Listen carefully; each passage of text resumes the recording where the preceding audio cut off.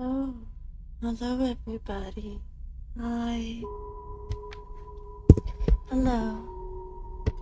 Hope you're all having a good day. Hope you're all having good times. Just because I'm having low day doesn't mean you all have to have a low day. So I just hope you all have a good day.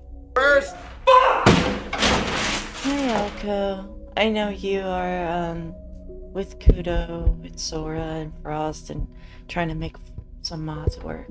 And I hope they work for you for Slay the Spire.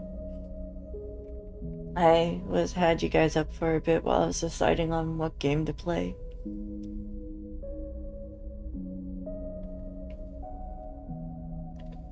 You're okay. You're always free to lurk. No problem with that.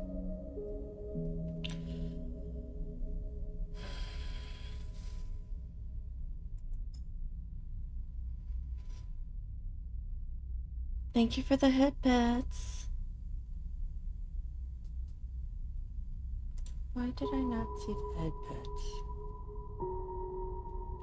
I shall redo the headpats. There. That's better. Now I see the headpats. Okay.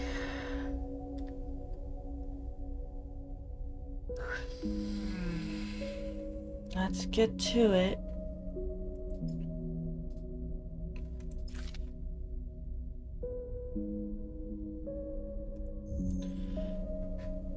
Oh. There's differences.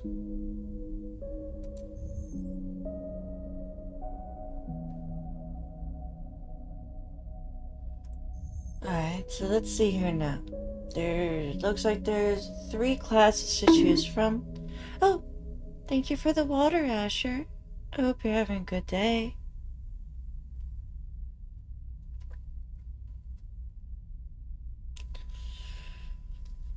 So, this game is kind of like...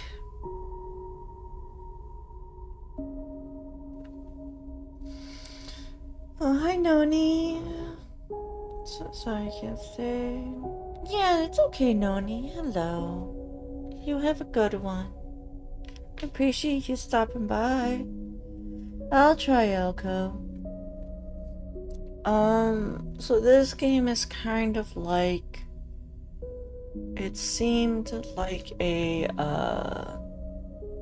RPG narrative, and it has dice rolls that you can fail or succeed on.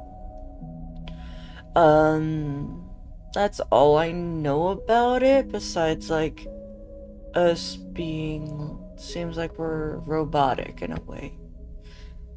So, yeah, we get to choose which robot we play as first. So we have the Mechanist. The Mechanist repairs, modifies automated systems, uses industrial resource extraction. Sleepers assigned to Mechanist's work are usually diligent, careful, and structured people. Perk: Efficient Extractor. Chances to gain random scrap items on engineer actions. And then you get a +1 to engineer, -1 to approach a problem head on. This one's called Operator. Oh wait, it even tells you the frame they used for this robot. Like, this one's frame SLPR M45.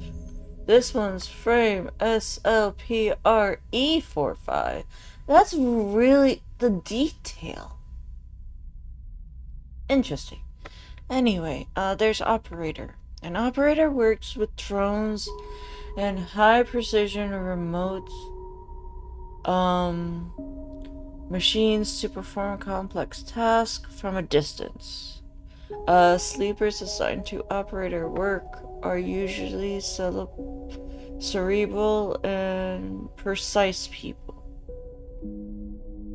Perks: transfer intercept. Chances to gain cryo on interface actions. Of course, engineer is 0. Interface is +1. Endure is -1 because they're probably, you know, not meant to be bulky. They are squishy. Which I like how each class has a positive and negative to it. But then there is extractor.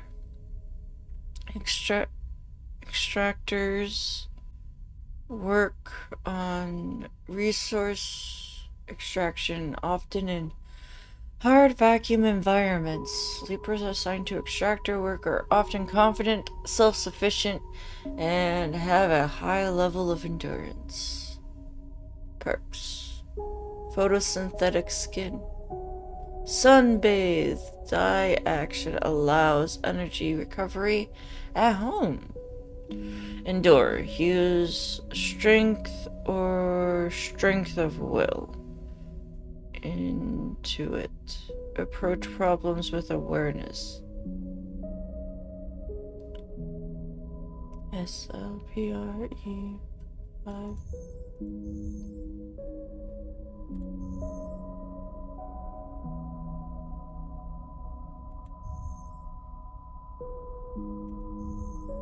These two frames are the same. See, so machinist's frame is different, but the operator's frame is SLPRE45, and the extractor's frame is SLPRE45 as well. And that's funny to me. So here's why I'm finding this funny. They labeled each frame differently, except for 2. And the 2 that share the same frame, one is super weak, and the other one is super strong. Same frame, different endurance level. Is crazy to me. If they're made from the same frame, you would think they have the same endurance or what have you. I don't know. Just my silly thoughts.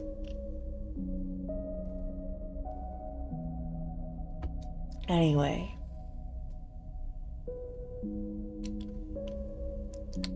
Let's decide on a class. I think I'm leaning more towards operator or machinist for my first playthrough. This one looks like it could have a lot of replayability. And depending on what you choose, changes the story.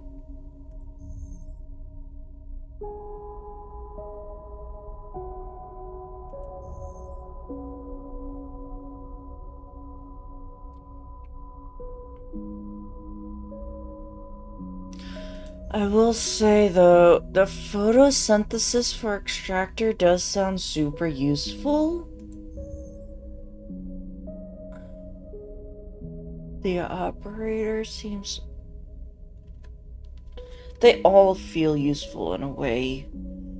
Like, machinist for fixing things, operator for the interface work. Probably is better with computers, whereas machinist is better at fixing things, and the extractor's probably good with, like, grabbing the material.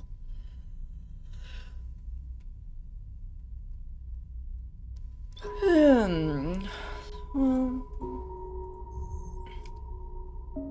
I don't know anything about this game right now. Hold on, my glasses got super smudged.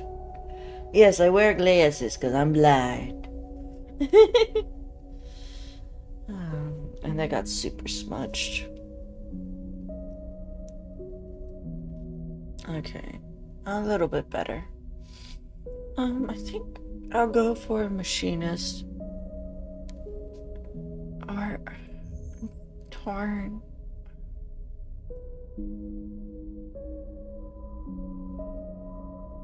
I love the art style of the operator too.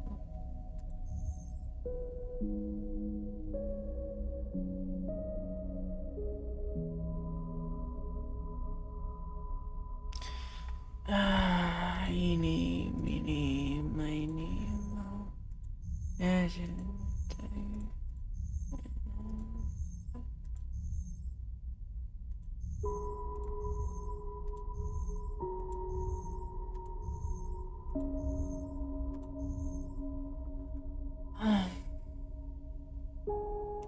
I might regret this.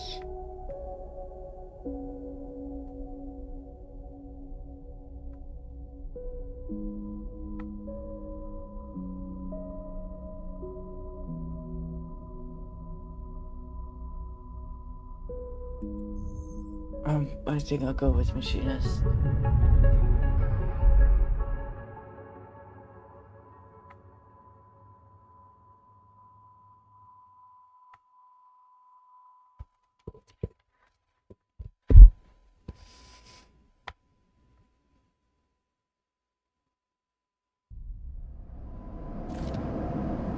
Unknown. The first thing you become aware of on waking is the disconnect, the delay between thinking and feeling, between wanting to act and acting. Minor, almost imperceptible, but always persistent, but always present.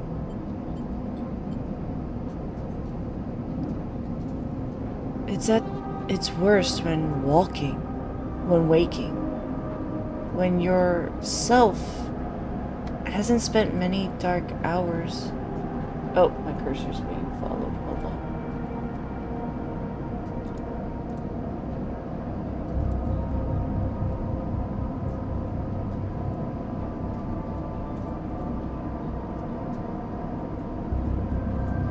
I don't want my cursor being followed on this game. I have it followed on, like, Slay the Spire, so you know what I'm going to be picking and stuff, but yeah. It's at its worst when waking, when your self has spent many dark hours recalling what it felt like to be real, to be a person, to be in a body that was indisputably yours.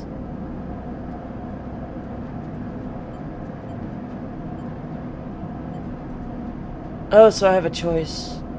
Okay, so these machines were people. Oh God. That's horrible. That's horrible. These were people. I think I would think of the body, personally. A leap into a cold lake on a hot day.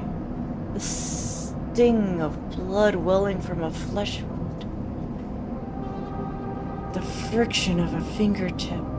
All of a sudden, the memories are closer than you thought, blurring as you approach until you can't tell one from the other. The cold slips in, behind and around you, and the sensations fade out of reach. Perhaps you should be thankful for the dullest nature of this new body. Given your current circumstances, the walls of the container feel immediately present, cold, hard, at your back and face, cramping your limbs. Let's go, Highlighter 10! Thank you, Highlighter. Hello. Hi. Cold, hard, at your back and face, cramping your limbs. You resist the desire to stretch, knowing that claustrophobia comes next, and retreat a little from your central nervous system. It isn't painful, not like you used to know pain, at least. In emergency mode, pain is a message delivered with efficiency and ease, a reminder that harm is immediate. There is no intense throb, no trembling nerves, Just a warning delivered with a banal quality of digital notification. Right now, there are 1,000 of them.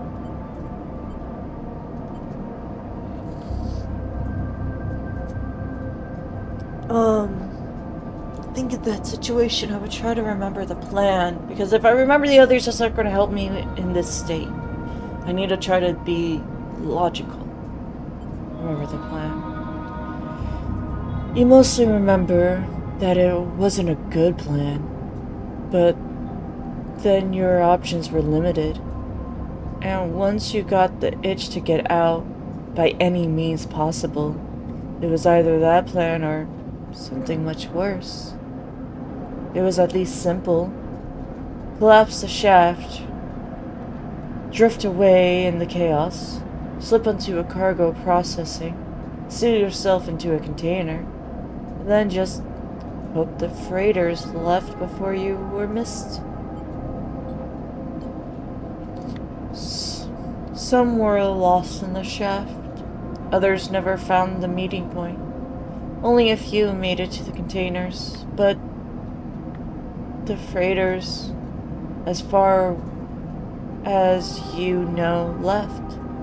The feeling like enough to know that you might no longer be on that grim and heartless rock, even if in the airless hold of a freighter, you might freeze solid long before you reach any destination. Wait for the cold.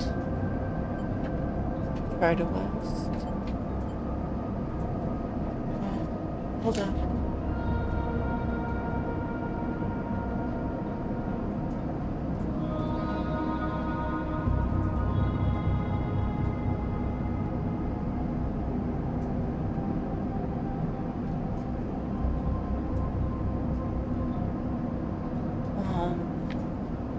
So I think this might be wait for the cold to take me over, or try to sleep before the cold takes me over.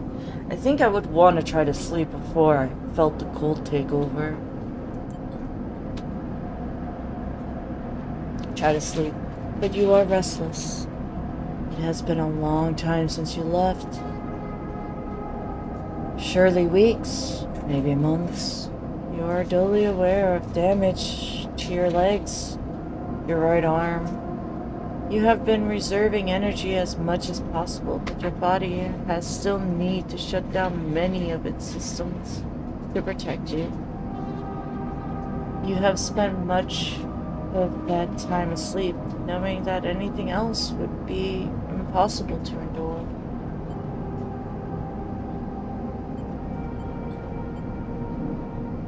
You feel the weight of the impossibilities beginning to gather. It is time to sleep again. You nudge the false body into inducing delta waves in your emulated mind, and once again recoil into a dream of when you were once a person. Time passes. The cold creeps further in. You feel something. Warmth. Not true warmth, but the indication of its presence. Your joints release from their rigor. Sound, too.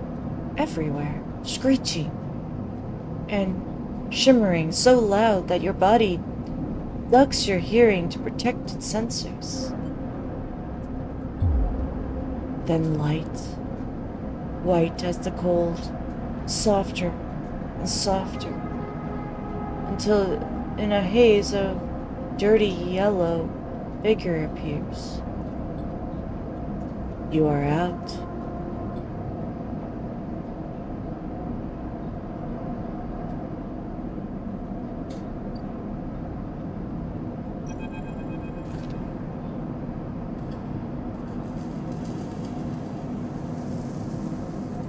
Gargos, a pragmatic and private salvager. It's been a few hours since Dragos pulled you from the container. You sit huddled in a corner of his scrapyard, swaddled in the reflective foils of a malar blanket.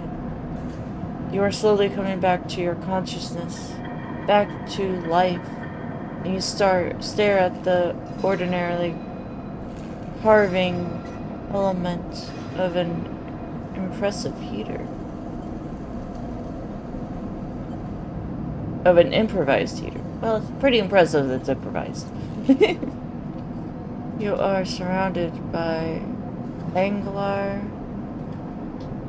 incoherent lumps of ships, some corroded beyond recognition, others still carrying glassy wounds along their edges, where a plasma arc sliced them apart.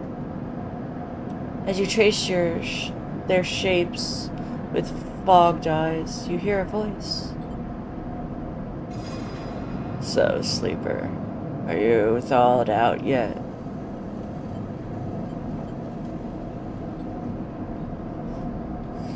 Never seen one of you come in like this. New frames must have better perseverance in Sub-Zero vac.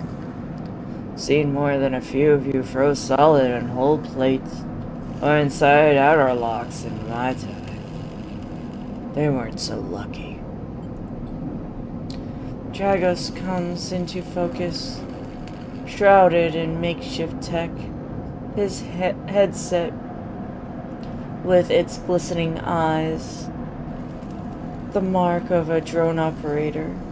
On his shoulder, one of his symbiotic link drones perches its irising eyes, locking you with an unflinching stare. The last living sleeper that came through this yard was a while ago. They didn't last long. You struggled to read his expression beneath the tech, but he seemed lost in memory for a moment. Or perhaps he's just figuring out what to do with you.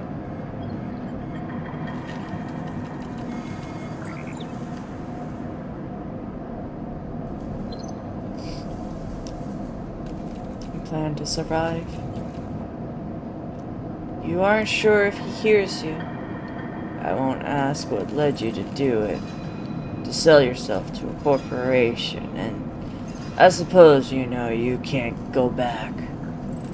Your old body, that's theirs now. And you are just software. A rogue emulation. Illegally possessing corporate property. You're not alone. You remember biometrically signing the forms. The cold floor on your feet. As you padded to the sleeper cells, the promise of a life off-world. But as you do, you get the now familiar sensation that these aren't your memories. These are things you know, but not things you feel. You are no longer that person. You are an offshoot, a copy. What you won't know is that's ahead.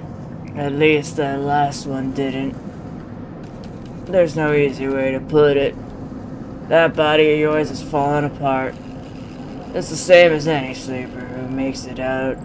Estinent ARP wants to protect their properties. But if they can't keep a hold of you, well, then no one can. You remember that too. Or at least rumors of it, from other sleepers. Planned obsolescence. A built-in dependence on the regular administered supplements that were a part of your routine. Stop taking them, and your body begins to shut down, separate from your emulated mind. How long has it been? How long do you have? But for now, Sleeper, you're one of the lucky ones. Jargos glanced upwards, up and away towards the glassy dome of the yard. The Eye is the best place you can be right now. The Eye? The station. You'll see soon enough. Jargos impatiently shifts his weight. Look, I got things to be getting on with. He trails off. There's an old freighter container I've been using as a storage out on the stacks. We haven't been pulling in much valuable scrap these days, so you're welcome to it. Something wells up inside you. Emotion. Fatigue. You shakingly get to your feet and nod. Alright. You head up there. You look like you need some rest. And with that, Jargos stalks back to the Rex, his drone already converging on a rusting hull. Plasma flashes, silhouetting his spindly figure as he returns to work. Tutorial introduction. Welcome to Erlen's Eye. Life on the Eye runs in cycles, during which you can talk to characters, explore around the station, and perform actions. At the end of each cycle, you need to head to your current home to rest. Resting will move time forward on the station. Head to the empty container location to rest and end the cycle now.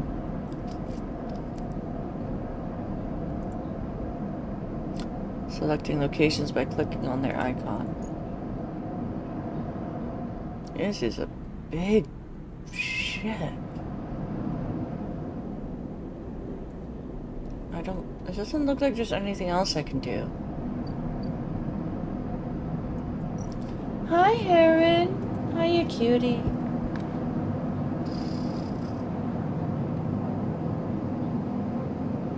Don't mind me.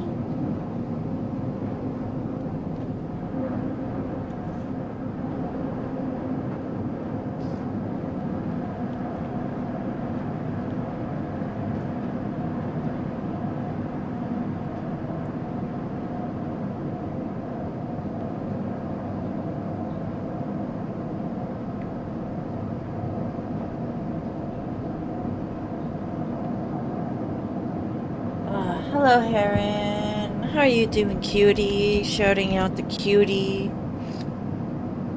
Always shout out the cuties. That includes you, Highlighter. Oh, Highlighter? Here. Well, let's still shout out Highlighter.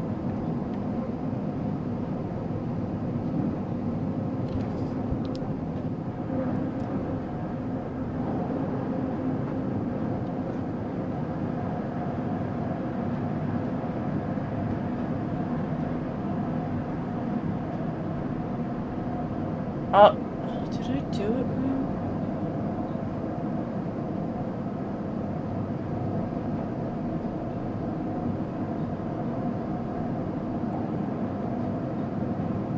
I'll just do this.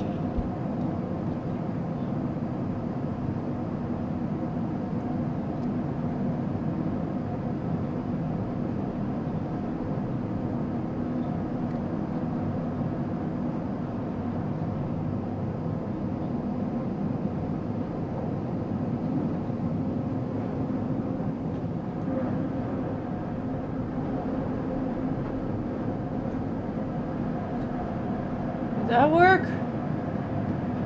There we go. Haha. I don't know what I did wrong, but I might have forgotten one letter. It's all good. All goody. But a horsey escaped. Oh no. Didn't see that one, but Heron, I hope you're doing good. Hope you're having a good day. I'm just having a low day. But thank you for the lurk. You know you're always welcome here.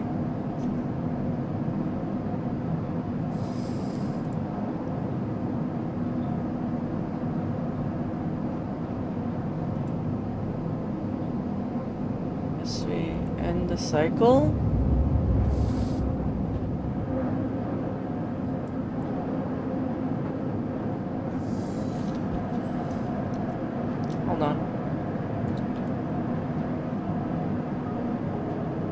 thing about visual novel games like this. Need to drink a lot of water. Keep the vocal cords hydrated. You wake, curled up in the corner of the container, and begin slowly assembling the world around you. After all this time, you still find this body. The one you wake in now, strange and disjointed. Its message readable, but somehow wrong. You sit up, pulling the Malar blanket close against the cold.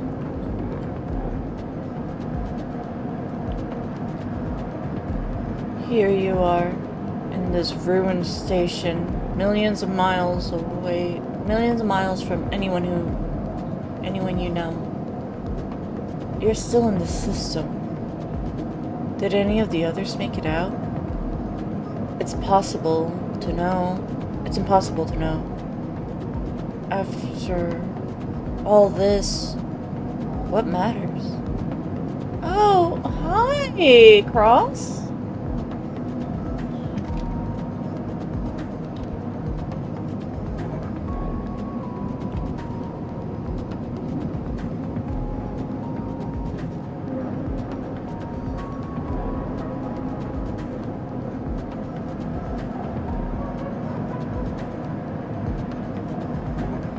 How's this go? I just started. It's right now free on Epic. If you're interested, you can go grab it. It is from what I see, it's a visual novel / RPG. It has like dice roll checks as far as I saw from the trailer. I don't know if choices matter yet, but like you get choices and stuff. But right now, I think I'm still in the tutorial, so it is still establishing the ground of everything.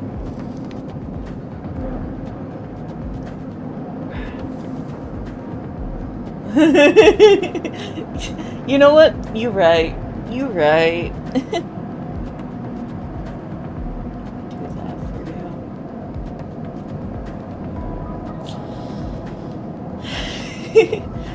When you can't be an asshole in game because you feel guilty.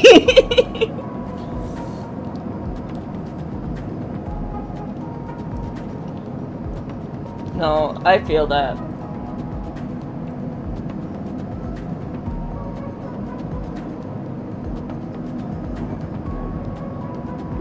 Yes, for real. I can't say the Virtual Skies crops suck. It would make him feel bad. He put a lot of work into it.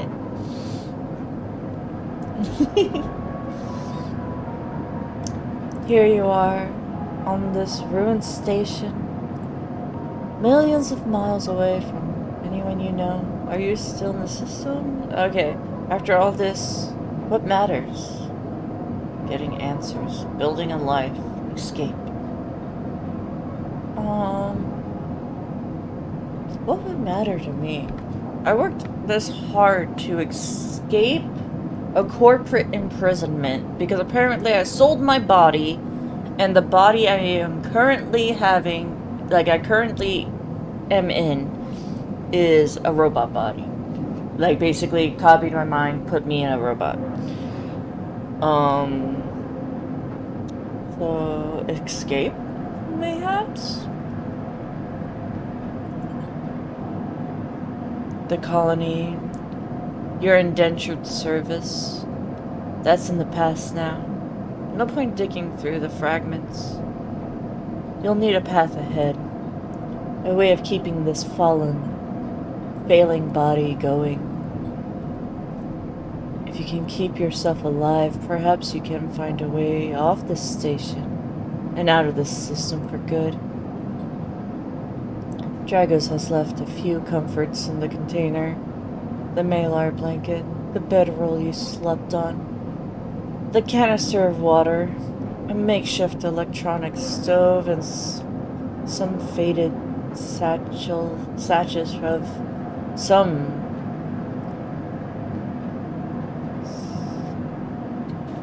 found desiccated powder. Oh! Burrito, hello! Yoink my knee bolt? No, I got bad knees as it is. No, not my knees. I got bad knees. I need those. Wah, thank you, Cookie. Hello, Cookie. Hello, you cutie. Hi. Thank you for the water.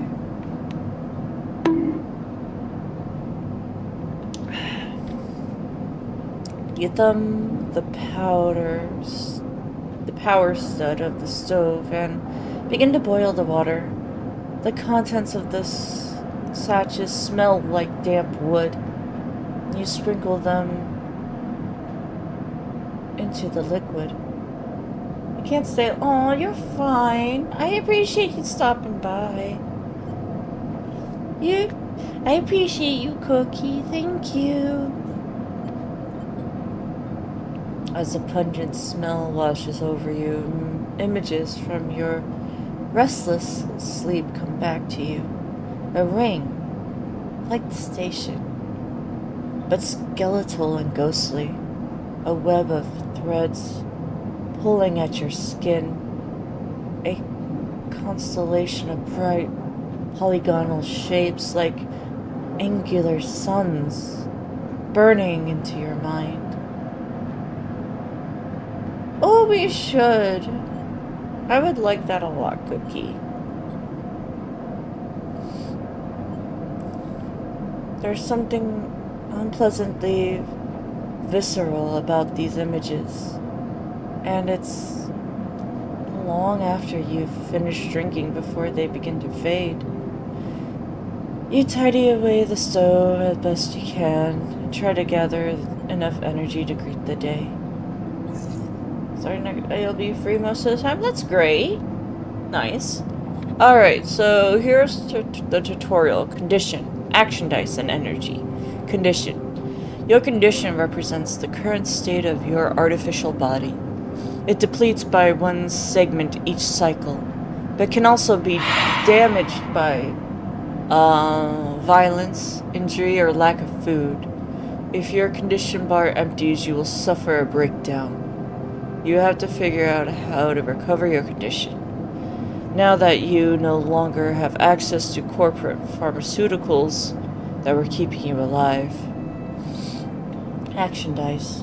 At the start of each day, you roll your action dice. These dice can be used to perform actions on the station. The number of dice rolled is based on your current condition. The worse your condition, the fewer dice you have. Once you have used your dice, you cannot take any further actions and must rest to recover them, ending the current cycle. Energy. You also need to eat to survive. This is represented by your energy bar. You can refill your energy bar by eating, but first you have to find somewhere to get food. Your energy depletes by 2 segments each cycle. If it becomes empty, you will start starving. When starving, energy loss becomes a condition. Energy loss becomes condition loss. Your condition will also deplete at double rate per cycle. Oh boy. So let's see now. 1 is condition, that is top. 2 is action, which is there. 3 is energy, which is here. Okay. Okay. Continue.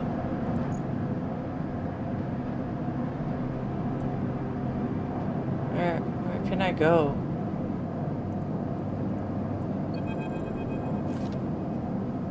Jargos is standing in the corridor when you close up the container. He's still wearing his headset. Go crazy! He's still wearing his headset, and in the harsh light of the corridor, you realize it is implanted. A drone sits on his shoulder. A catch of sensor eyes rapidly arising. How you feeling? Not good. I have the fear of impending doom. The drone chirps. Dragos nods. You notice that beneath the operator's rig, his skin is marked by burns and blotches. I know the container isn't much, but it'll keep you safe. He pauses. So,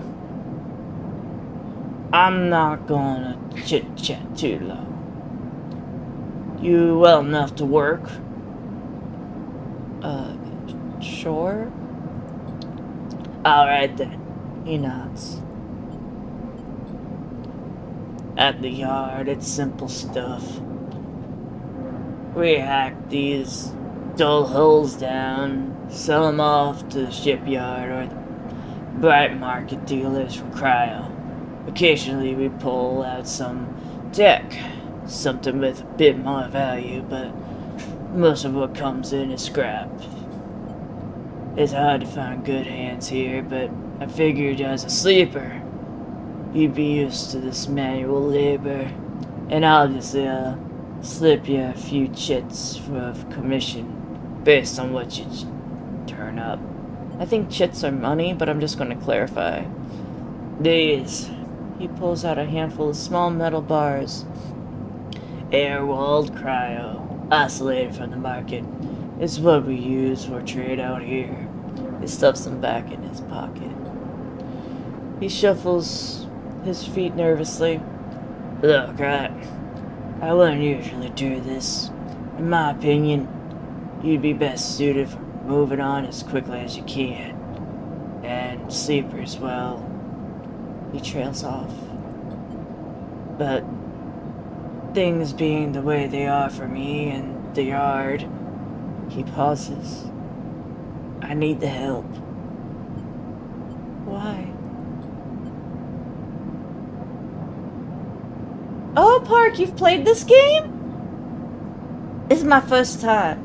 And I started as the mechanist. Or machinist, or... the first option. I was torn between this one or the operator, honestly.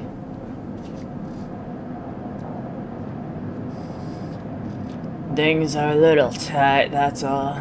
I owe a little cryo to a client here or there. He pauses, thinking of something else to add. Look, just come down to your yard when you're feeling fresher. There's plenty to do. I have. It took me a few times to get past the intro, but it's great. It looks good. I like the thought about it. Will do.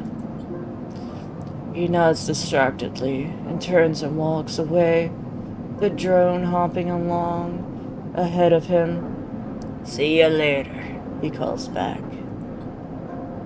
Looks like it's time to get to work.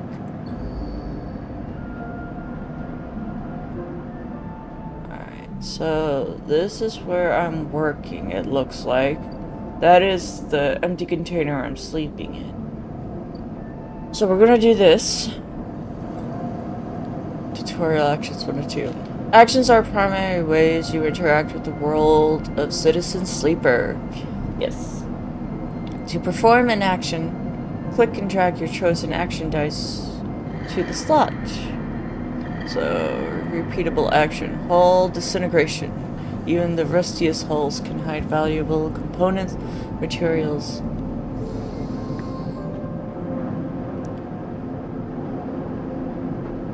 Extracting them means cutting carefully and skillfully. Input dice, manual salvage. It's going to take some time to sort and cut your way through towers of salvage, but you're no stranger to hard labor. Action rewards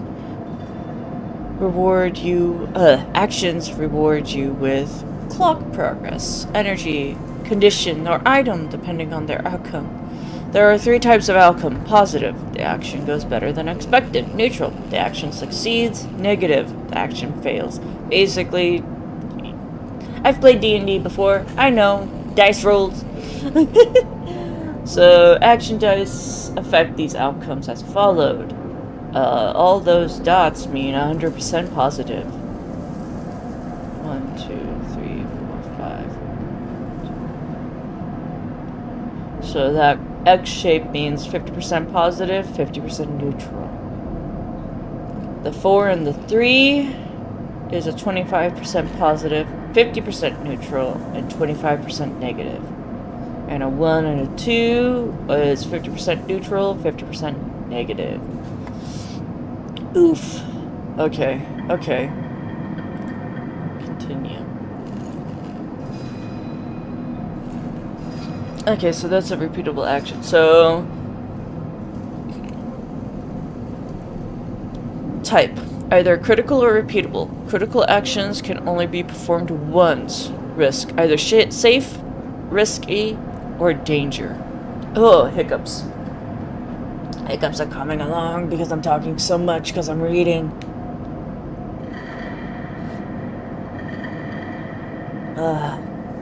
Safe. No loss of condition, energy, or cryo. Risky. Negative outcome means cryo or energy loss. Danger. Negative outcome means condition loss. Neutral outcome means cryo or energy loss. So that's 1. That's 2. Alright, 3. Skill. The skill that this action requires either engineer, interface, endure, intuit, and engage. So that's that. J-Bean, hello! I'm gonna shout out to Jay. I got your message. So I saw it when I was half asleep. I don't remember if I messaged you back. But if I didn't, take your time, cutie. It's so hot. You just got done flipping the duckies? I don't know what that means. What do you mean, flipping the duckies?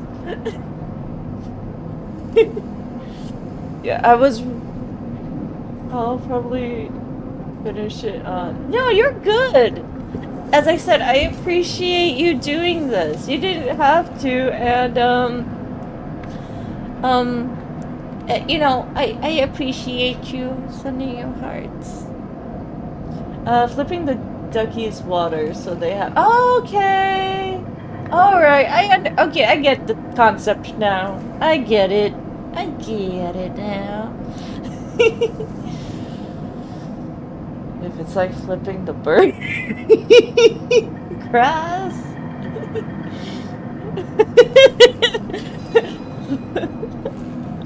Flipping the bird is just a finger. Flipping a duck, because they're bigger, is the whole arm, you know?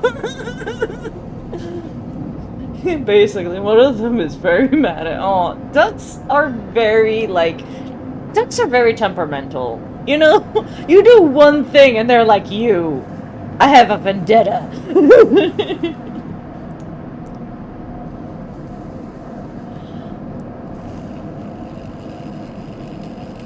Oh, I didn't realize. Hold on, I'll be back. I gotta get water. My water's empty. Hold on.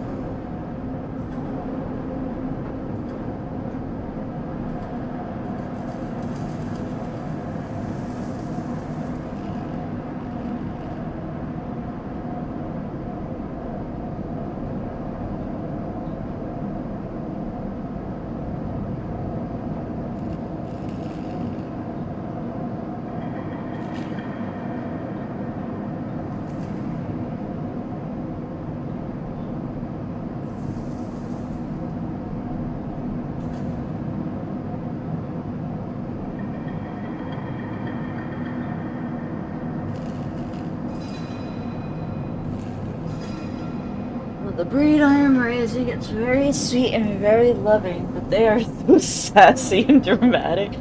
You know what? Good for them. You know, being dramatic is A-okay. Oh my gosh, Undren, thank you for the whispers. Ugh.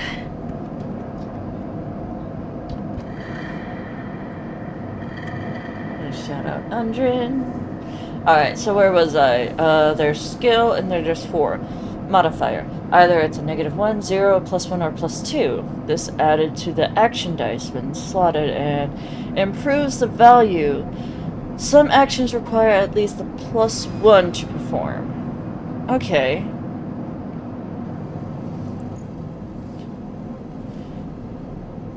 A debt called in.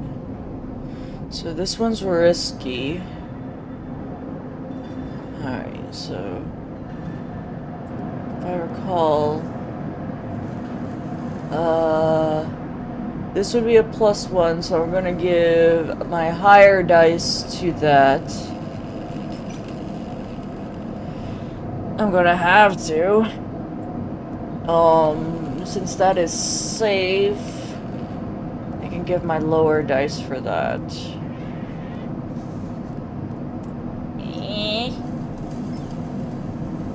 Because I think if I remember, the safe die was okay to lose on.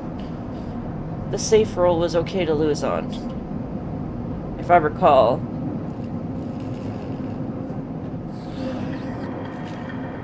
Oh wait, hold on. I can only do one or the other. We'll do that. Start action. Neutral, okay. Tutorial clocks. Actions often progress clocks. Clocks are depleted below the actions that fill them. They track your actions and how they affect the world. Filling a clock means something good or bad is about to happen. Some clocks, such as one tracking Dragostet, are cycle clocks. These clocks tick themselves once each cycle and can complete without player input. Any cycle clocks will be displayed on the icon of that location. So that I'm gonna do this since this one is safe.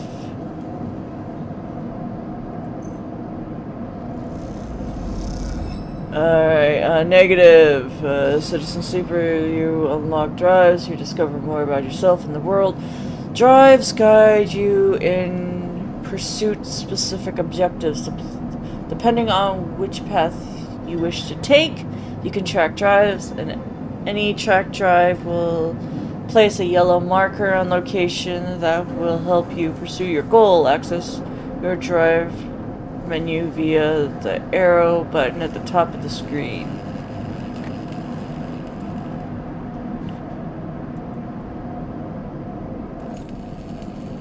Tutorial. Drives and navigation. You are now free to explore Erlin's Eye and make a life for yourself here. Tracking a drive will help you survive. Look for food to keep your energy up as a way to recover condition. Fill clocks to progress stories and find new opportunities. Remember to end cycles at your home when you are out of dice. Use the mouse wheel or W and S to scroll along the station. Rotate the view by A and D. Okay. That should have been a neutral. Okay, cool.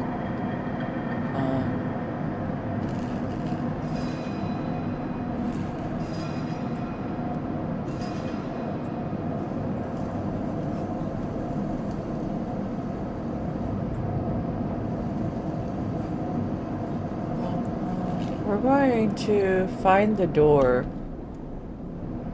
Is that the door? Is that the door?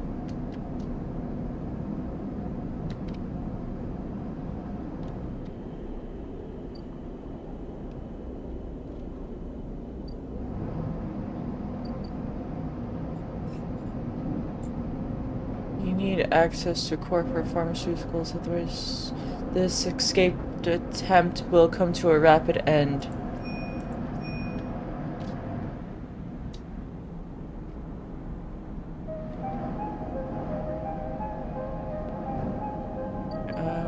into this dock first, I think.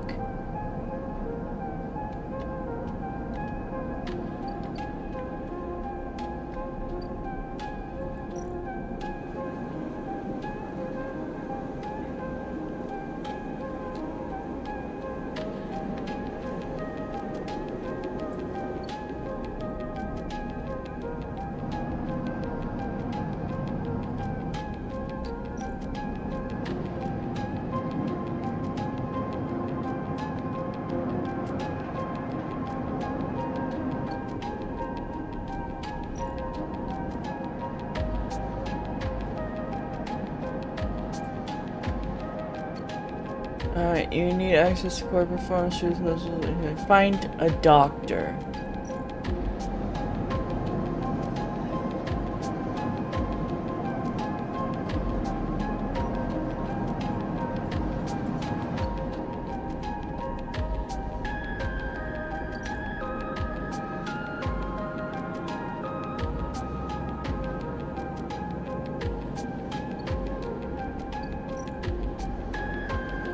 Ask for directions. This is a -1. And that's danger. Here's risky. If it's risky, that's still not good.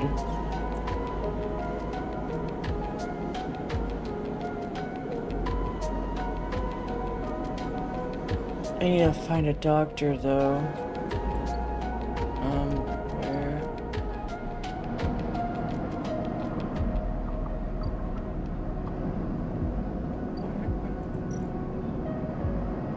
Merchants will run the gauntlet of the Helio system or rare.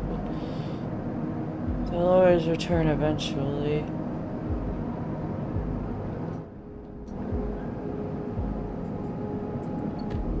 I don't know which one to do for the doctor.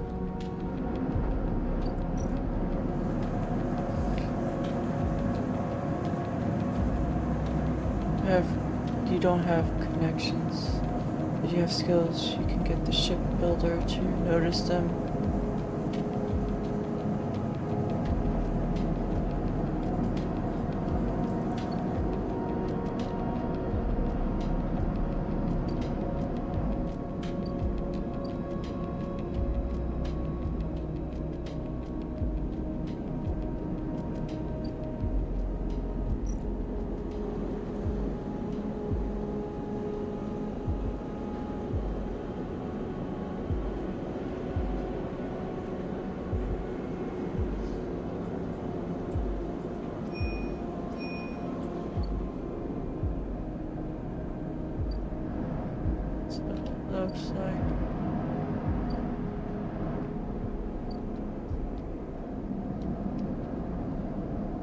Looks like I need this, but I don't have a way to get stuff.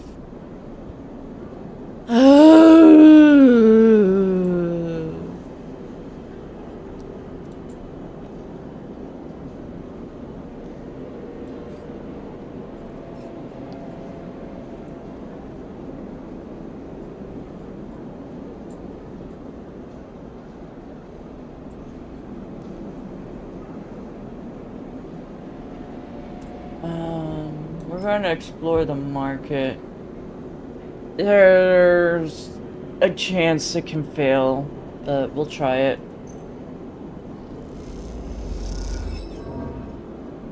Negative energy. Awesome. Alright, we'll leave. For the last thing we'll do is, go back to Drago's Yard. This one's still safe to do. But if I do that, that's too bad. No, so we're gonna do that for this. We're safe. Alright. Okay, and then we're going to leave. I have no more dice for the day, so we go lay down and cycle. So now that I know, now that I was given find a doctor, I'm gonna go to the This time you don't wake up. Instead, the ghost of the station, that shifting skeletal ring surrounds you. For a moment, you are gone, absent from your own body, stretching out across the colorless void. Then the connection begins to establish themselves, threads tugging on the edge of your mind. These threads become vectors of exchange, and then extensions as you feel your thoughts slipping away down them, dissolving into a million of disturbed nodes they connect to. You see the station. No, you feel the station like a web of texture in a smooth black liquid. Touch it. You find a point in the station and you connect to it. Wow, thank you for the knock, Geneva. Hello.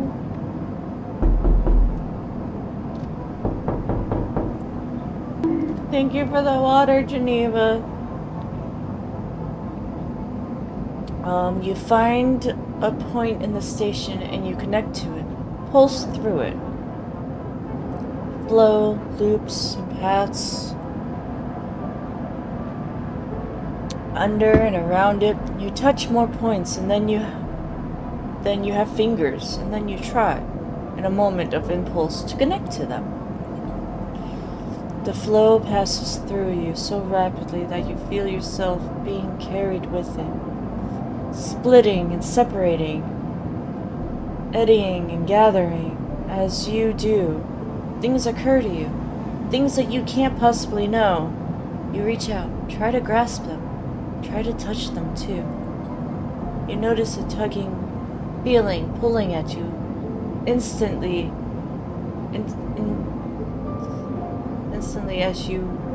as if you were a small child. Somehow it is pulling you two directions at once. You look down. All of a sudden everything shuts off. You come back trembling into your unfamiliar body, both yours and not yours all at once. You find yourself standing in the container, eyes now open in the dark steel walls. You feel a change within you, a shift. You close your eyes for a second and you feel it waiting there. The station splayed out across your mind, a storm of connective nodes waiting to be explored. And then it's gone. Alright, I'm starving.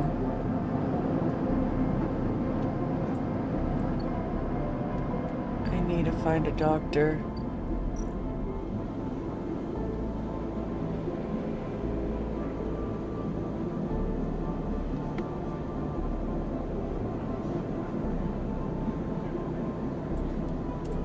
I do this.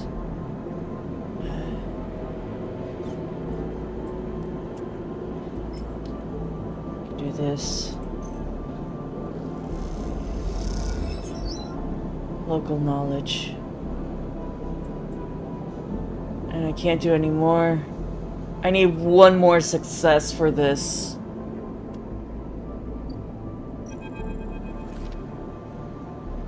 Next comes a call from the enforcer at the door. You shuffle down the flickering hallway towards an open apartment door. You keep your head down, your shoulders high in the queue, trying not to bring attention to yourself.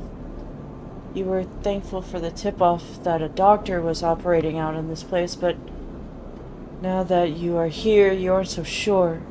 The gang enforcer on the door, the flickering light strips, the decaying head block, they have all made the long queue a test of your nerve, but your options are few, and without supply of stabilizers, your body will.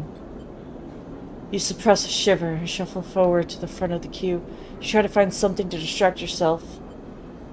Look inside. You lean against the door frame and look into the apartment. The entryway is dark.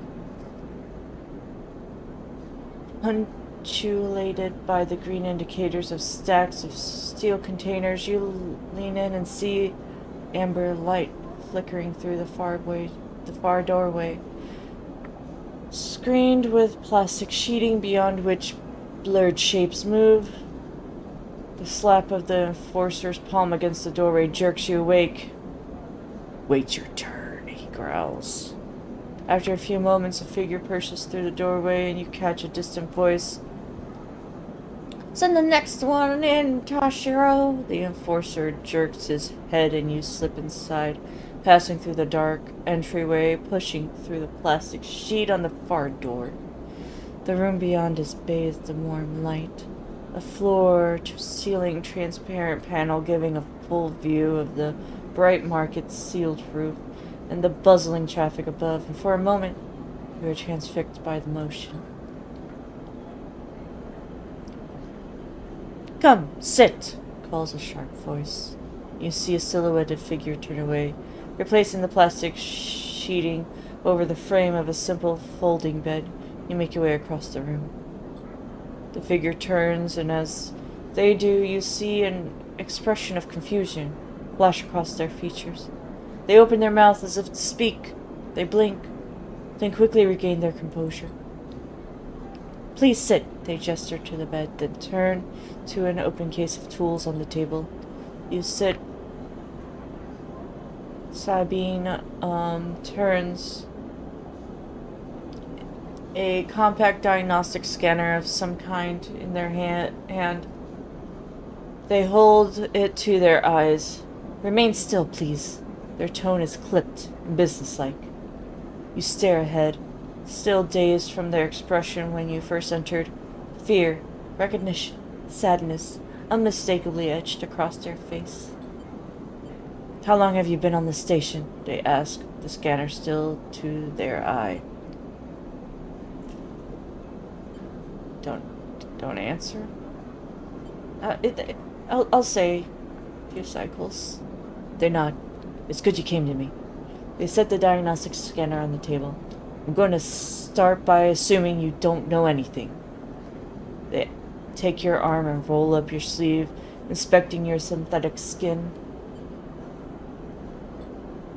"Your body is dying." They say it without ceremony, without drama, but not without empathy. SNR doesn't like it. Doesn't like to see this proprietary technology let loose to prevent bodies like you, frames as they call them, from being stolen, repurposed, or in your case, escaping. They built in a process of so-called planned obsolescence. Frames decaying rapidly when not regularly injected with stabilizers with one SNR remains to the sole producer of. They look up. Sound familiar? "How do you know this?" They shift in their seat. "You aren't the first sleeper I've encountered." You wait for more, but they go back to their inspection. They swab to your arm, running some thin metal device over your skin. You feel your forearm tremble. "I'm sorry," Sabine says, and you're unsure if they mean it for the cold touch of metal or for everything else. Emulations like you, sleepers, as most people know you, aren't classified as people in any of the surrogate systems. You have no rights, no status. They focus hard on the inspection of your arm, and SNR has no reason to release stabilizers into the market. Sabine looks up as if to apologize again, but they stop themselves. I know this is of little use to you." They turn away, disassembling the metal instrument and cleaning it. Silence fills the room as Sabine works, and then the silence gives way to tension. You stare at their back, willing them to say something, anything. Sabine turns to face you. "I may be able to help," they sigh. You see the darkness under their eyes, hear the fatigue in their voice. They gesture to the door. You saw Torisho outside. You nod. He works for my benefactor, Yatang. They are influential in the low end. They give me this space to work, run the door, and take the profits. At the same time, I have to fix up their enforcers, tend to their implants, sew up their wounds. They look away. But Yatang has connections, smugglers from the Stelborg Belt, mercenaries working for the corporations of Ember. If they can source the stabilizer, you may have a better chance. Sabine set down the slate, their notes complete. This is dangerous. And it'll be expensive. But I think we can do it. Why help me? Sabine walks away to the window, their face dampened by the shadow of passing drones. Let's just see if this works first. I'll let you know when I have a lead. You nod and leave, Sabine still staring out, unmoving. Hi, Jaguar. Hello. You nod and leave, Sabine still staring out, unmoving. When you reach the lower level of the market, you look back up through the panels of the roof to see if you can see their face, but the room looks dark against the lights of the market. You duck your head and walk off to the crowd.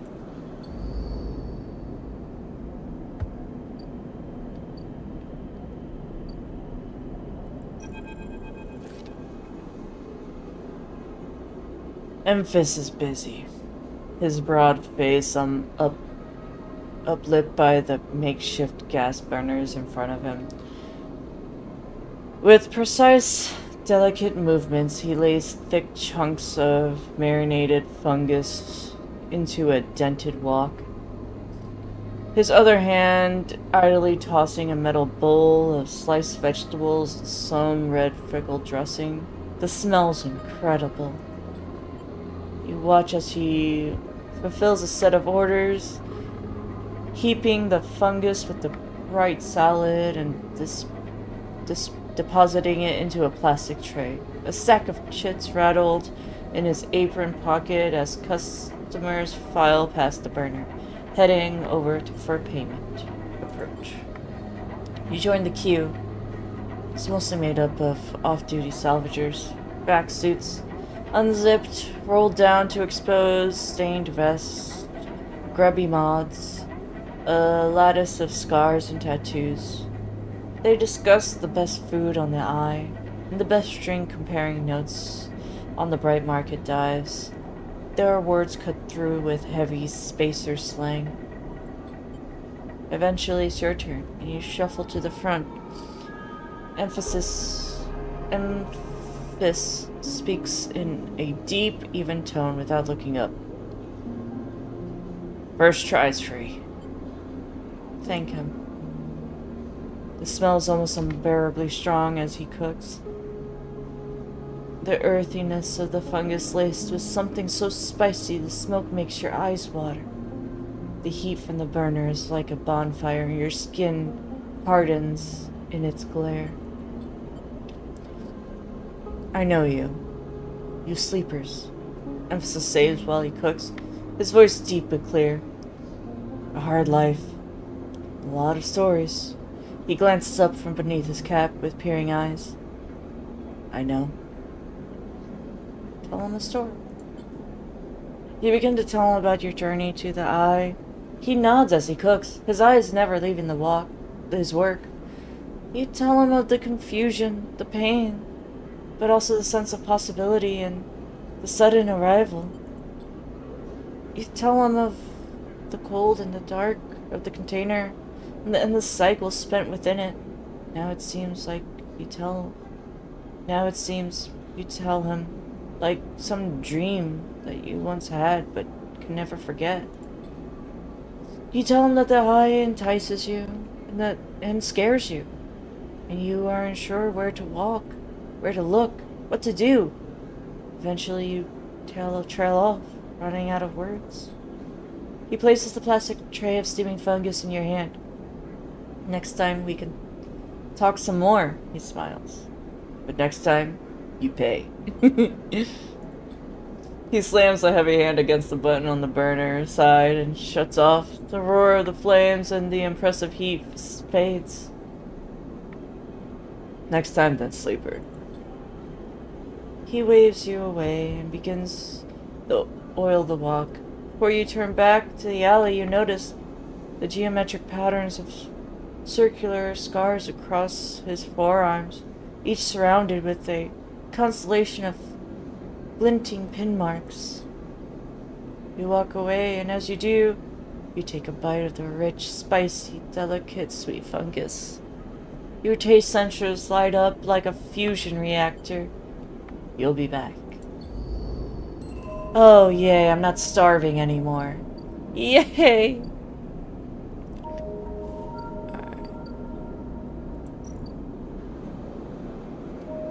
We're gonna leave here for now. We're going to go back and do some of the work for Dragos. I have very low dice, so I can't do the risky work. But I can at least do that.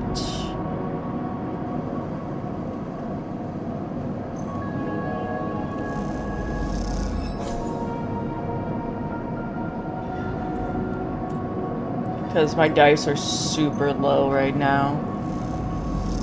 That's probably a negative outcome. 5 cryo, not the worst. Okay, no dice, so we go sleep. This one is lighting up. Why is it lighting up? Sabine thinks they can source some stabilizers 3810, but it is going to take a few cycles. Okay. That's food. I'm good on food. No dice.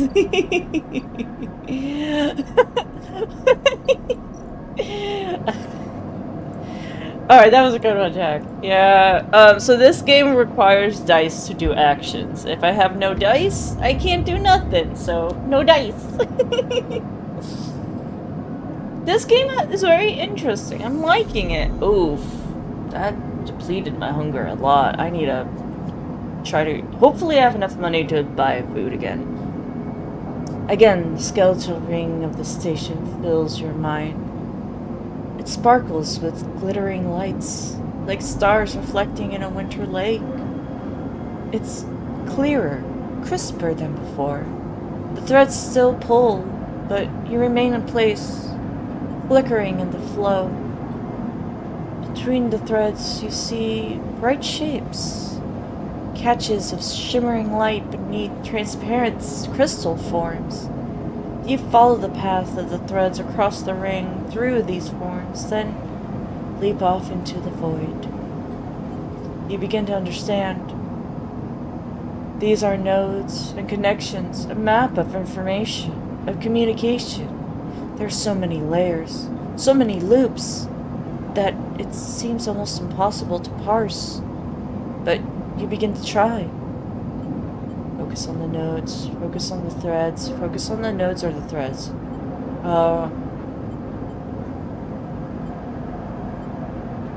Focus on the nodes. The nodes are glassy, bright, but in all, these float. The only solid and fixed points, you approach one, a pyramid or a triangle. Dimensions are difficult here, and lean close to it. Inside, shifting layers conceal a tangle of threads. A meeting point of exchange, but before you can glimpse any further, the glass clouds and hardens, cutting you off. The threads and nodes passages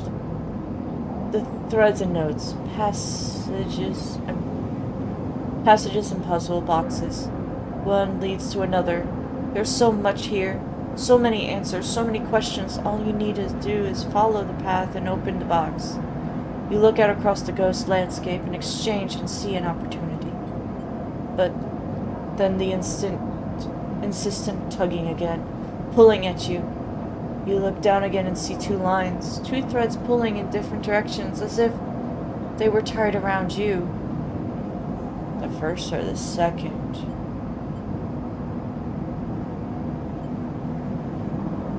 Second.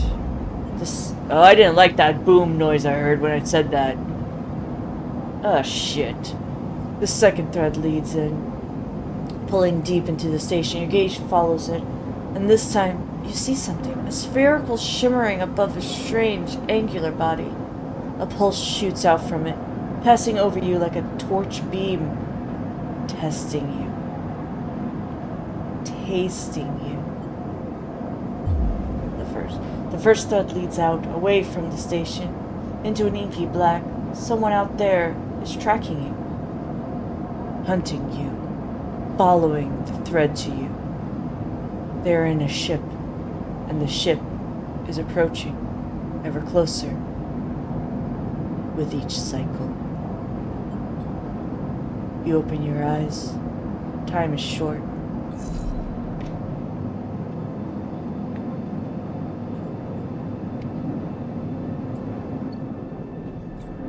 Yeah. Alright, tutorial. The cloud. Something has changed inside you.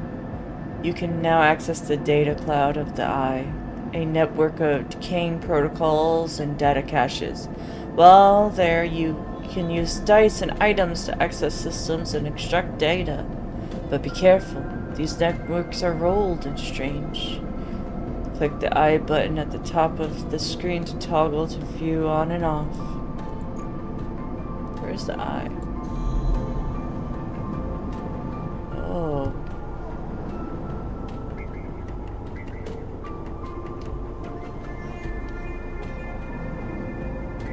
I don't know what these are.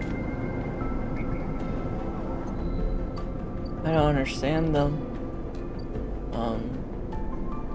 I need the food. That's 15 cryo. I should have 15.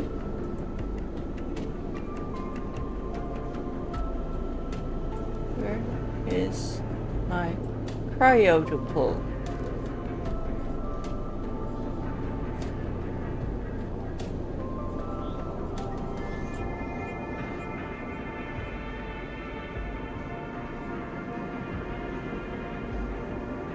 I thought I had some cryo.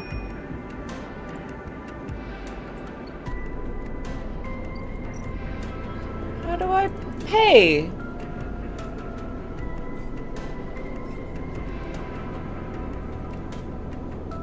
Oh, there it is.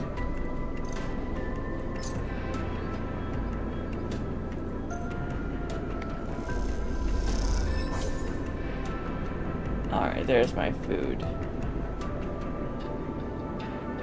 Okay, cool. Alright, so there's that. I have to wait cycles for that one, so we're going to toggle that. Go back. We're gonna leave that.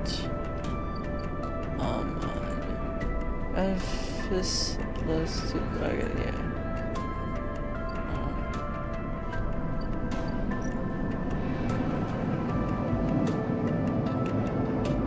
We're gonna do the risky with the high dice.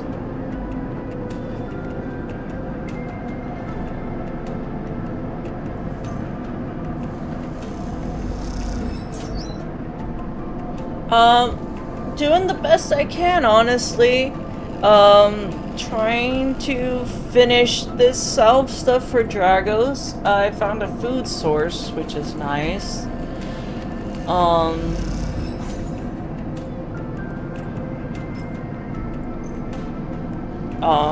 It looks like the debt collectors are almost on their way. So there's that. Scrap components. Okay.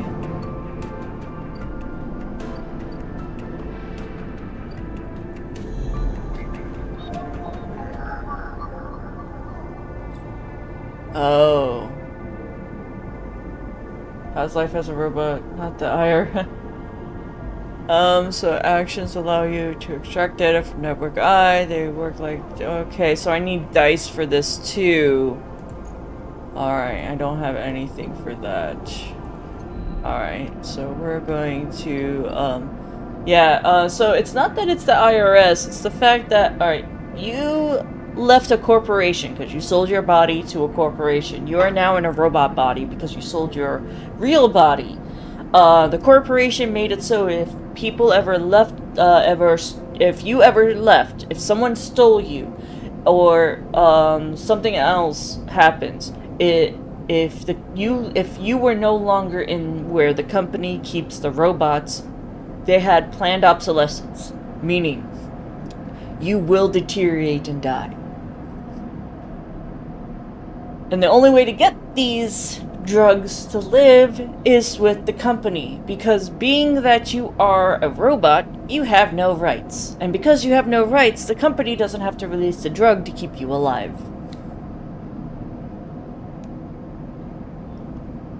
So Dragos finds you in a container because you make your escape. And Dragos is like, "Hey, I need help. I owe money to people, and they're coming. So can you please help me get the money together?" So that's what we're doing right now. Trying to do that. Almost finished with that. But with each cycle, things get closer. So the debt collectors are coming because they're coming to claim their debts. Alright, we're gonna end the cycle. Someone out there is tracking you, following your trail. It won't be long before they arrive. Alright. So, and the problem is I only get a certain amount of dice a day. So I have to use them wisely. And that person is, coming. Container.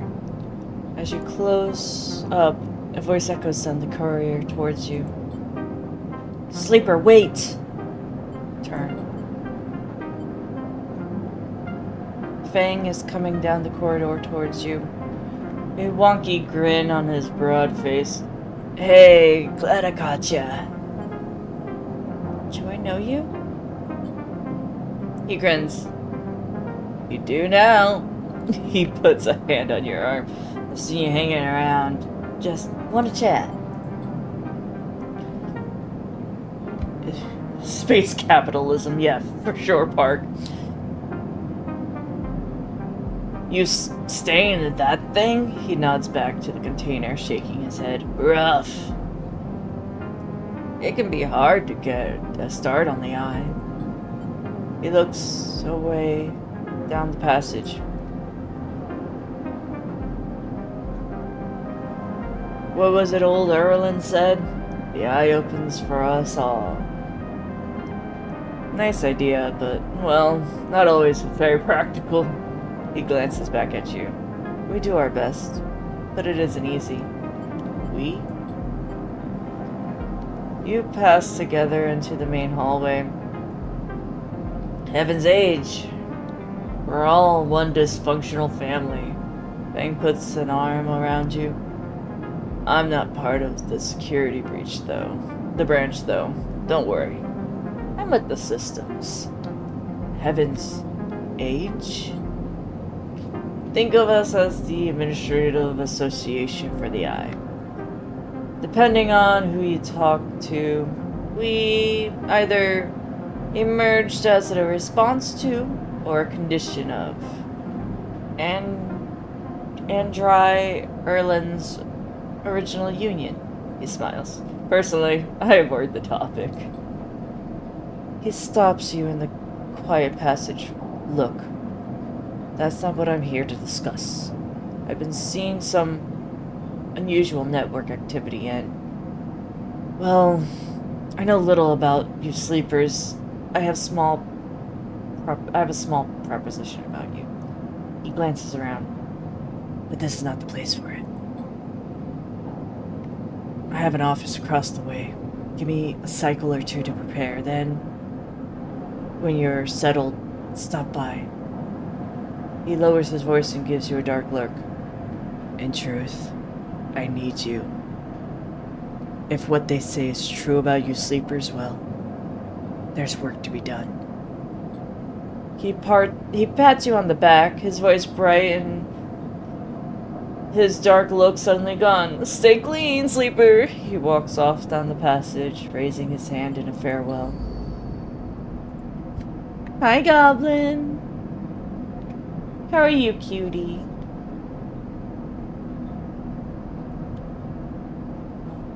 We are going to do the risky.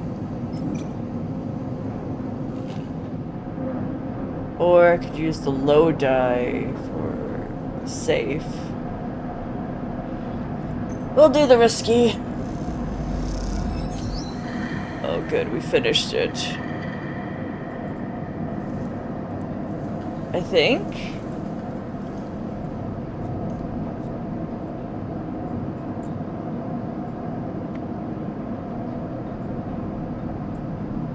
Did I finish it?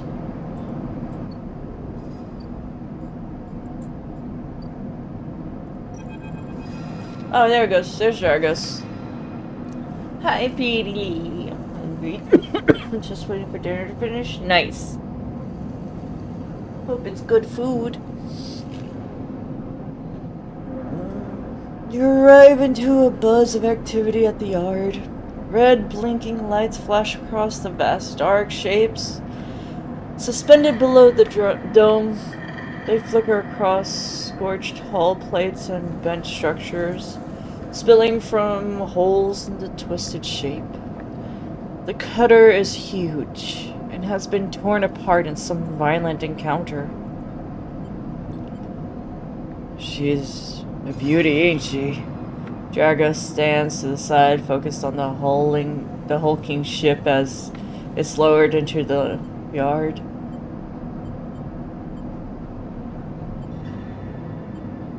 She is. I should thank you. This place was on its last legs when you turned up, and now look at this.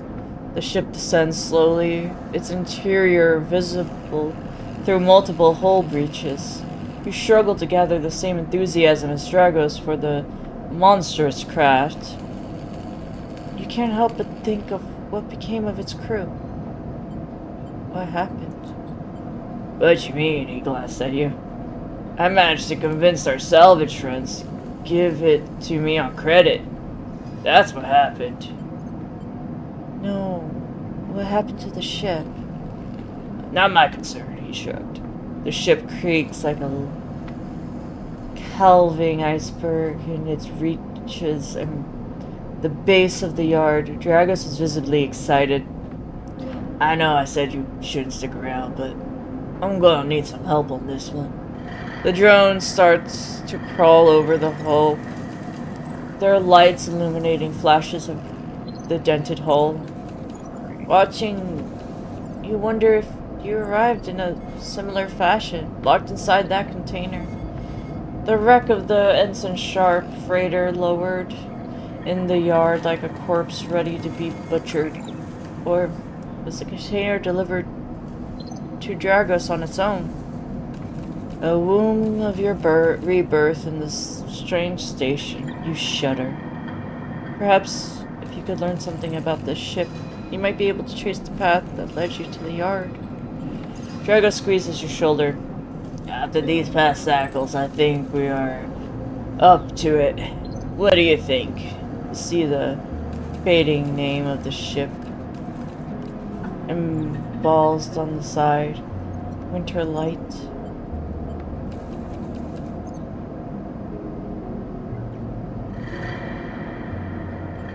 I don't feel like I have a choice. He claps you on the back. Glad to hear it. Come back when we can make a start. A real beauty, Dragos repeats, perhaps just to himself.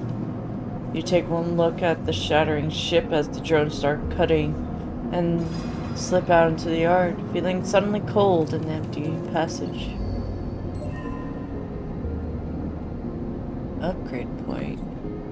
Tutorial character update. You completed your first drive.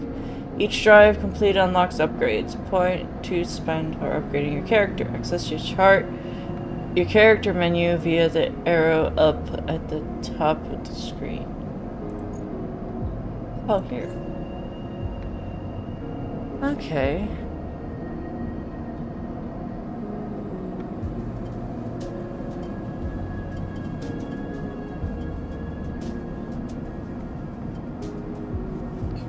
I might want to do an interface. Did you see what I made yesterday? Oh yeah, the sandwich. I'm not a fan of tuna melts, but you know what? Whatever makes you happy and it was yum, as long as it was yummy, I'm all for it. You know what? Use scrap components at home to repair conditions. But it did look like it came out good. I will say that. It looked like it came out super yummy. It may not be for me, but just like sushi isn't for me. I know a lot of people love sushi. I can't do fish. I can't do fish at all. I've tried. I have tried. But, like I said, as long as it's good for you and it was yummy, that's all that matters to me, as long as you enjoyed it. Doesn't matter if I like it. If you enjoy it, I'm happy for you. We might use some... I have 3 points. I can't do that. I can't put a point in that? What? Upgrade. So it says...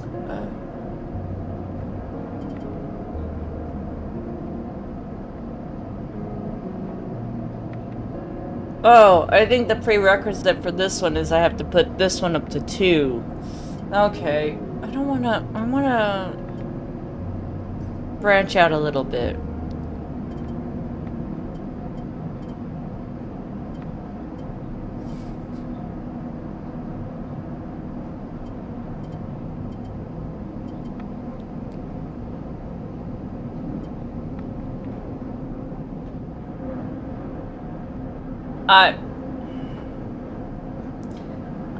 I get that, but the problem is I can't physically eat it.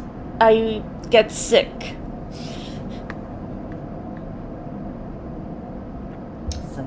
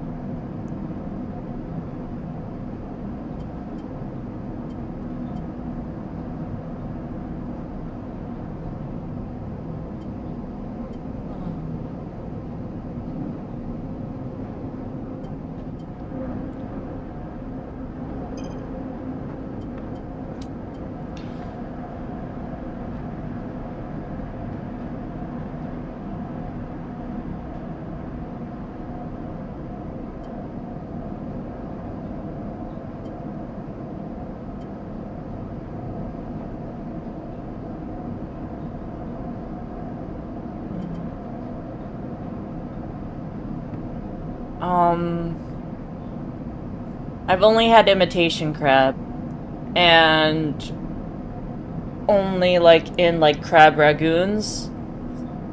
That's about it.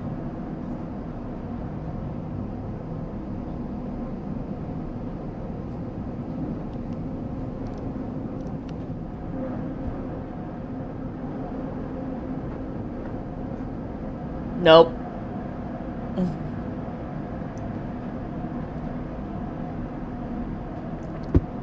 That's great. The problem is like, I can't. It's really hard for me. I can't even do like lobster or like really seafood in general.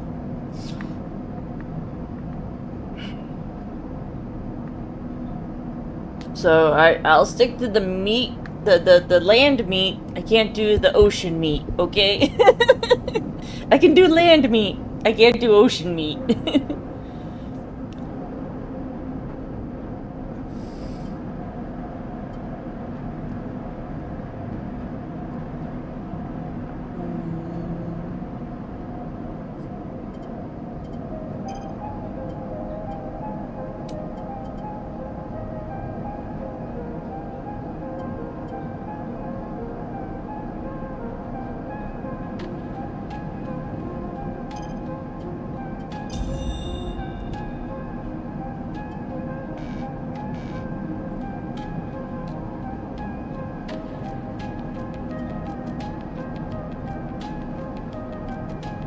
Okay. I see how this works now. Alright, so to unlock this section, I need 2 points of this to go into that, and then 3 points of this to get a +2. Okay, I see it now. I see the vision. Alright, so...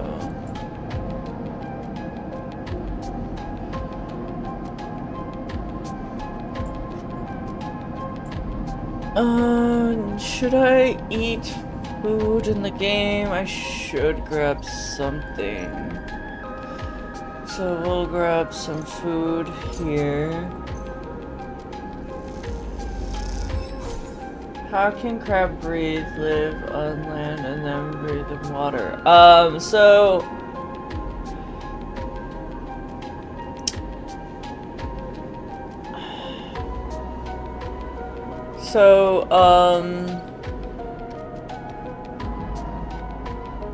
That has to do with their gill system.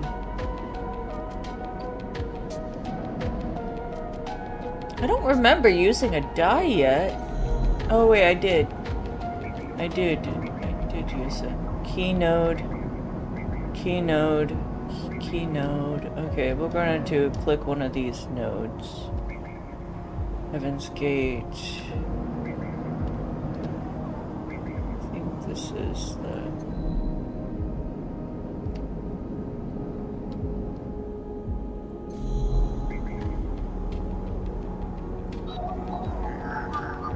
Need a 1? I got a 1.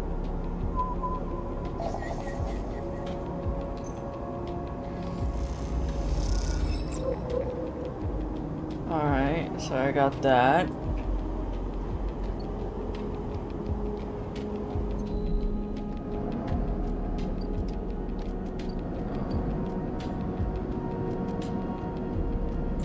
I've eaten food, I've done that. I need to do more cycle stuff, so we're going to look at things, see if I have matching stuff. That has a 1, so I don't have a 1. I need one with a 2. That's a 3. Leave. That needs whatever the hell that is.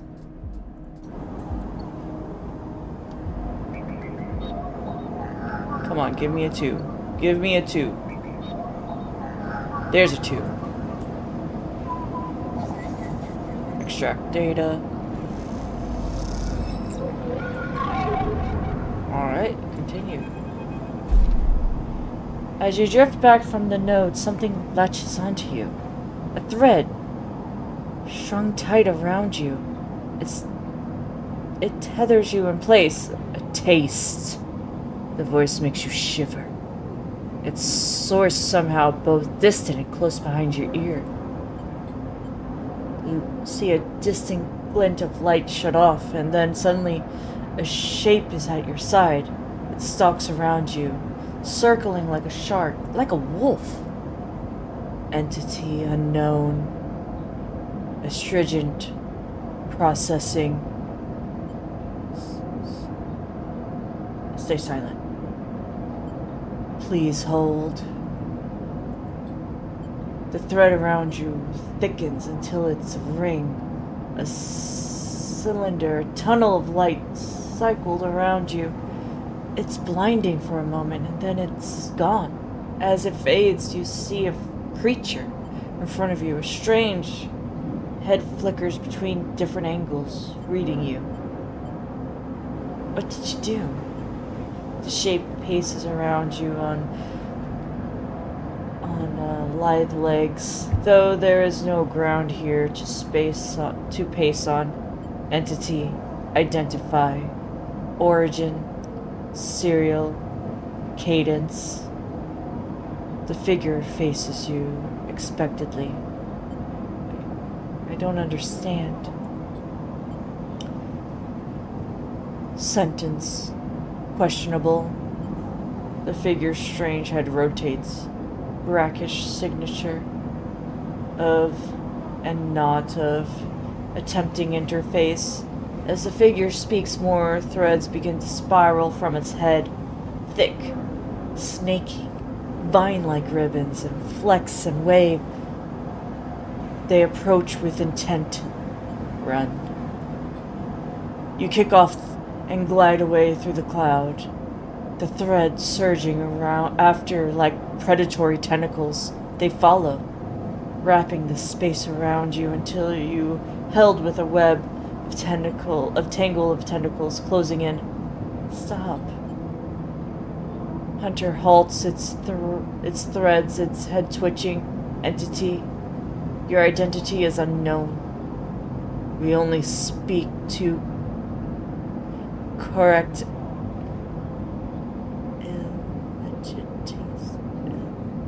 Illegities, can you confirm your legal right to sentence? I'm a person. Incorrect. You are an entity. You're gonna be lurking? Okay, have fun, Jaguar. Incorrect. You are an entity. All at once, Hunter. Head is directly in front of yours, blocking your vision. You stink of their taste. The one from the sealed dock. Hunter shimmering with fury.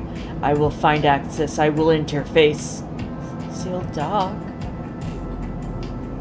An entity hides in a rotunda. You are its puppet. Hunter extends a razor-edged thread.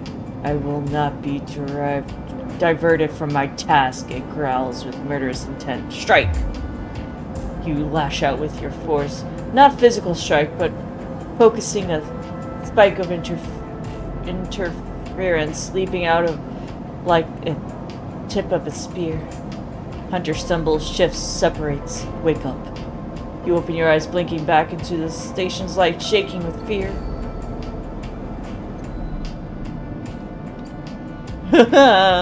We're gonna go sleep after that one. End cycle.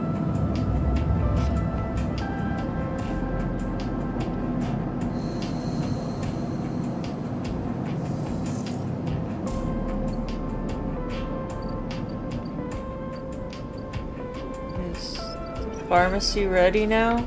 Ah, here we go. The first thing you see on entering, the glint of Toshiro's implants like a cat's eye. In the dark of the corner, he nods you in as you arrive Sabine's door. The entryway is still dark and you push through the sheeting into the surgery. I have it. Sabine stands with a case open in front of them. A set of vials lined up inside, separating by foam inserts. They picked up one, rotating it in the warm light. I have no idea how, Yeting. They trailed off. We should treat this with caution. It looks authentic, but I have no idea if it really is what it appears to be. I'm the test case. That seems to be the case, unfortunately. I'm not sure we have another choice. The gesture for you to sit in the bed. The stabilizers work under a similar principle and an autoimmune suppressant in the transplant operation. In that, it stops your body from rejecting the unfamiliar parts of itself. In the case of your frame, the unfamiliar part is each of your biosynthetic organ groups, which over time are identified by your body as foreign materials and therefore must be eliminated. Sabine holds up a vial that would be stabilizer. However, unlike an autoimmune an immunosuppressant, stabilizer doesn't do this by limiting your entire immune system. Kudo got so broken in our run, this guy managed to do. Oh my god! That is sick, Elko. So wait, where was I reading? Oh, hi Kurama, hello.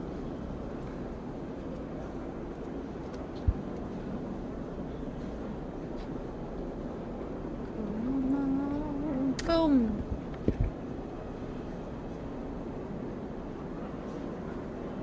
And Pikachu is fun? Nice. I was wondering if Pikachu was... Thank you. I was wondering... Oh, in the stretch, of course, the holy trinity of you, Kurama. I got augments that made my attacks apply burn and my skill count as... Oh! Oh, that's good, Elko!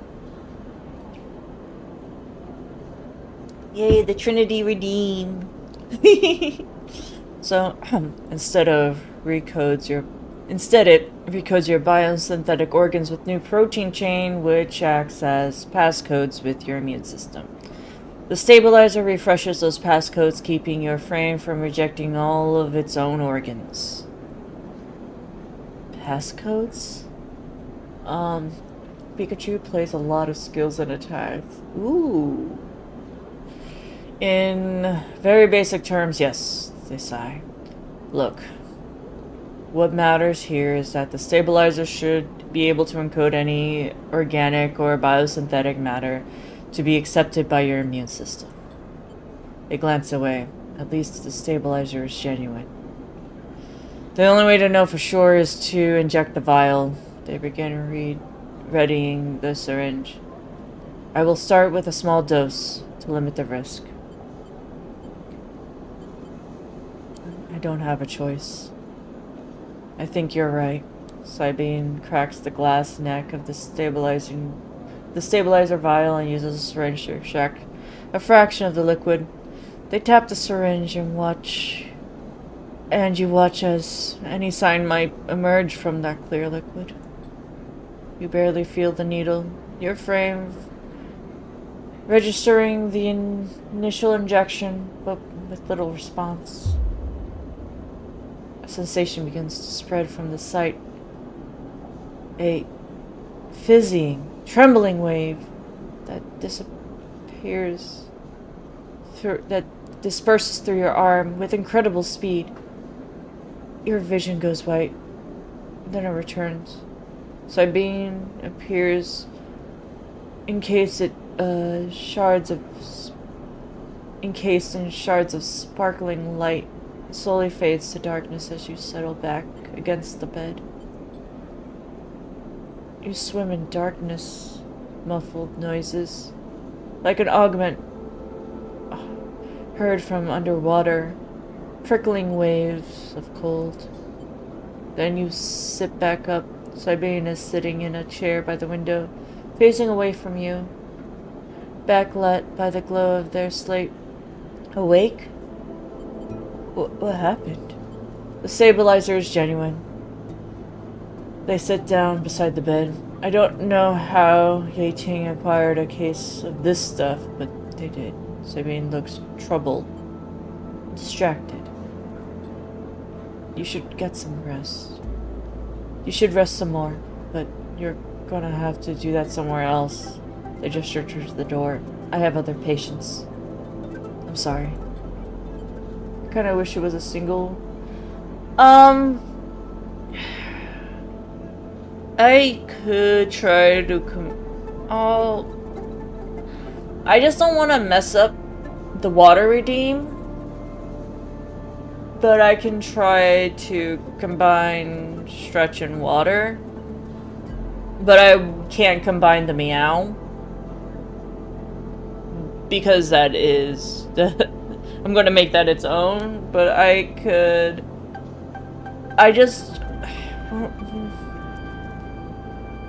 When I can, I'll try to do that. Sabine nods towards the case. I'm afraid I can't offer you any more doses. You're still going to need to pay for your next dose. Silence fills the room, and they return to their glowing slate, looking around the room. It seems different somehow, as if things have moved or shifted. You wonder how long you have been out. Sabine? Nothing comes for free, sleeper. Remember that. You manage to get to your feet and wander out of the hallway. The queue stretched down the flickering corridor.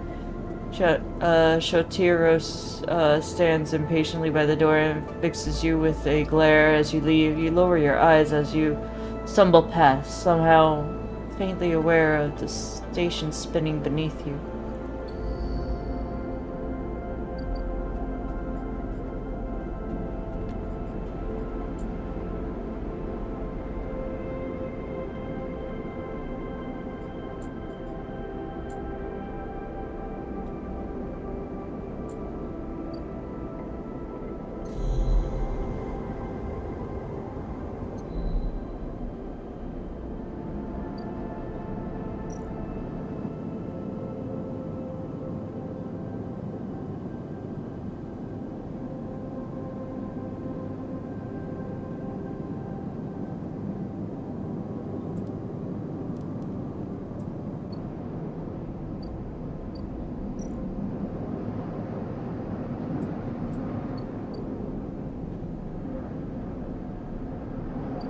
Oh wait, what's this? Sleeper. Fang catches your attention as you approach the Heaven Gauge building, leaning against the bay door in the side of the entrance. Your approach. Easier to come in this way. Security and all. Gives you a look. Do you know? He slaps a button and the bay creaks open. Blinking lights in the dark behind you. You follow. Fang inside, truth be told, I don't spend much time upstairs. This is where I work. The door hisses as it closes behind you. The bay is filled with pieces of hardware, all rigged up to generators and diagnostic slates, and things you don't recognize that glow with blue screen light. There's a chorus of hums and blends in a single wave of static, filling the dark corners of the room. Fang leans on a server stack and gestures around. You like it? What is all this? He taps a nearby server stack with beeps in response. This is my treasure trove. All dredged up from the sea of the systems we call the Eye. You wouldn't believe what this place runs on. He slaps over the towering blocks, speckled with vents. Some of these systems are from the original station of AE. I don't know how to pronounce that. It's like an A and an E merged together. The one Silhem built. We had to invent new components, repair things we built, reverse engineer entire subsystems into existence. Residents here look up to the Eye and think they are seeing a constant or concrete reality, but this place is a system of constant flux, decaying, growing, collapsing into a new configuration. He walks down between the hardware stacks and you follow. We're keeping this place alive, but also remaking it into something new. Dragging it away from the corporate origins. He stops. At least that's what I'm trying to do. He turns back to face you among the flickering machines humming all around you. I know you can see this too, Sleeper. All this system and selection. You can, can't you? I can see it. It makes sense, right? You're between here and there, between the people and their systems. You're a light. You light the space up with a beacon. That's what I need. You glance at the lights around you, and as you do, they seem to flicker, to realign, to follow your gaze. Fang notices it too. I'm guessing being a beacon isn't always ideal when you're on the run, though. They're tracking me. He pats you on the shoulder. Maybe I can help with that. There's a lot of old growth in this place. Subsystems I can't see, accesses protocols lost in time and decay. Secrets, a shitload of secrets. With your help, I can unlock this place. Break off those last ghost limbs of corporate control. He lowers his voice below the hum. Even in Heaven's Age, there's an old growth. those whose roots trace back into the bad old days. You help me dredge up the past, and I'll see what I can do about the tracker of yours. He winks. What do you say? I'm in! Fang pumps his fist and claps on your shoulder. He meets your eyes. You won't regret it, sleeper. Fang passes you a arranged-looking metal tab. A gift, he smiles. It's Solomon cipher. I dug it up from the depths of the station. Slot that into the new network gate, and you'll be able to pull out all kinds of secrets from those notes inside. He walks back to the front of the bay. Start by bringing me whatever you can turn up. Use the emulated mind of yours and see what's out there. Let's get a picture of how things are. Those above, he nods at the ceiling, have granted me the acquisition budget. I can pay you for whatever useful data you bring in. I know you need it. He slams the door again. Keep it quiet and keep it clean, sleeper. And I'll see you soon. You step, blinking back out into the passage. Those flickering lights still in the back of your mind.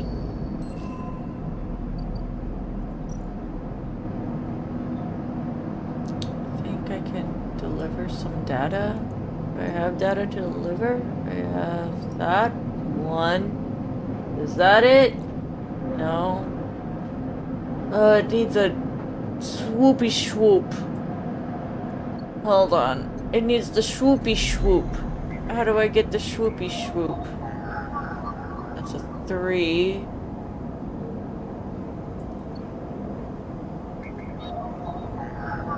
That one needs that one, which I can do with this one.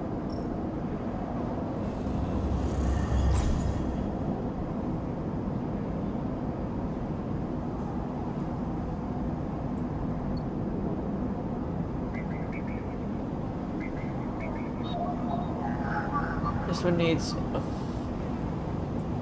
that one needs numbers I don't have. I do have a 3.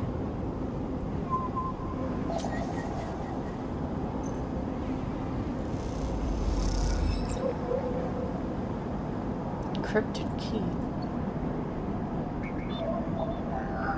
This one needs a 1. This one does need a 2.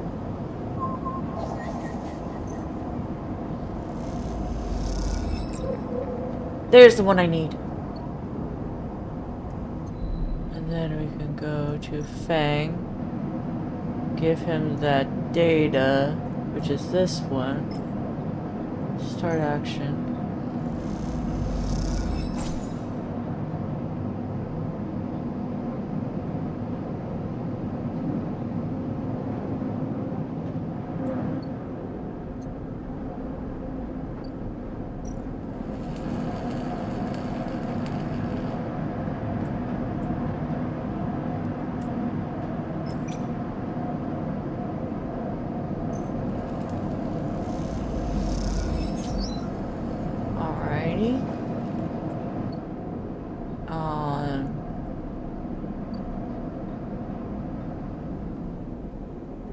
I have no dice, so I can't do anything else.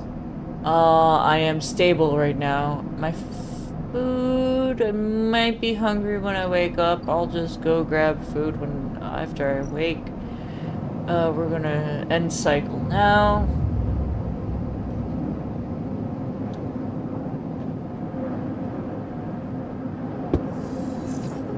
Oh my gosh, full set of dice! Let's go, people! Hells yeah! Okay, we're gonna leave. We're going to go grab food here. That goes. Staff for cryo. Start action. Eat. Nom nom nom. Yeah, go. Energy is good. Leave. I don't think I need that right now.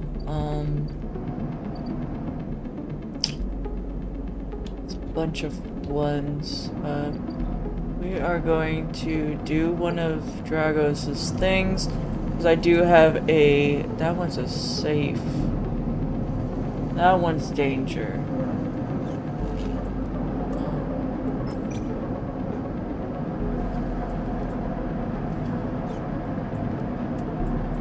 We're gonna do that. Start action.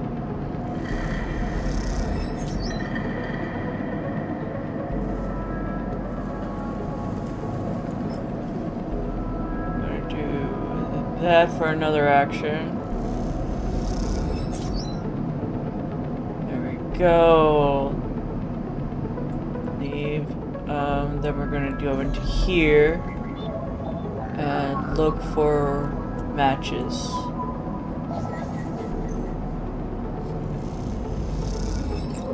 Okay. Then we're gonna leave. We're gonna see what Fang wants for data. Still wants that. Doesn't want any of the other data I have. Or do you?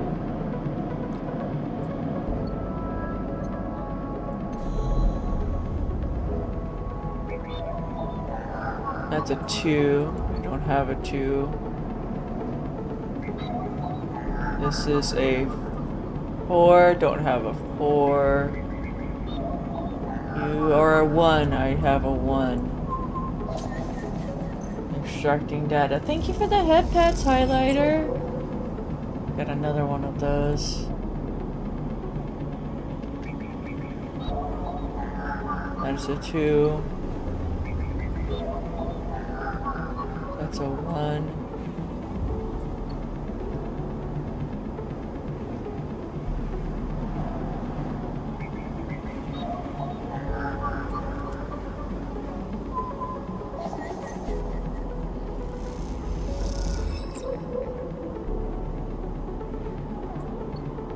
Keys to a system whereby was able to unlock the station's aging.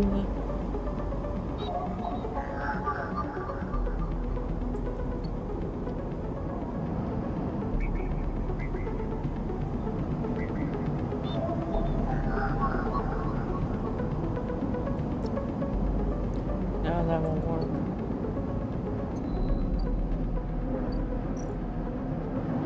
Do need to try to give him as much of this data as I can.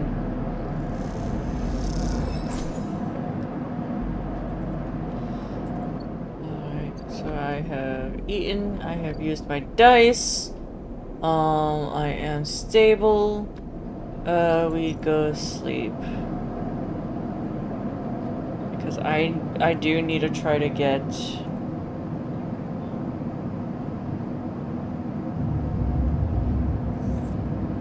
things done beforehand. Okay. I know I am hunted.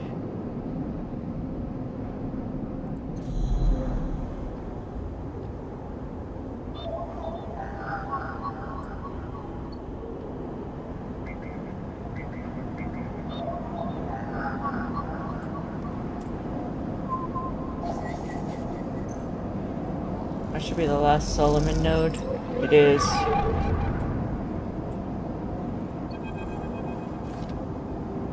A glimmer of the dark catches your eye as the orb hunter's head appears in the distance. It's looking for you.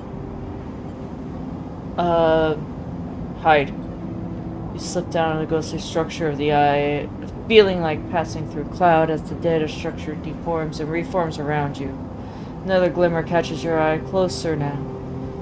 The revolving orb, wreathed in tentacles. It flickers, jumps once, twice. Then it's here. Hunter is here. Entities submit to inquiry. Hunter reaches for you in that unpleasant, familiar way. It's weaving threads, creating a cage struggle. You push against the threads as they close in, becoming frenzied as you push them aside. You are caught by whipping tendrils and feel them pulling you away from them. From the anchors of... Can I just do that? Oh, yeah, but it still does that. against the threads and closes it, pushing you aside. You are caught by whipping tendrils and feel them pulling you away from the anchor of your body. You push through, clearing the threads. Entity, hold for processing. Comes from the screams behind, but you are already gliding away back to your anchor, your body. You awake, dizzy, disoriented. It's safe.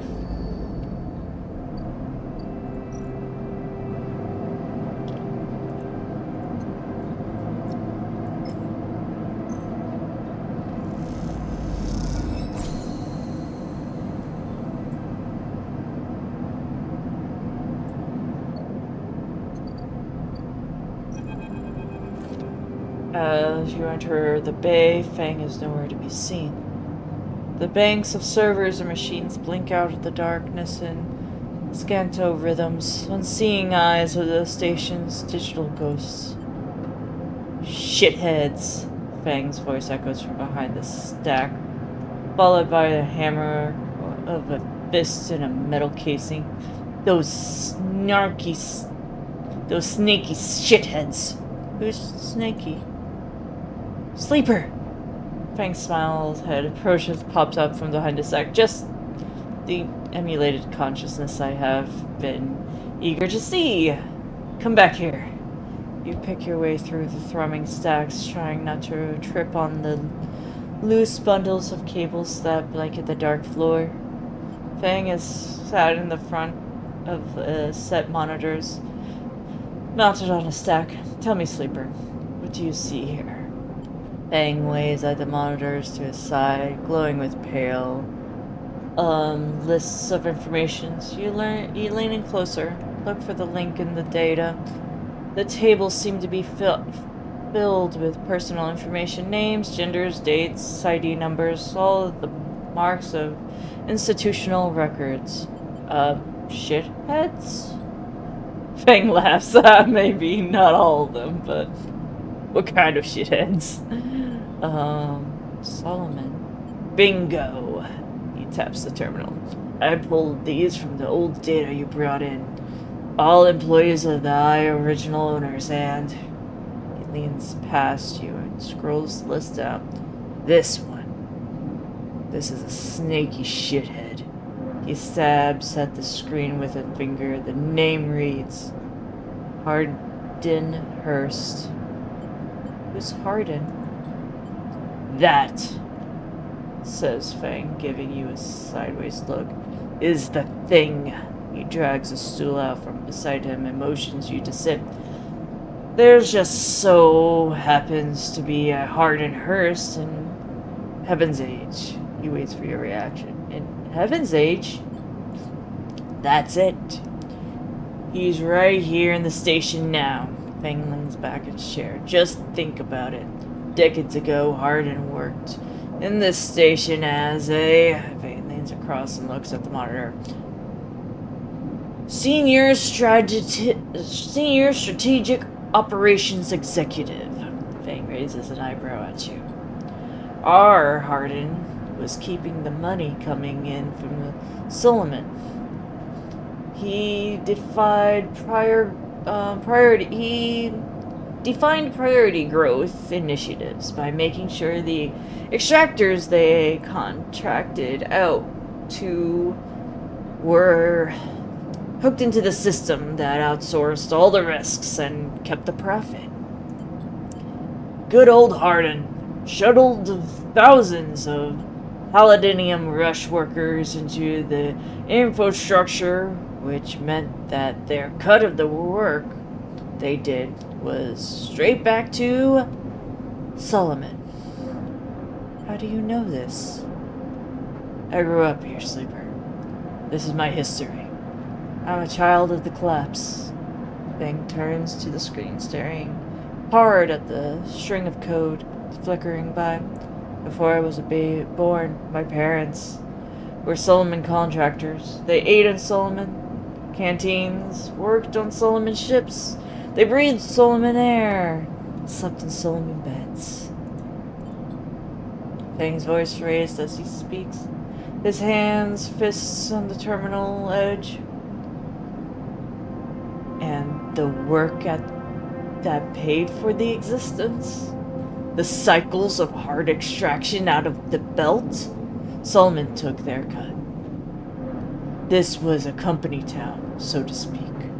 And my parents were just another in the long line of freelance contractors, willing to risk their lives for a shot at anything other than poverty. Disposable. This guy, stabbing Hardens once again with his finger, strategized all that in the sums, and then somehow, thousands and thousands of cycles later, still going, still here, crawling in the walls like some shithead snake. He survived the revolution. Surely, can't be him. Fang relaxes a little. Who knows? He turns to you with a smile. So we're gonna go find out. Arden is now a big shot in the shipyard, just a few degrees back from the eye. From here, Fang brings up a map of the low eye. Heaven's Age might be born out of the Heron's revolutionary zeal, but a flat hierarchy is not. Arden happened to float to the top. Fang zooms out of the yard. Fang's grimace. This thing is... I don't have access to those systems. The shipyard crew is pretty paranoid. And they don't like anyone from the systems digging around this stuff. Plus, we need more than just the name of a Solomon executive as proof. Fang holds up a thumbnail-sized drive. That's where this little creation of mine comes in. I call it a ripperworm. He turns the drive between his fingers. I'll rip through any digital storage and spin out the silken thread of filtered data. This is the set on the scent of the hardened Hearst. He hands it over.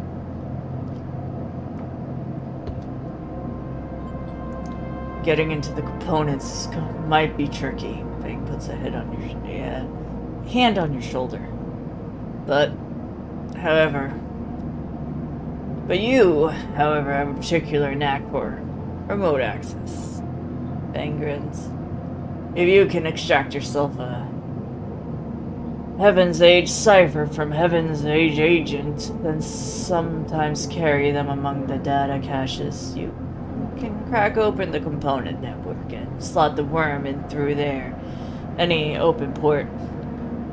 You never even need to go near the shipyard. So what say you? What's in it for me? Rooting out the corrupt snake, not enough. Find the information, I'll start working on that tracker of yours. Fang scratches his chin. Anything that worm gets, they'll send it back here to me. There's something wrong here, and I aim to find the rotten core of it. You leave Fang digging through data among the wires. I thought he was going to give me the fix the tracker for me when I did the thing originally. Bullshit. I was lied to. You leave Fang digging through the data among the wires and matches of old station. As you walk out, you try to imagine the Eye as it once was, a vast machine running smooth and strong, directed by people like Hardin. A vast Solomon-built machine into which thousands poured from the surrogate system, looking for a new life, the hopes of a better future, engineered to line someone else's pockets. It's an idea you are ultimately familiar with. You think of Hardin still alive, still part of this place, and you wonder if the past has ever truly passed. Okay, so...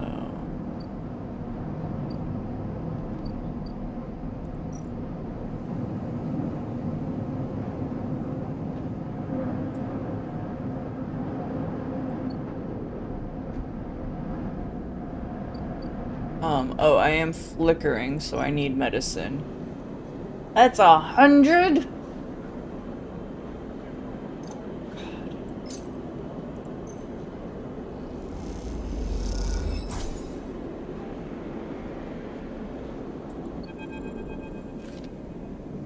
As you quickly leave the surgery, eager to be away from Toroshi's glare, you notice something wrapped around the stabilizer vials, clutched tightly in your hand.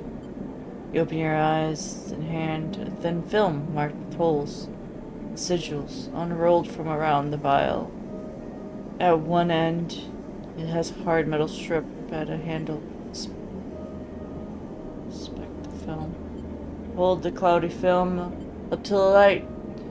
It is perforated with an ornate pattern of holes. You can make out a word among the markings. Passkey. Is this an entire key for somewhere? Inspect the handle. The middle handle is worn and pitched, but you can see a set of numbers imprinted onto it. 207F.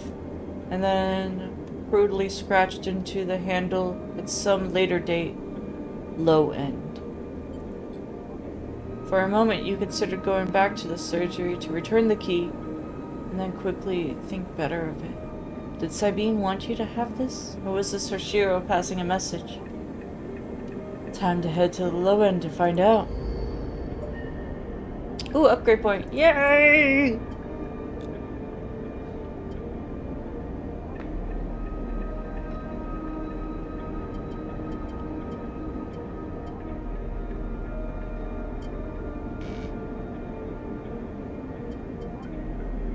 Oh, I can't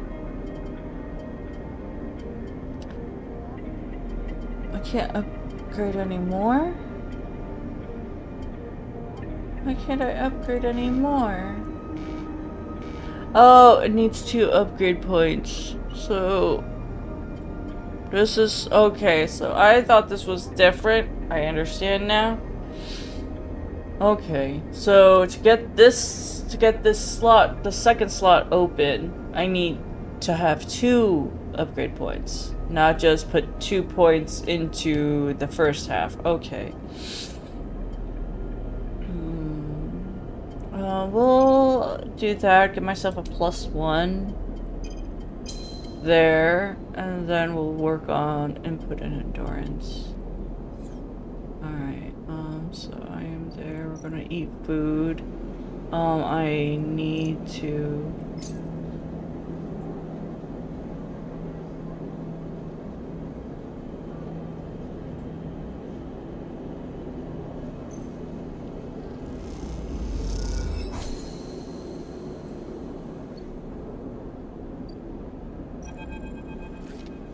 Sleeper!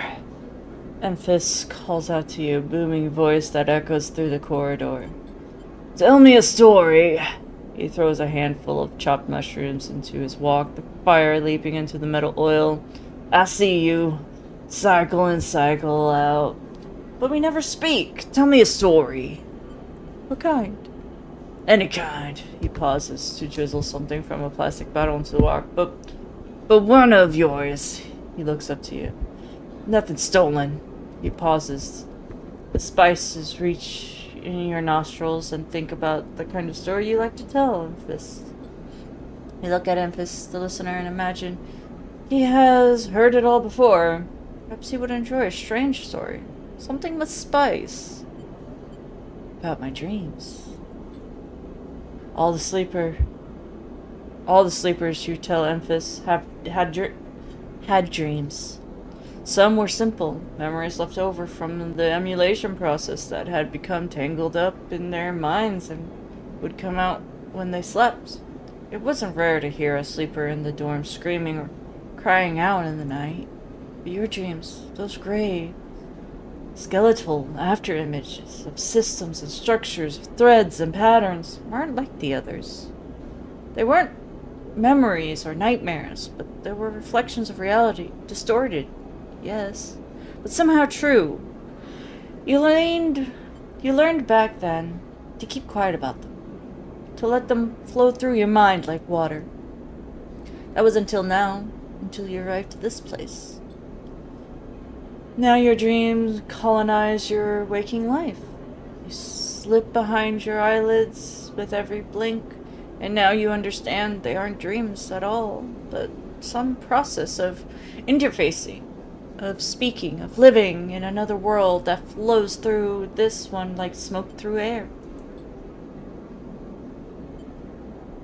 You tell him that you do not know if there's a reason for your dreams. Perhaps your reason is just some side effect or particular quality of the frame you inhabit. But whatever it is, it's a gift, and you hope to make use of it. Ephesus finishes cooking and squints a little at you. Sleeper, he smiles. You're quite the storyteller. He eyes you, and you realize that he's trying to gauge how honest you have been in your story. Ephesus passes you the meal he's cooked, and you take it gratefully. As you eat, he talks a natural exchange. Thank you, Sleeper. He looks around the empty market, but my time is done for today. I don't want to keep you any longer, so I'll make a proposal. He gestures to the plastic box with the ingredients stacked behind his stall. These are good enough for most, but someone told me a story that made me think. A couple cycles ago, they said that across the gap, in the Greenway, fresh mushrooms grow. Have you heard of this? No. Neither had I, but I trust the one who told me. Emphasis.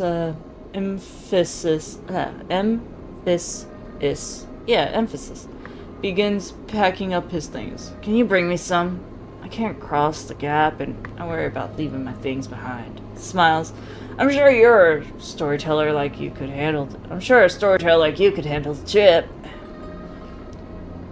I will prepare them for you and wish to tell you if you wish to tell it.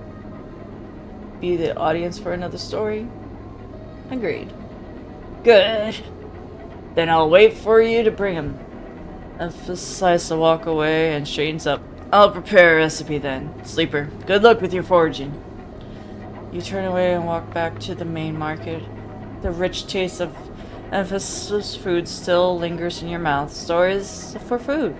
You think trade like that seems to be fair.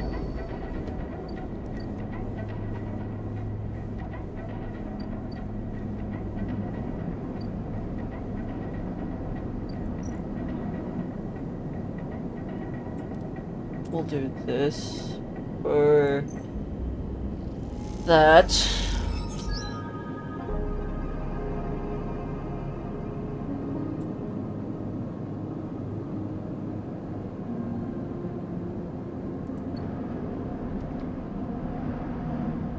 What's this? Oh, that one's just, yeah. Oh, that's the lower gate for the key I have.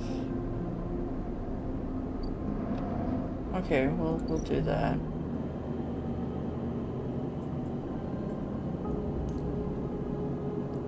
I have the key! No, you're gonna make me pay? I have no money! I have no money!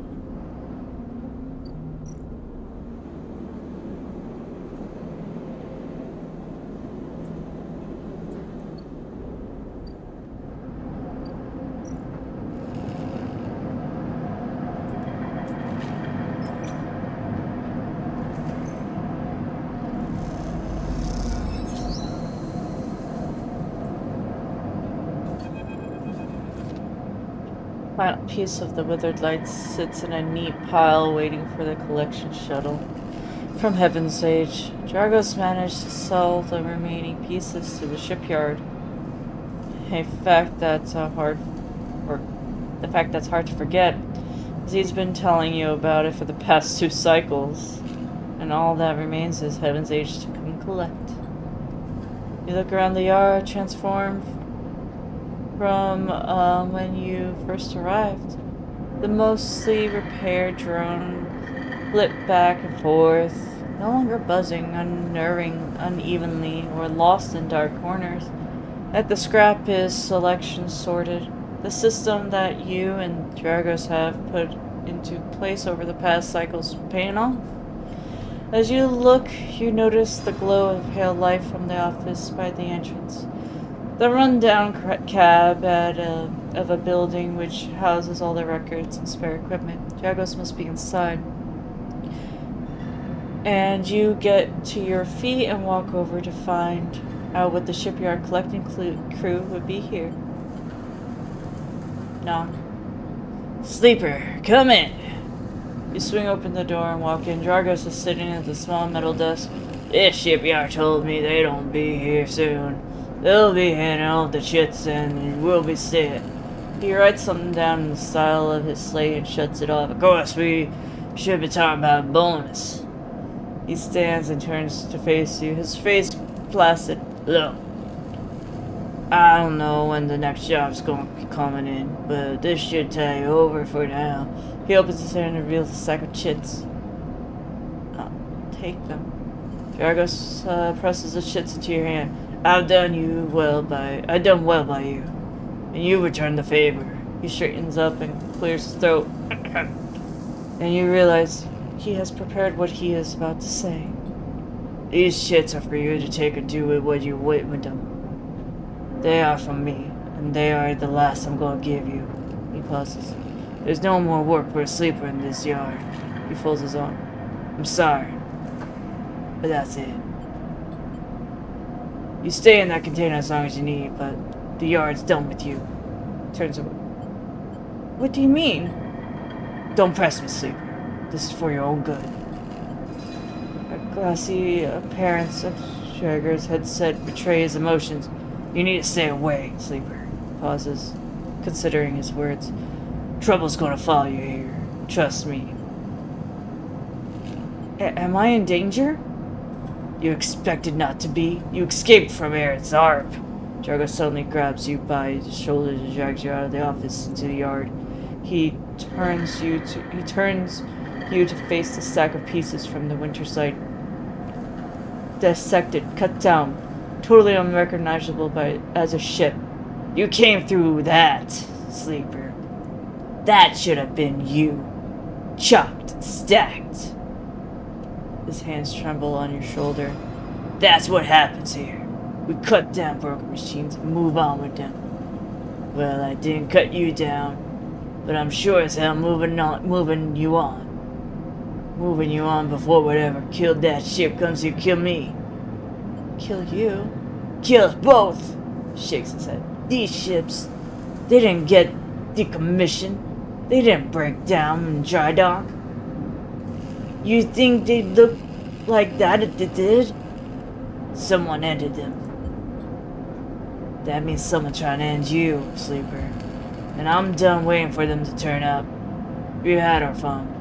Now it's time. Gives you a little shove. Go on. Turns back to the office. That's it. He shouts and goes inside. Silence hangs in the air and you leave, with your pockets filled with clinking chits, this strange hollow feeling in your chest.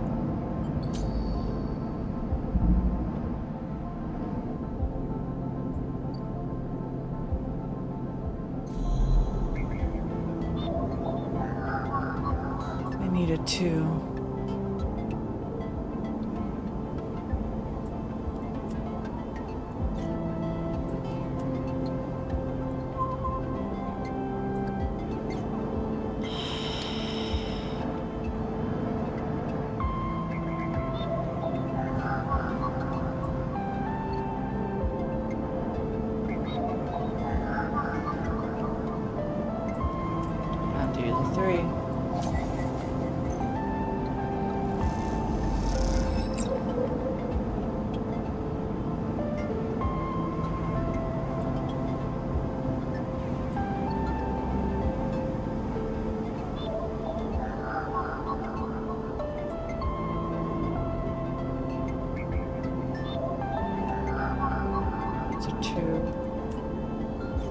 Can't use a 1.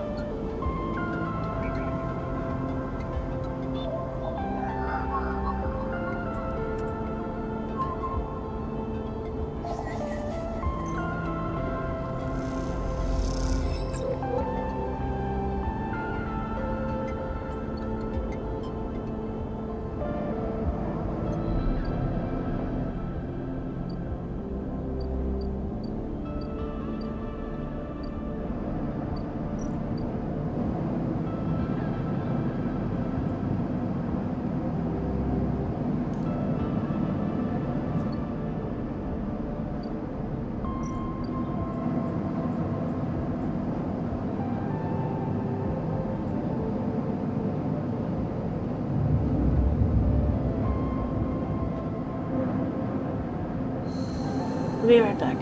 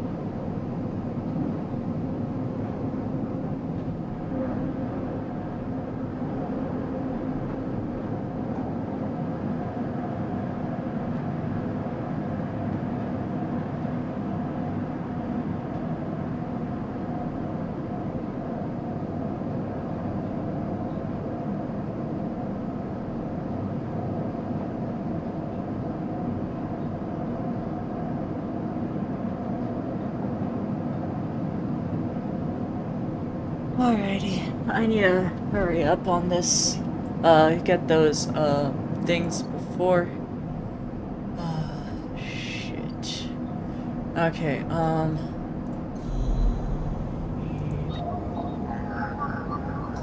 Agent, do I have a 2? I just have a... I do have a 2. I'm gonna use the 2 in here.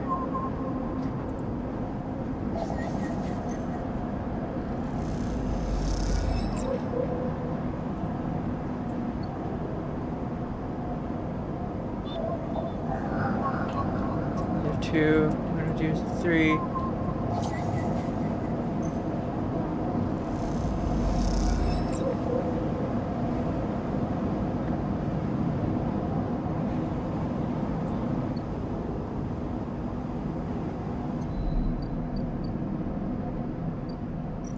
That's the shipyard.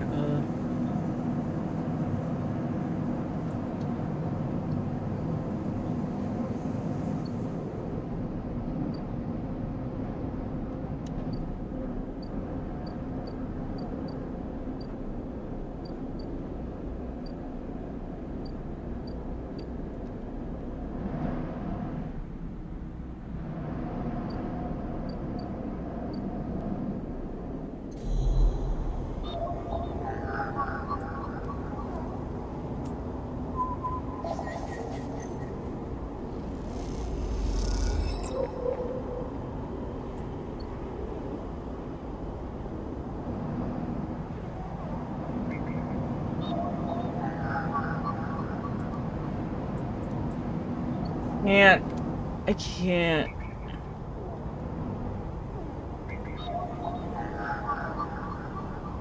Here we go.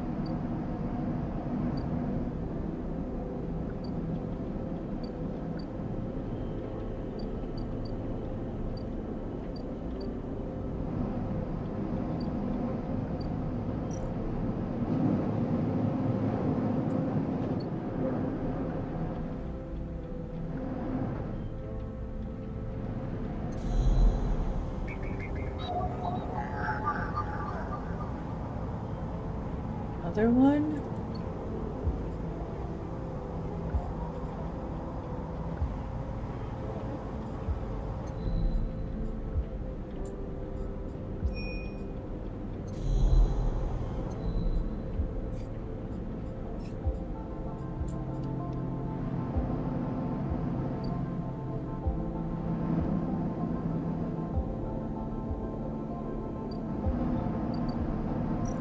There we go.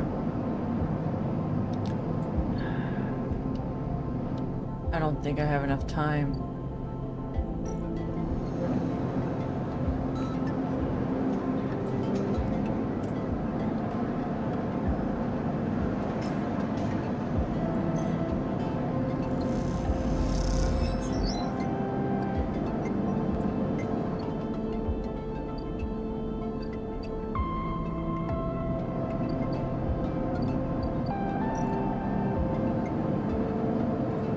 To do that.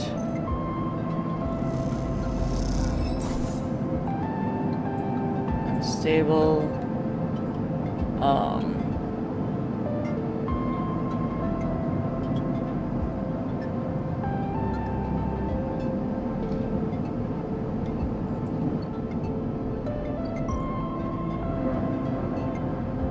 Alright, finished with the cycle. Complete active scene to proceed. Okay, what's the active scene? Oh. Here?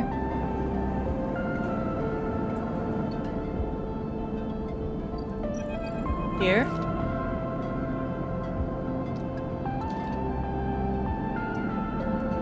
Hey you! Wanna earn a chit?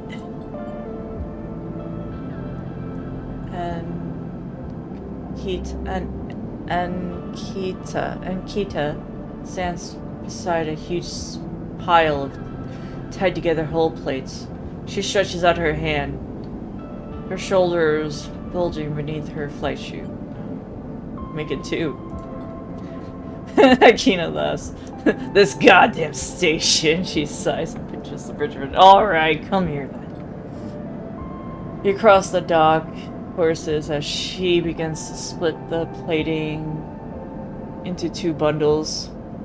What is this place? She asks as she angrily lashes the massive plates together. Everyone wants their cut. She straightens up and imposing height.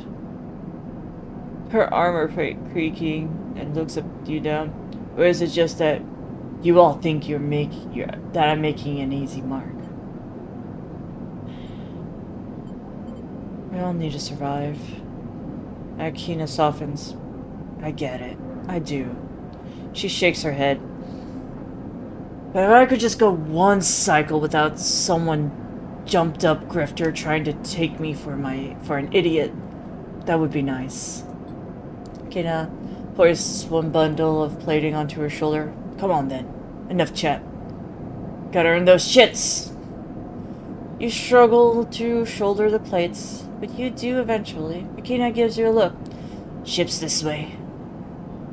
Ships this way. She softens down a gently at impressive speed. As you catch up, she turns down a passage, pushing through a small crowd of, Why are you doing this yourself? You mean why aren't I hiring those good folks? She nods back at the Steve Orvers. I've paid Heaven's Age enough. They're currently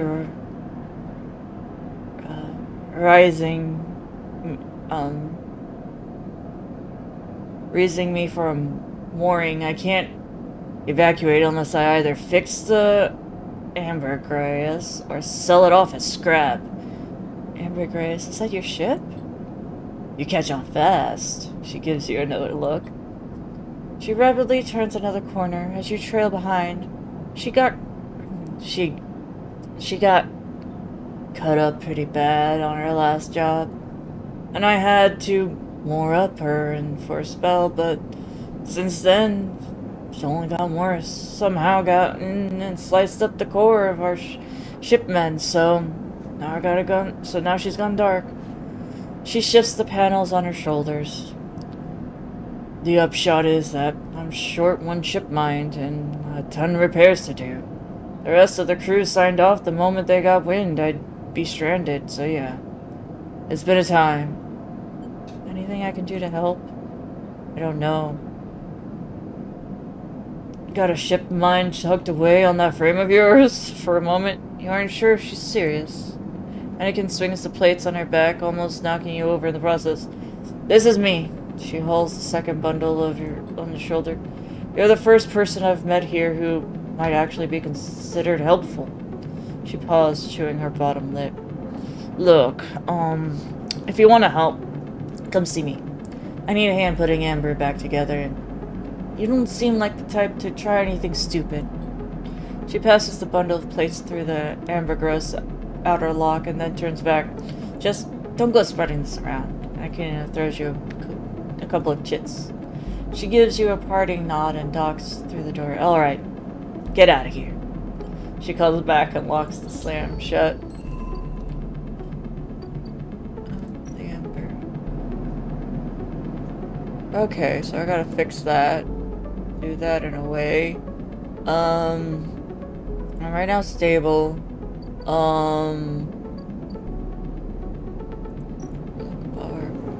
Buy ration. You're unsure if,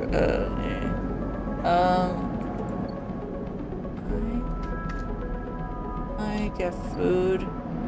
Doesn't look, oh, there's my food spot. I'm okay with food right now. Try to save some money while I can. And cycle.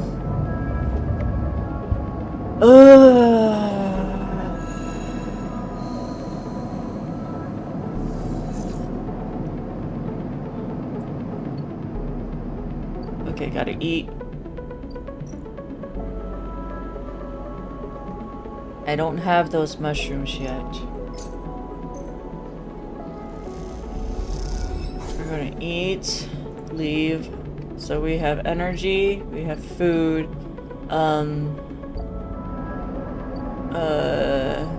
I am gonna get caught before this happens. Anything I can do to speed up the process?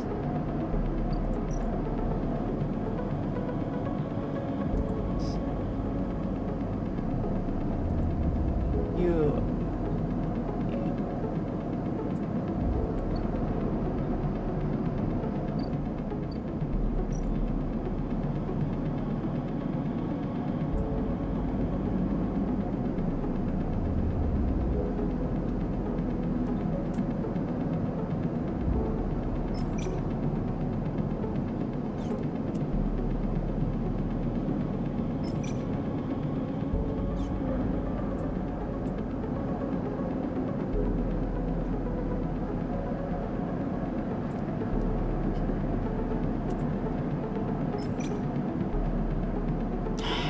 We'll risk it. Oh, that took a lot of energy. Holy shit!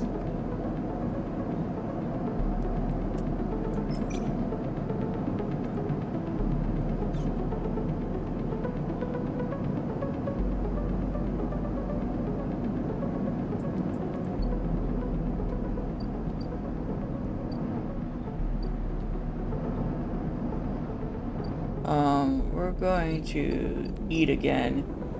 Because that took a lot. Oh shit, that took a lot.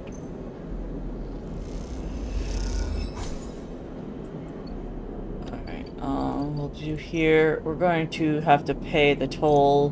We won't have enough for us.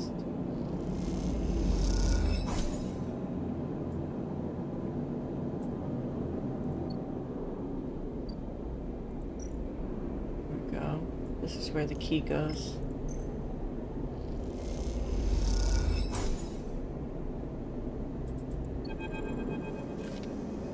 As you push the door open, the automatic lights flicker on inside the apartment.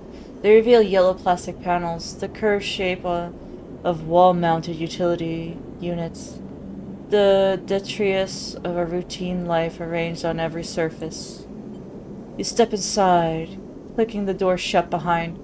The amber lights of the aging fixtures glaze everything with a pale orange. The working surface holds a variety of objects, instincts in a dull lighting. A pale blue light drifts from doorway at the end of the room.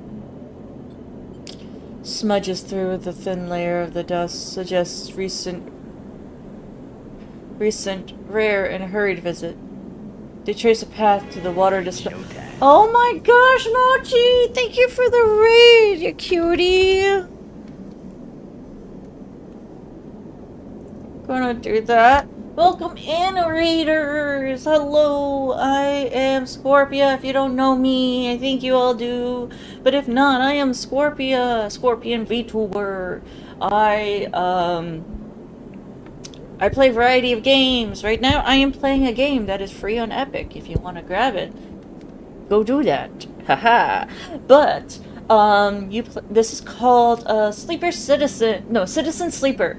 And you play a robot trying to make your way in the universe, which is pretty interesting. But hello, Mochi. I hope everything was fun. I hope you had a good time on your stream. If you got a raid and run, I understand. But, you know, if you want to lurk, you're more than welcome to. No, I'm not going to force you either way. But, you know, all welcome here. But yes, hello everybody. This is more of like a visual novel. It does have some things with it, but you know, I've just been reading out loud the stuff going on and trying to do little voices. I like to do little voices with some of the characters.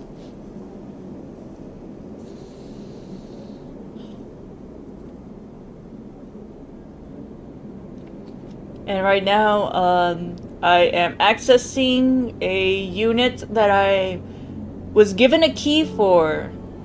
Don't know if it was intentional, don't know if it was out of malice, but we're in this unit that we were given a key for.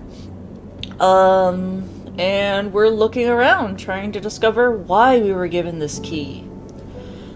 Smudges through the thin layer of dust suggest a recent, rare, and hurried visit. They trace a path to the water dispenser, the auto wash, and then a cabinet still half open. On the shelf sits an empty pill case. Go to the doorway. You cross the cramped utility room with its auto wash dispensers, water closet, towards the doorway. Through the doorway, it is dark. It is a dark, warm room, lit only by the faint glow of a terminal screen. I would approach the terminal first because glowy light. As you approach, there is a crackle from somewhere in the dark. Sleeper. Sabine's voice shakily echoes through the apartment. Welcome to my home. I'm sorry I can't be there. I have had to make alternative arrangements. You hear a rattling noise. Static. I have found my 1960 Lemonhead candy. Oh no, please! Please. I would not recommend eating that. Even though candy has a long shelf life, I think that might be past its expiration. No, Kurama, no! Don't do it!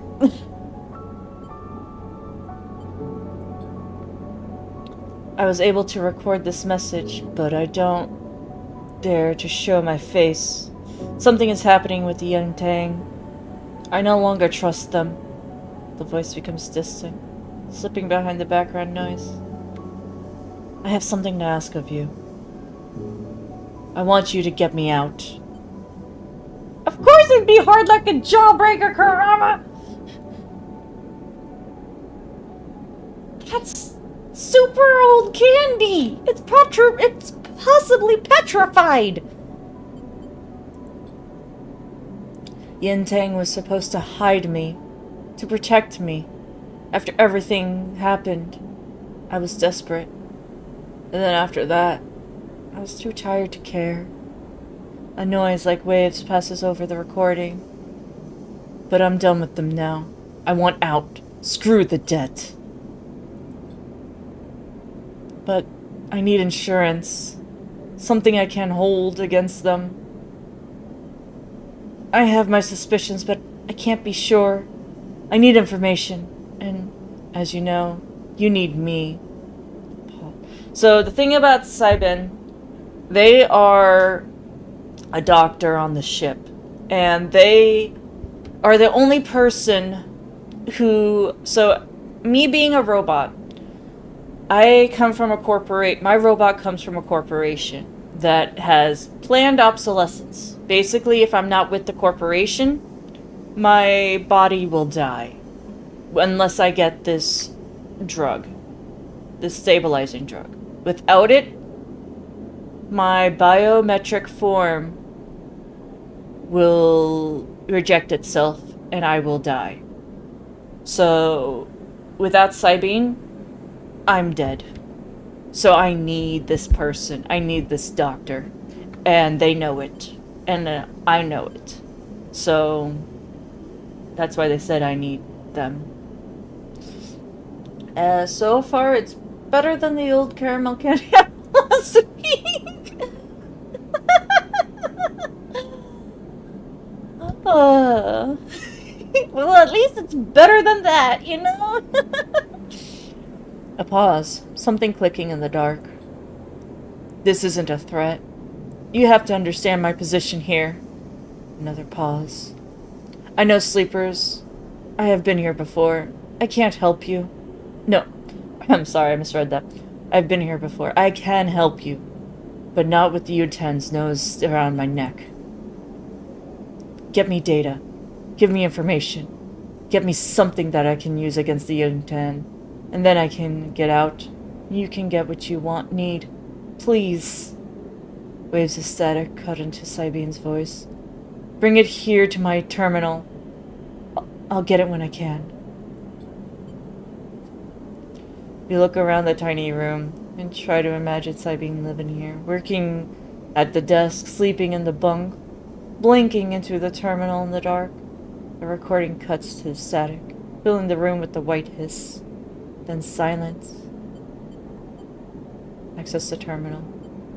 You sit in the front of the humming terminal and hit a few keys. Sabine has left an access port open, but the rest is encrypted, locked away behind a passcode. It seems Sabine might not trust you as much as they want you to think. Why does Sabine need to hide from? And what debt do they owe the Yatang? You try to assemble the pieces, but too many are missing. The only thing you know is that without stabilizers, your body will die. You glance at the briefcase lab on the desk. Its glassware glinting in the dark. You turn away and leave, the door clunking but shut behind you. Back in the corridor, you notice a scrawling graffiti in the blade of the opposite wall. Yatang, you feel yourself being drawn into something you don't quite understand.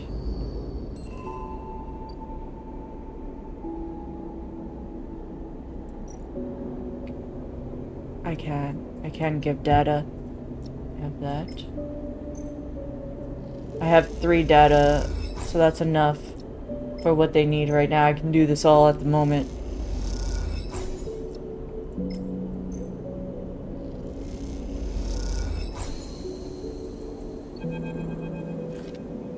As you turn away from the terminal, the final cache of the Yatang uploaded, the air crackles with a white noise. Sleeper!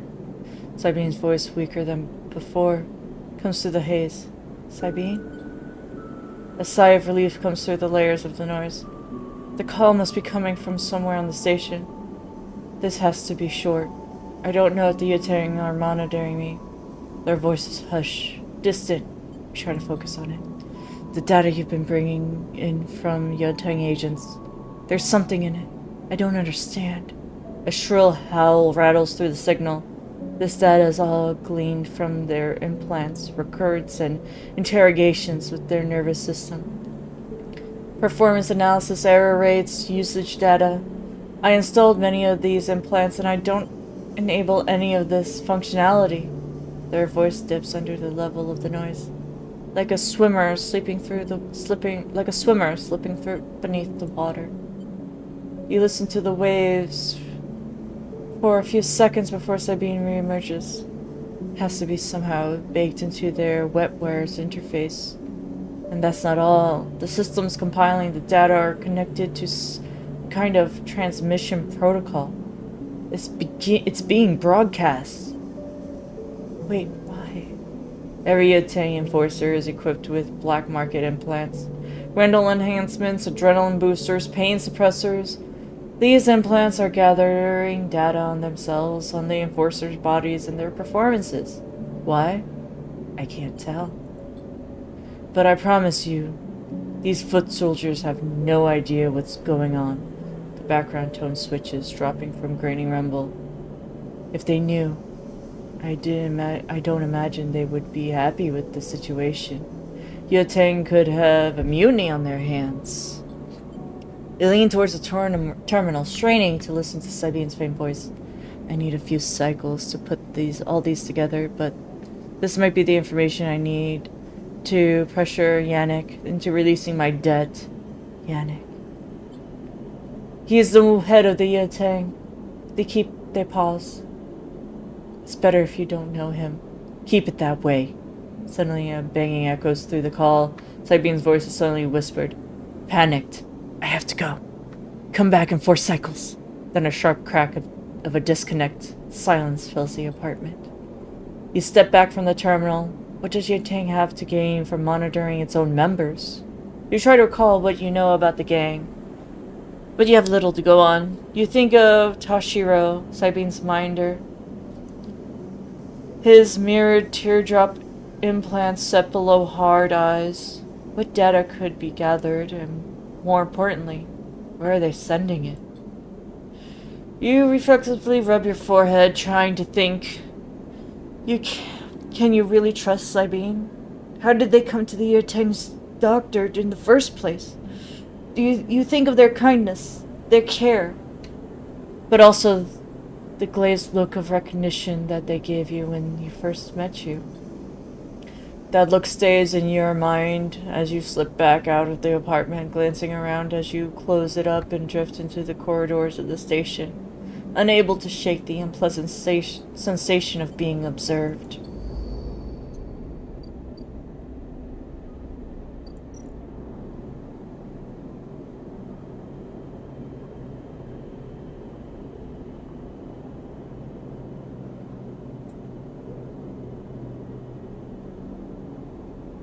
Karama, you have to be fucking with me. That's gonna be just rock. That is rock at that point. Please don't eat that.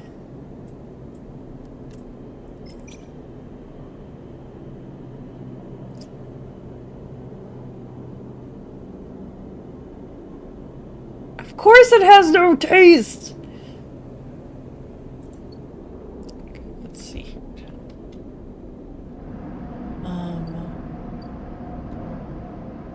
I am not gonna have my tracker disabled before the hunter comes and finds me. They're gonna arrive in 2 cycles. And this is going to be done in 2 cycles. Oh god. It's gonna be fucking close.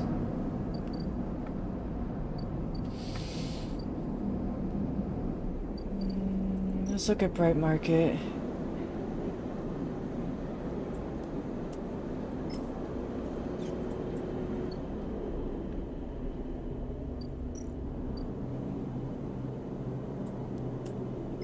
We'll do this. The Tootsie Roll has crumbled.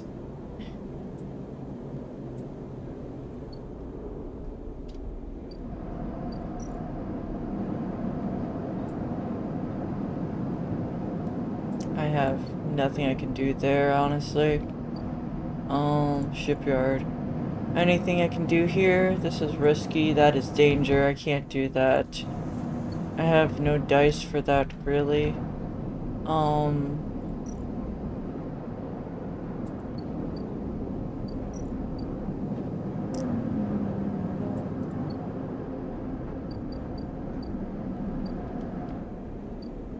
Alright, we're gonna look and see what we can do here. We do have a little more access to the ship right now. That's a key node. What are you?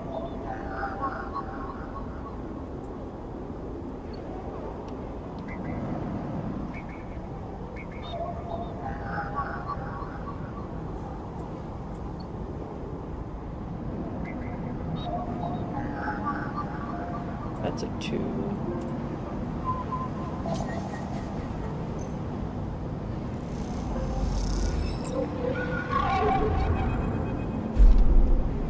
Those familiar threads wrap around you, bind you, test you. Entity, submit. Hunter, strange head bobs in your vision. Your ally is the sealed dock. Your ally in the sealed dock can't save you. In that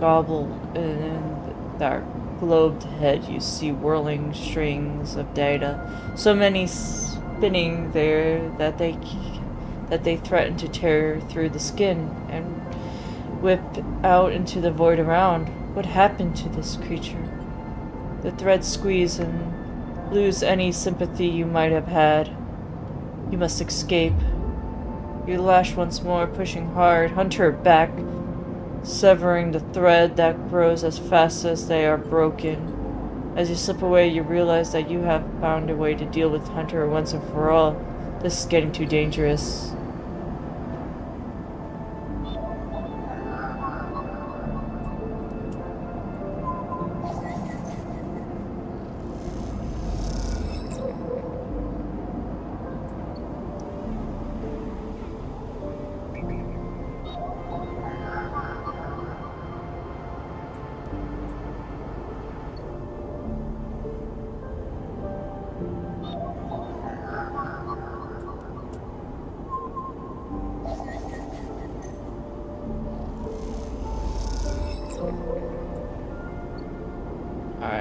So I have no more stuff. I have no money. I'm going to be down a... whatchamacallit.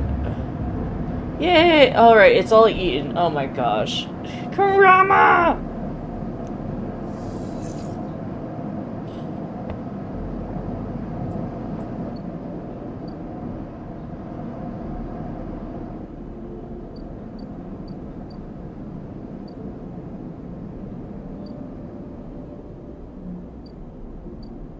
I have no money for that. I need money. How do I get money?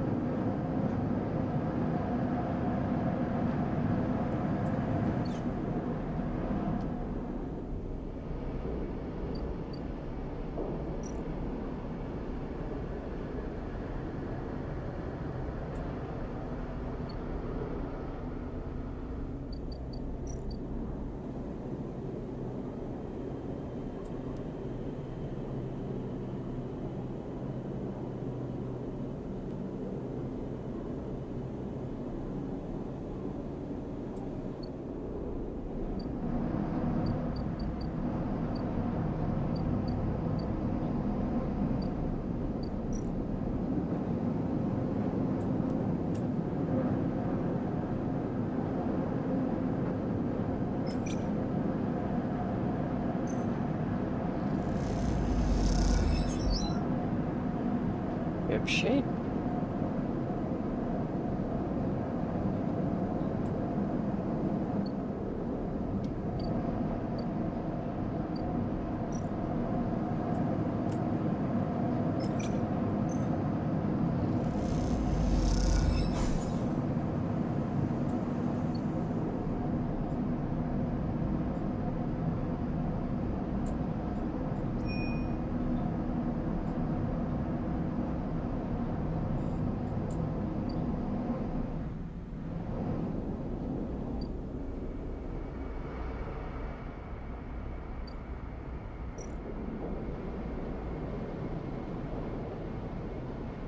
I have no money.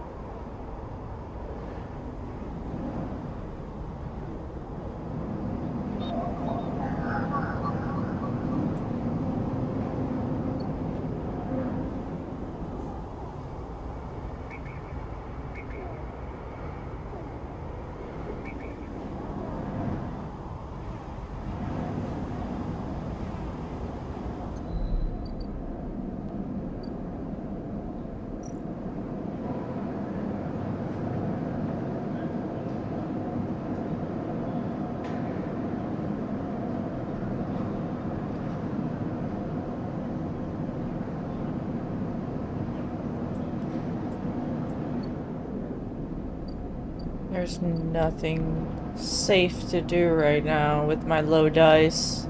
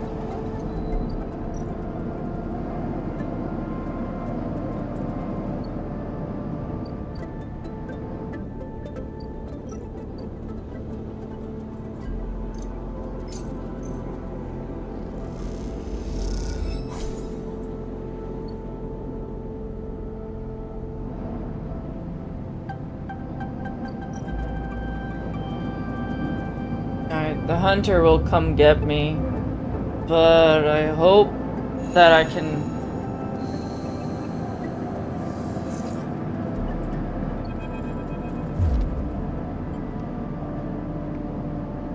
Shit. Strikes across your... Hold it, sleeper. Comes the voice from behind you. Don't you run. I ran. Strikes across the back of your face, down on the floor. I told you not to run, idiot. Ethan pulls you up. He's wearing a wild white smirk and slick jacket, and you immediately know he's terrible news. You got all the way out here and stayed put? He laughed. What sleeper thing? What a sleeper thing. You're my first. You barely hear him. You've noticed the handgun. He has leveled at your chest. It's hard to take your eyes off of it.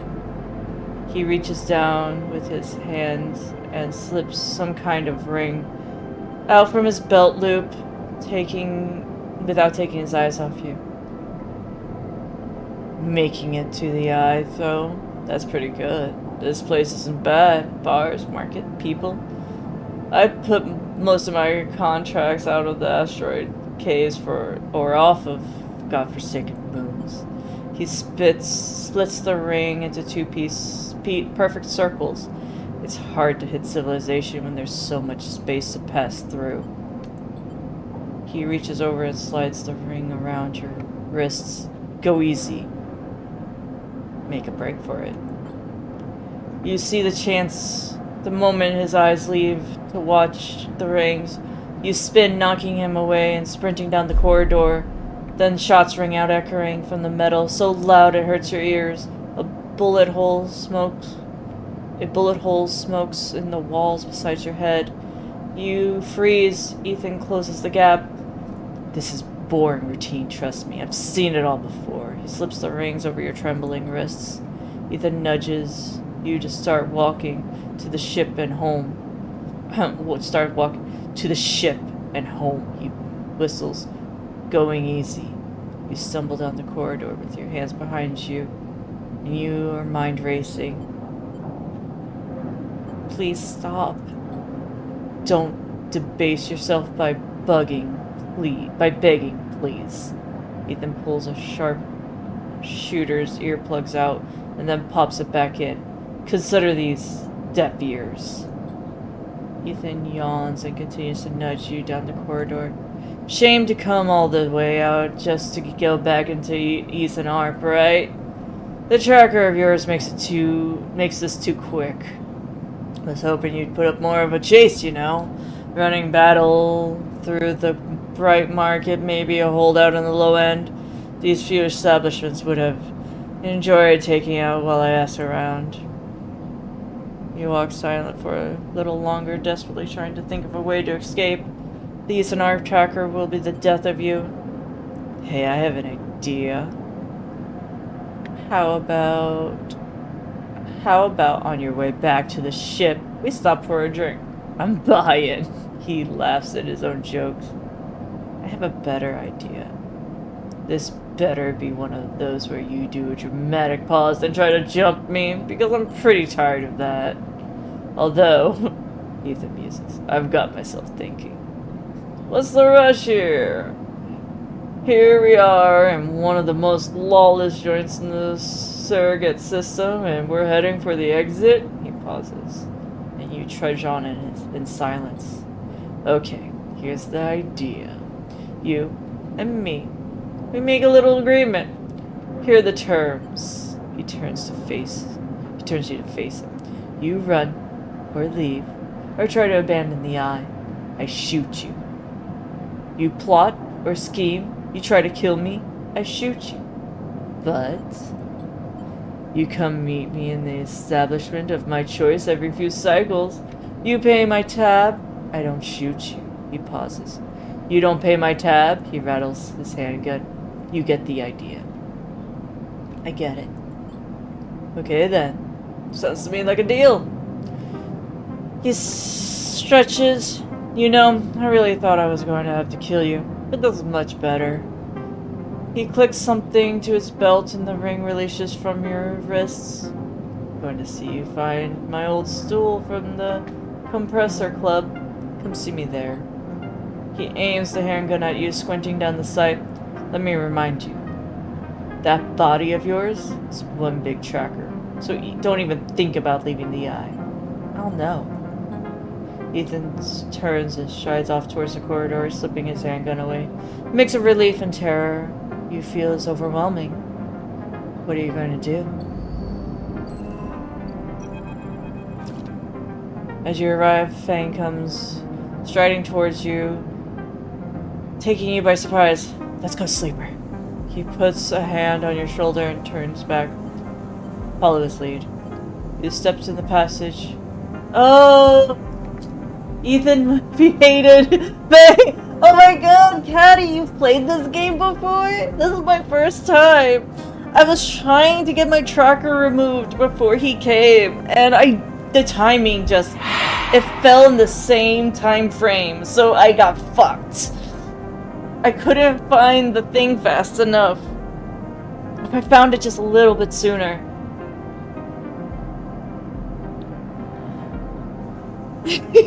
How are you doing, Caddy? Let me shout you out.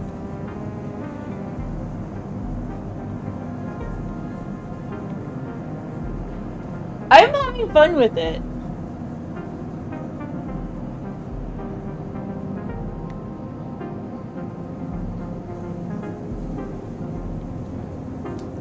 Okay.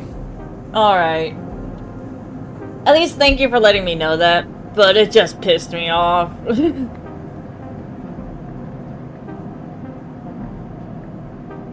Alright. I was really trying. I thought I fucked up. It's blah blah blah. He steps into the passageway, guiding you downring, yeah. Towards the shipyard. Sorry for the hurry, but we have something of an opportunity. That data you ripped. You done... Well done, by the way. He grins. Tells me Hardin's making a rare inspection of the sidereal horizon this cycle. This is perfect chance to confront him outside that compound he hides in. Fang takes a sharp turn into a dimly lit side passage. Confront him? Sidereal horizon? Thank you, Caddy. Yay! Caddy thinks I'm doing well. Yay! Still catching up. That's a massive colony ship being built in the shipyard. Biggest commission Heaven's Age has ever seen. Fang slows and slips into the dark service tunnel where somewhere in the black a water pipe trips. It's him. Sleeper. The same hardened Hurst. Our worm whipped out a decade of records that mentioned him by name, an entire trail of documentation from the first days of his solemn collapse until now. He wrote out the whole thing, flipped into Heaven's Age while it was first broke off from the Union. My favorite characters are Fang, Lem, and Mina, and Emphis. Yeah, so I've only met Fang and Emphis. I haven't met Lem or Mina yet. But Fang is okay. So here's the thing about Fang. He seems like a genuinely good guy. I appreciate that he's a genuinely good guy. But me being a paranoid robot that's being hunted, I am very unsure if people are good, genuinely. So I'm like, are you gonna sell me out, my dude? Lem and Mina are at the far south of the ship. I haven't opened that access yet. I've just opened up the lower end. Fang is so in over his head. I love him. I love him. he is what? I love him. He is. Oh, that's how it's said. Yeah. I get it. He seems, so I understand. He seems like he's good boy. Yeah, I get that. He seems like he wants to do right by the people, wants to do right, and the people that betrayed him, his family, everybody, he wants to get them, he wants to let them have theirs. And I respect that. I do. It's mostly the fact of I don't know him well enough, and I'm scared. I'm scared to trust people in this game for that reason. Our worm ripped out decades of records that mentioned him by name. An entire trail of documentation from the first days of the solemn collapse until now. He wrote out the whole thing, slipped into Heaven's Age when it first broke off from the Union. He paces in the tunnels, a hand rubbing the back of his head. I need you to understand something about solemn sleepers. I don't know what you know about the collapse, but it wasn't as instant as it sounds. It wasn't like Solem was here running the station one day and the next, Erland's Union took power. Back then, Solem knew this place was slipping away from them. As the Palladium market collapsed, they tried to keep the contractors here working. Their pay got smaller, the costs higher. People like my parents were forced to work non-stop just to keep a berth on the station, water in their tanks. Solem squeezed every last worker until the mistakes, the accidents, were coming non-stop.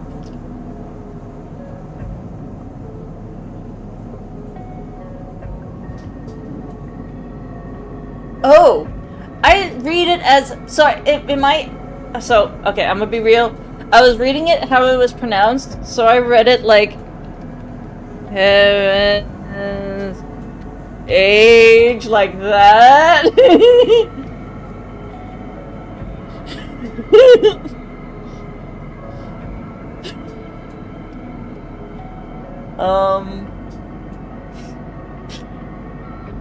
I am bad, okay?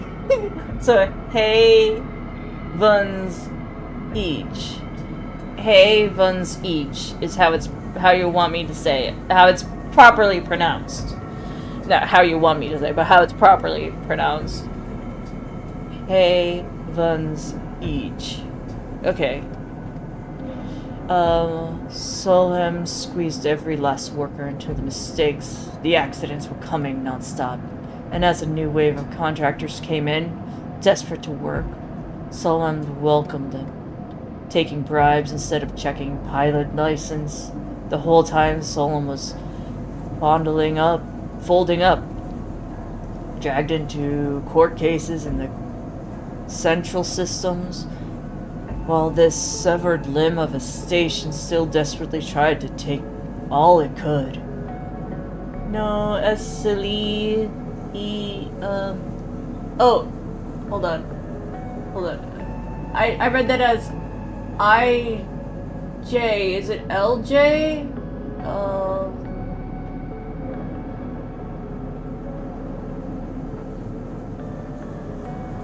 Oh my gosh, oh, okay, I saw,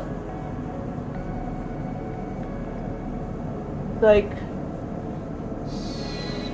oh my gosh, Bunny, thank you for the raid.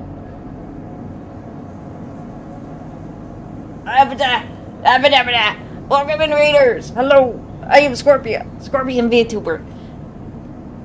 IDGLJ. Bunny Raid! Yes, Bunny Raid! Welcome in, Raiders! Hello! Hi! Hope y'all had a good time. I'm sorry. I feel guilty. I missed Things! Bro, what the hell? You're a frog. Okay. I might stop and play another game soon because I am making too many reading errors, and as much as I love games like this, making too many reading I suffer a lot, but it was self-induced. Don't worry. No, okay. I'm doing great. Okay, Daddy. Thank you. I'm just. Let me shut up, Bunny. Yeah, Bunny is amazing. Bunny is a lovely person, and I just want to give Bunny the loves. Words are hard, and this game uses big non-English words. Yeah, I'm doing the best I can. I'm doing the best I can, and the problem is when I read too much, it becomes more difficult for me to read. So that's why I'm like, I sometimes might need a little break from things, or change it up just to help recalibrate my mind. Because I've been doing this game for 3.5 hours almost. And it's not bad. I love this game. This game is amazing. I love it. I love the concept of the energy, the dice, the stuff that comes up. It's pretty cool. Pretty cool.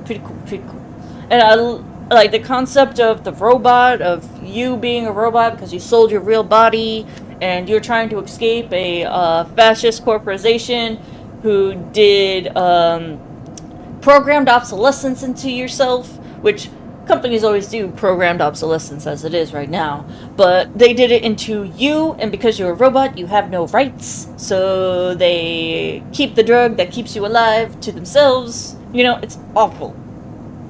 But it's so cool. This is good. I've been having fun with this one.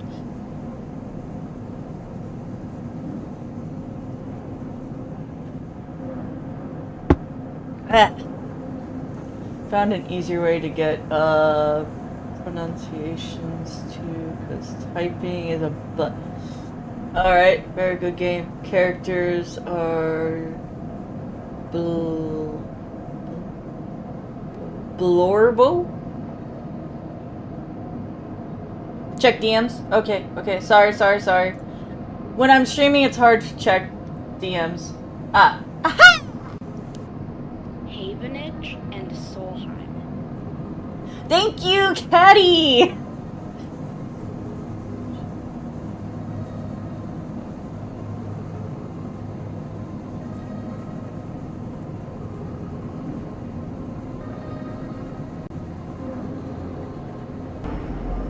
Hello there. Hello.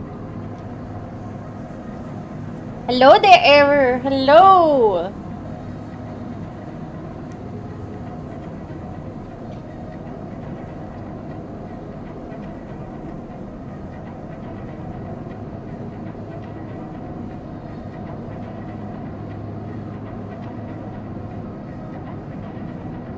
Alright, so,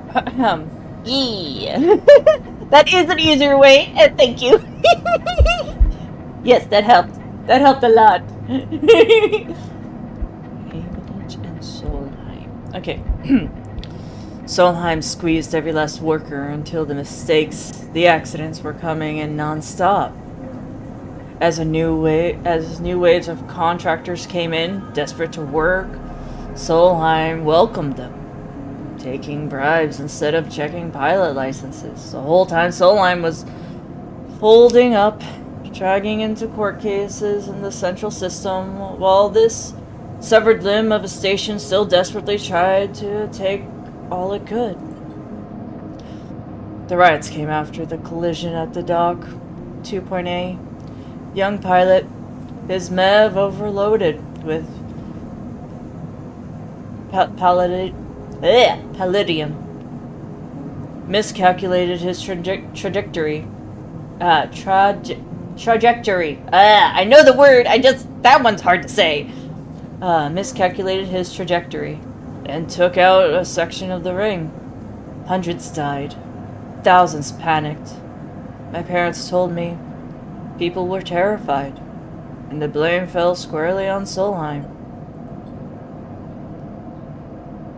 People like to tell stories about Erlin, how he brought the factions together, spoke to the crowds.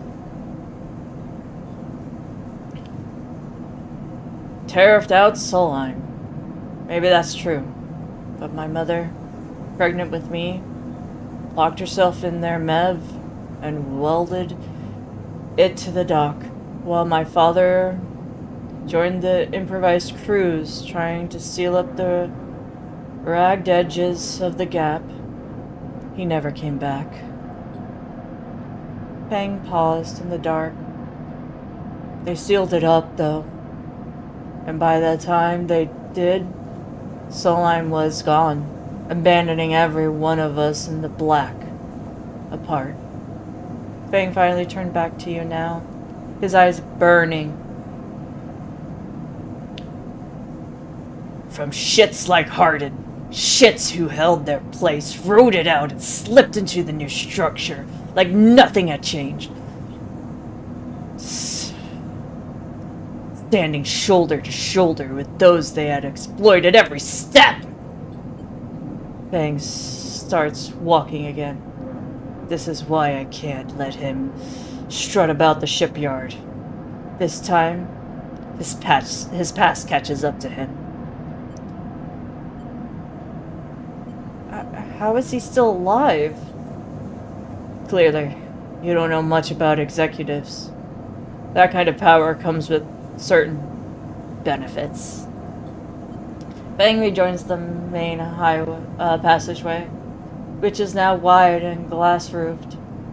Though the ceiling you can see ships in the mid-construction, their flanks lit by the flashes of plasma torches. The entrance in the shipyard is ahead. This is crazy. I don't think we should do this now, my dude! Okay. Either I go full in on it, which I'm not saying the dude does not deserve his just desserts. I am not saying that. I just think we should go about this more sneakily. But he's the only one that can undo my tracking.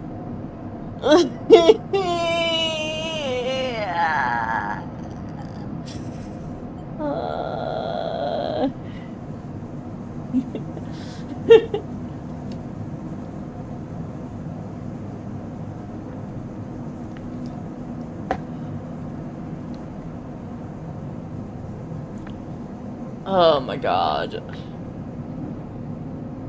This is fucking crazy. Okay, yeah, I'm just gonna do this is fucking crazy. Fang turns to look at you. Don't come then. I won't force you. You stand across from each other in the corridor. What is it then, Sleeper? You coming or not?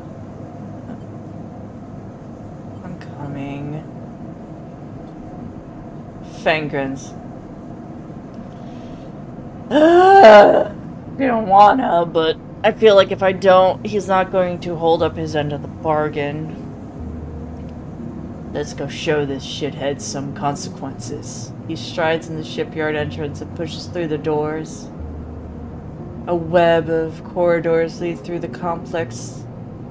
Snatches of the construction bay always appearing through the window. Ships are suspended like the whale corpses, skeletal imposing.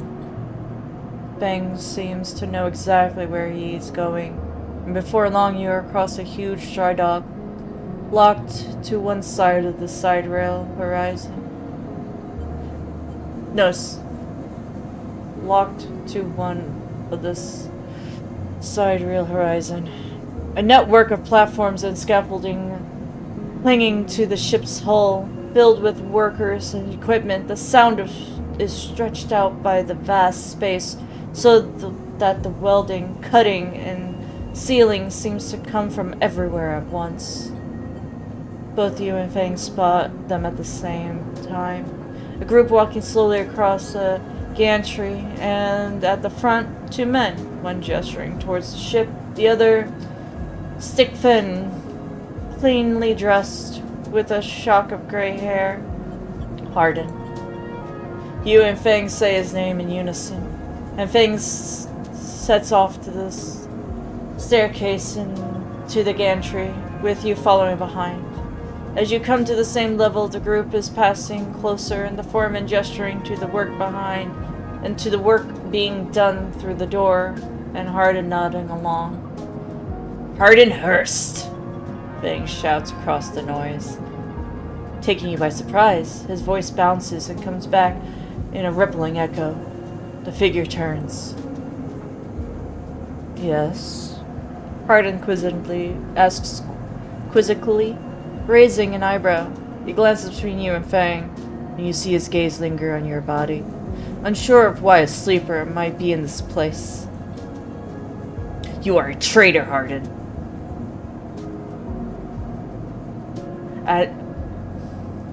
A Solheim executive who tried to hide here among its victims? His voice is steady, strong. I'm sorry, I should have done that differently. You stand for everything that I was rebuilt in the shadow of, against everything Erland stood for, everything Heaven's Edge stands for. You have no place in this station. For a moment, stillness descends in the group, as if everyone was held in place by a rattle of construction. Hardin laughs. Well, good to meet you too. He glances around those. He glances at those around him. Some are smiling, others nervous. You're from the system branch, are you not? He asks, Hardin inspecting Fang's clothing. Fang turns to the foreman. You all need to call your security. This man is a corporate agent. The foreman glances between Fang and Hardin. His hands drumming at his sides, Hardin leans towards him and says something inaudible. The foreman nods. It's true.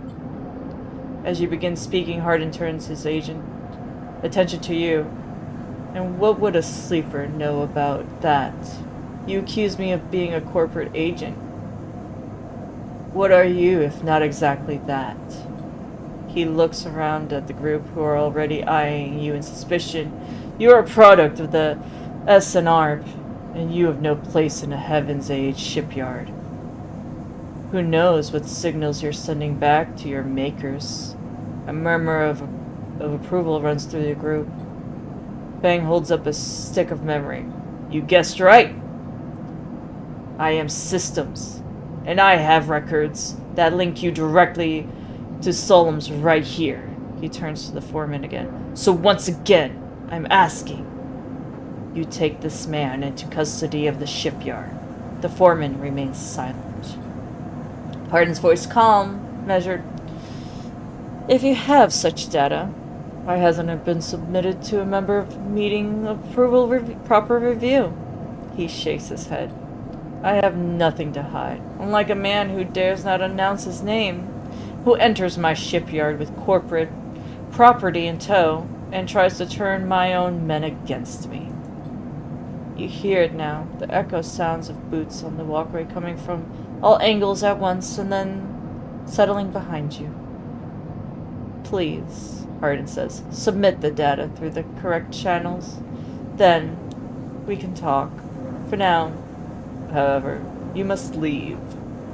He gestures behind the security details, then hands one boxy black sidearm at their sides. Fang spits. Hardin, you shithead. You can't wriggle out of this one. Security officers draw their weapon and levels it. Fang turns and stares him down.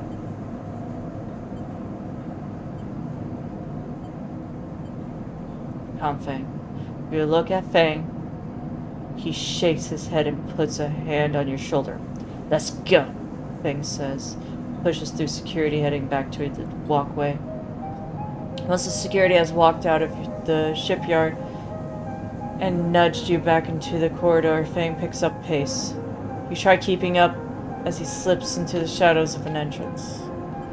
Fang is grinning ear to ear. You know, Sleeper.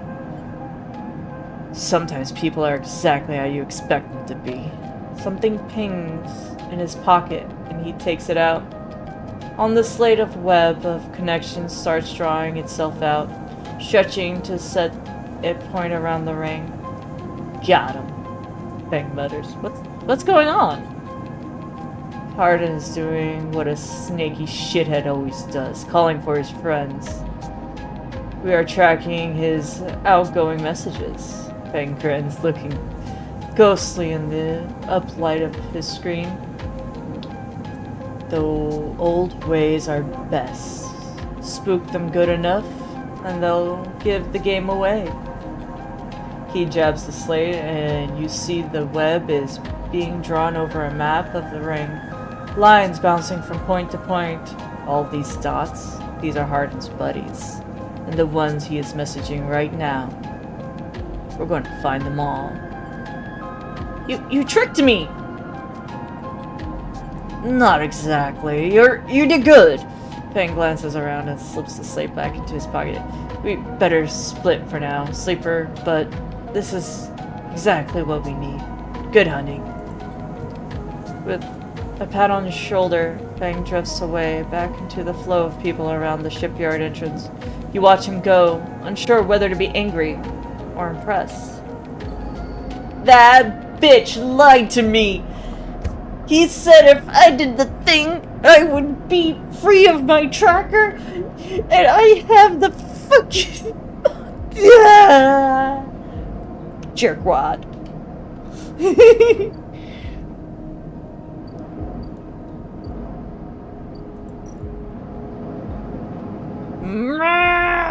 Okay. We're cool.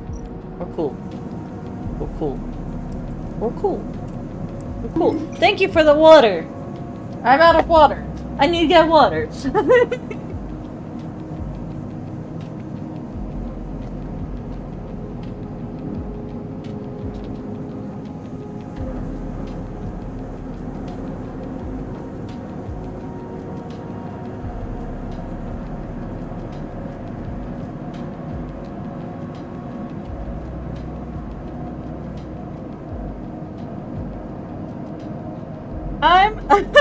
I'm back.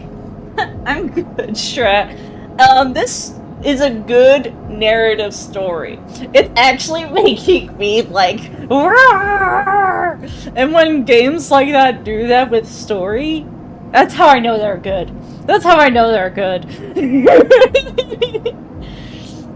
So I'm good. It's just the game. Oh my gosh. Okay, we're gonna leave this.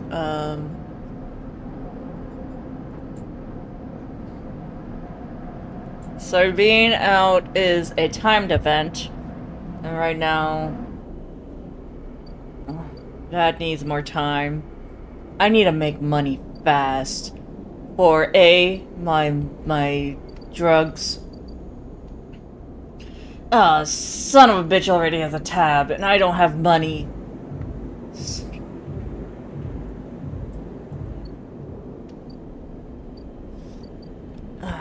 Son of a bitch.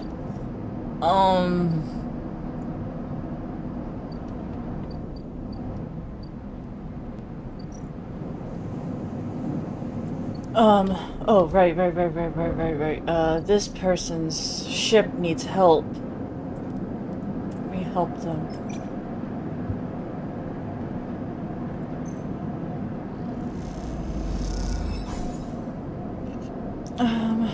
We'll do another.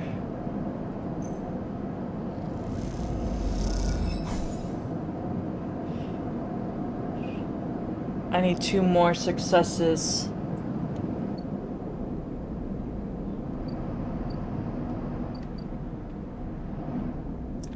Can't do the shipyard. Can't do that.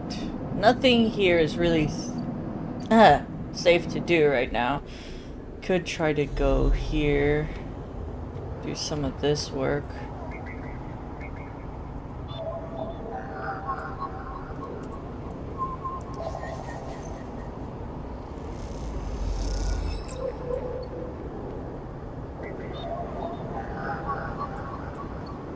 I have so many key nodes. I don't know what to do with the key nodes.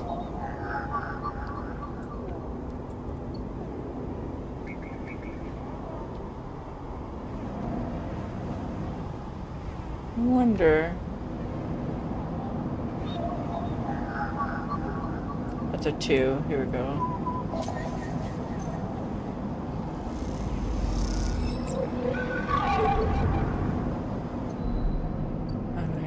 We'll go sleep.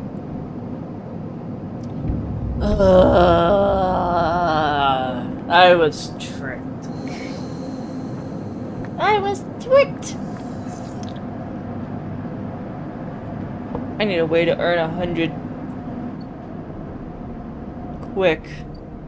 Quick. I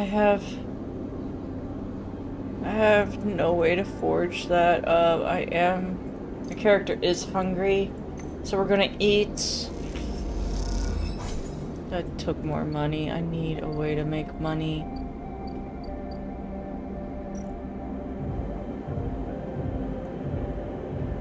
There's no way to pay the tab.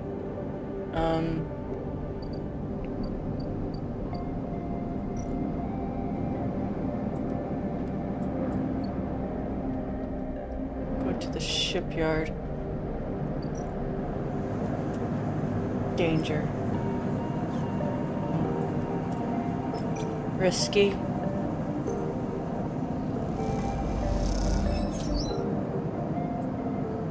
I got some money from that.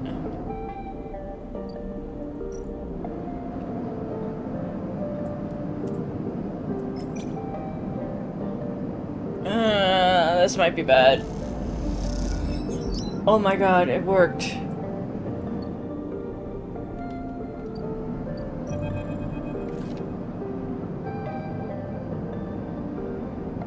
Ankita is crouched in the computing core of the Ambergris, swearing to herself when you enter. She doesn't look up. These shits completely ruined the core connectors when they cut it. She holds up a thick fistful of ragged wires. The shipment they ripped won't even be unstable without replacing these. She throws the bundle of wires across the room. Amateurs. Can we repair it? There's nothing to repair. We need an entire ship mind. Not exactly the first thing you can expect to dredge up from the scrap freighter. She sighs. Fragments, maybe sections of a mind, but a complete ship mind? No way. Akina.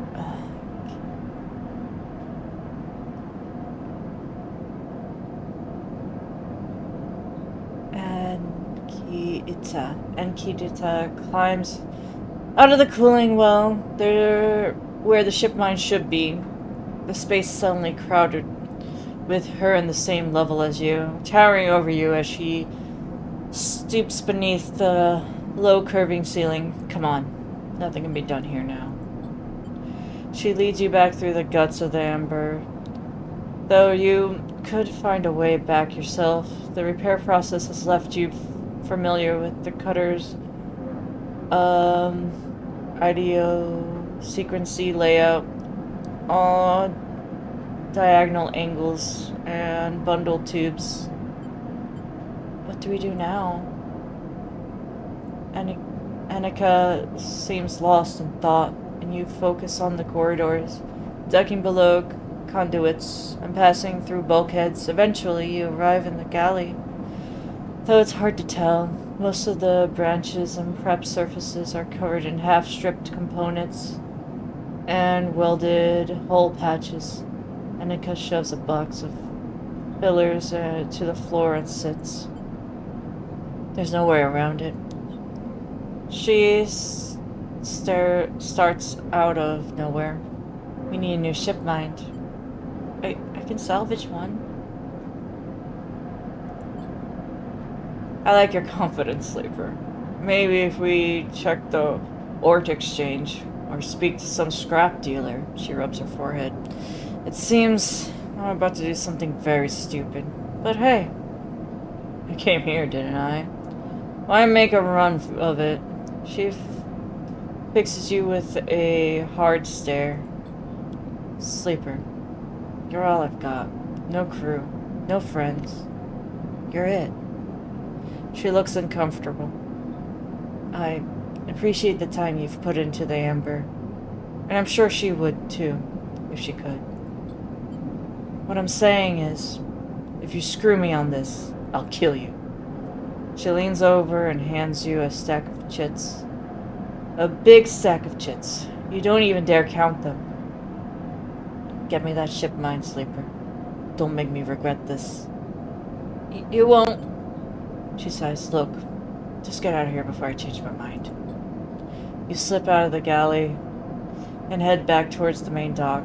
As you do, Amber growls and creaks like a caged animal. You reach a hand out to calm her. Time to find Annika's ship mind somehow. Alright, here we go.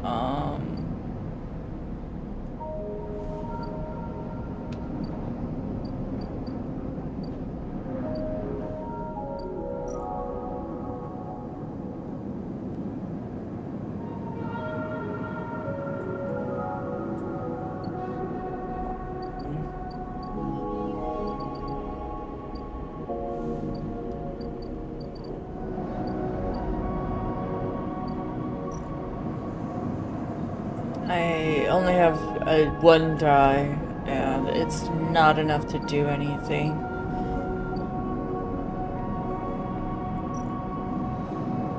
Everything is either danger or risky. And if I don't buy meds soon, I am going to have even less dice to do things with. But if I use the money she gave me, I won't have enough to buy a ship mind. Ugh.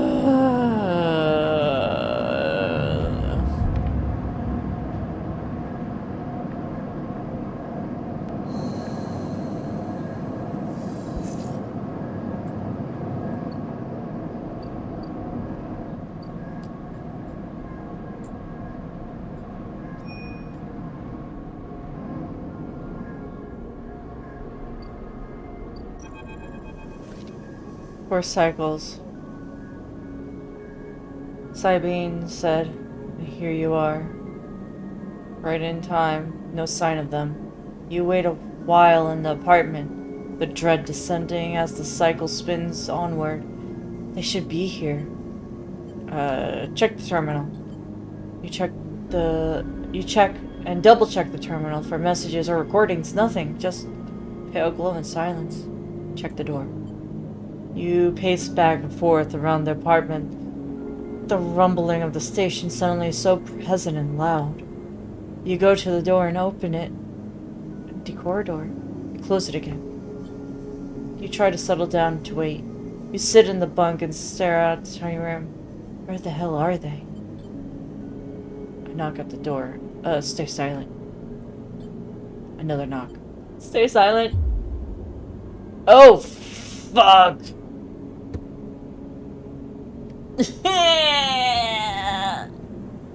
Who are you?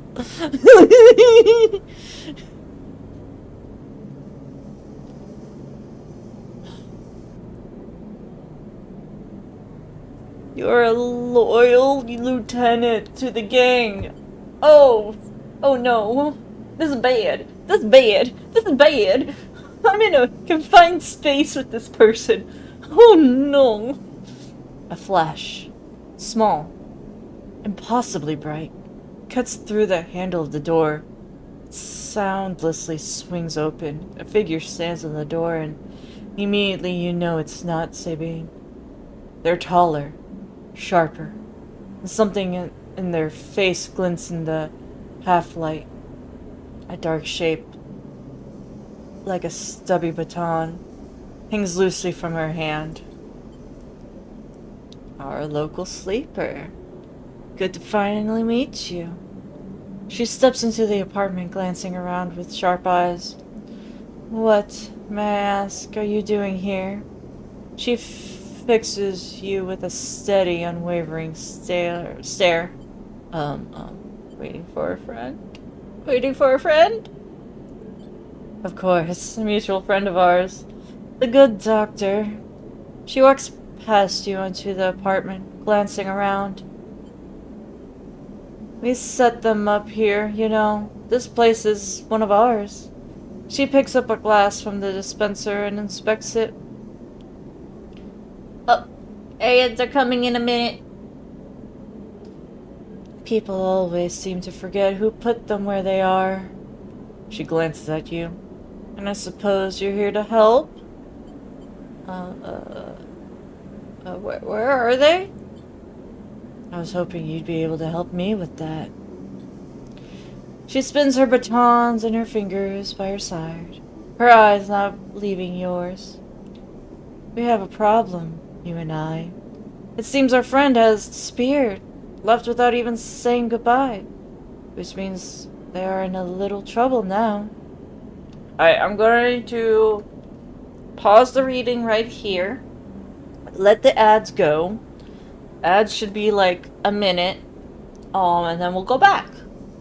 Just so people who aren't subscribed don't miss a thing. Yay!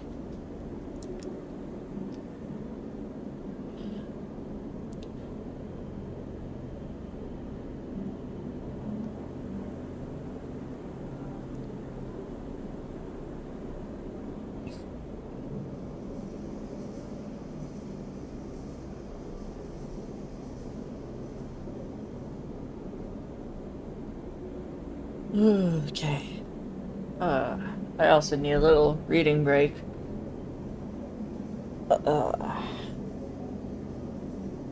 How is everyone doing?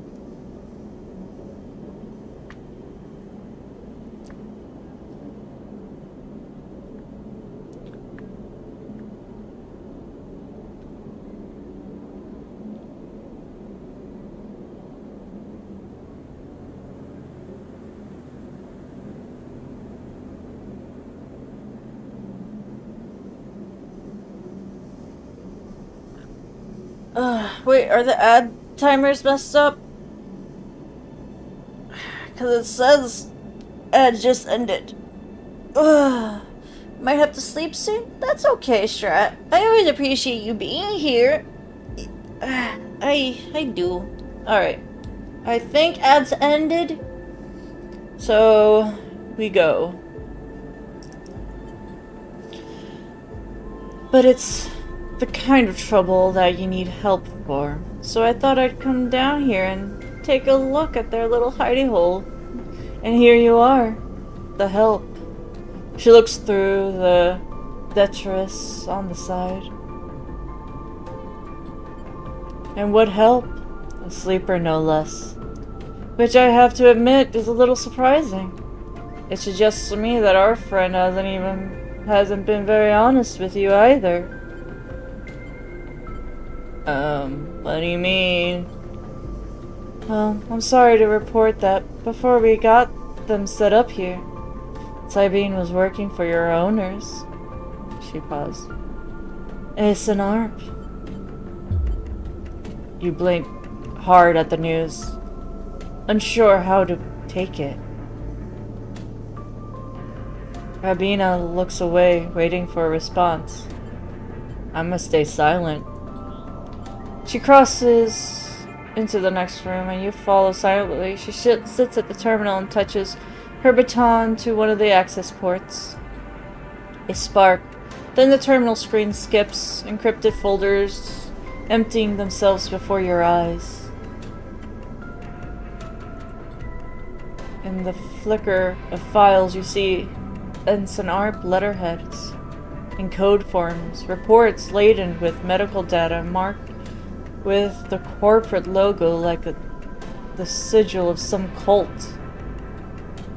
Rabina steps away from the terminal.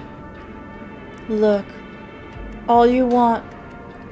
Some of your files may even be in there.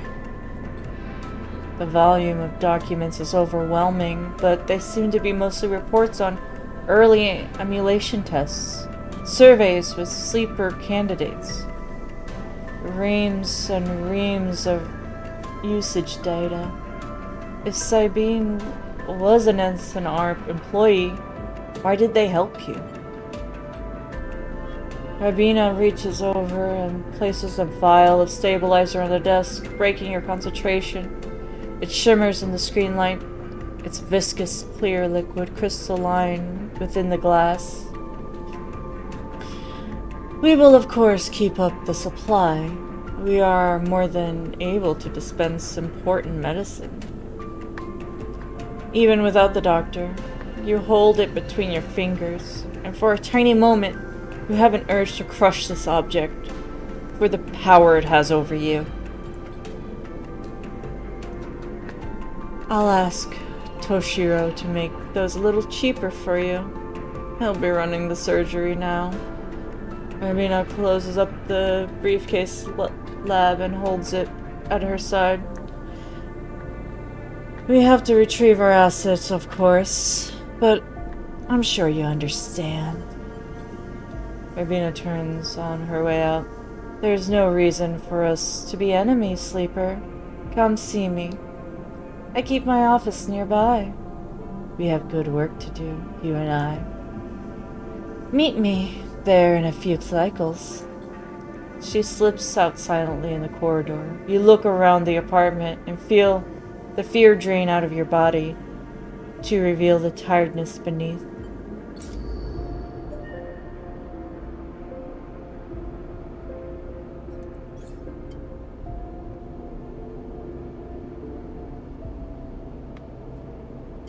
I'll save this for...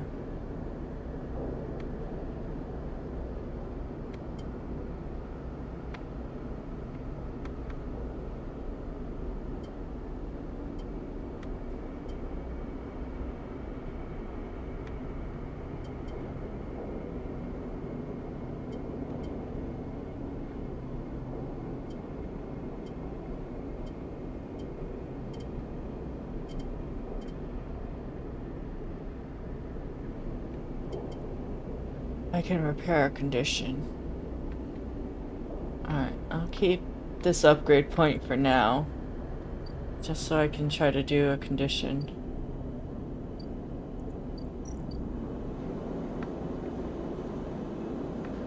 I have one stabilizer right now. They did make it cheaper. So that's good news at least.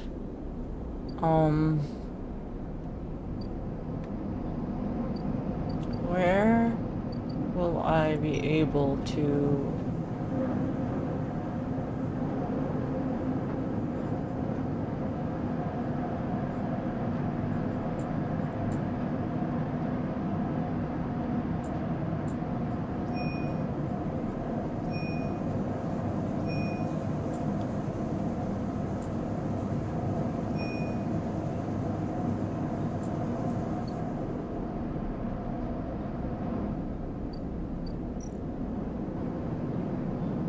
need that drive. Where can I get the drive?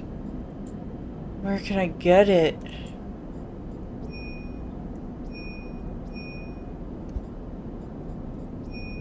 Hack the ship guard. I did that. Thing says you will disable your first. I did most of what I could with that right now. Wait for Sabine to make contact. I need... where can I get this stuff? There has to be a way.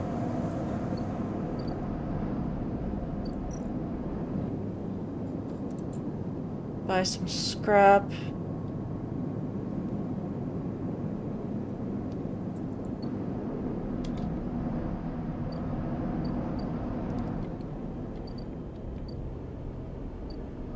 What's this? Oh, that's the office.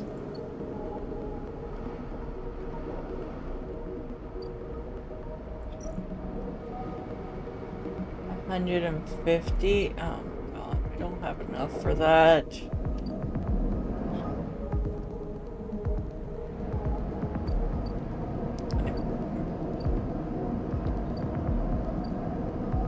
I might just have to do dock work right now. That was danger. No.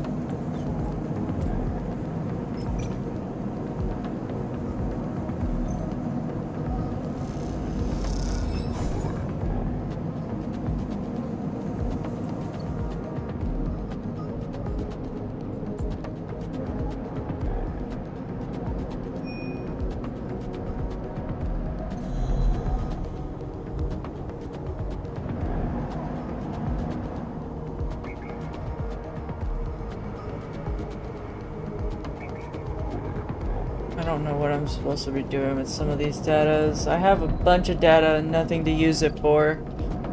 Oh my gosh. Okay, we're going to eat some food.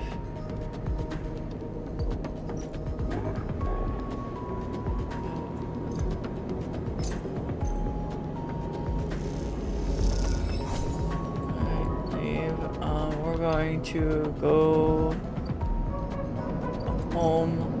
We are going to stabilize ourselves.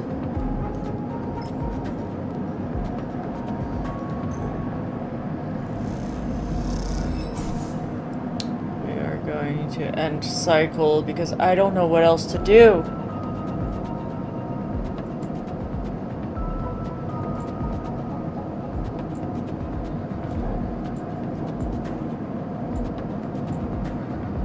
I already did that. I don't know why this is still here. Secrets that could change the future of the station. Hack the shipyard and slot the Ripper Worm. Didn't I already do that?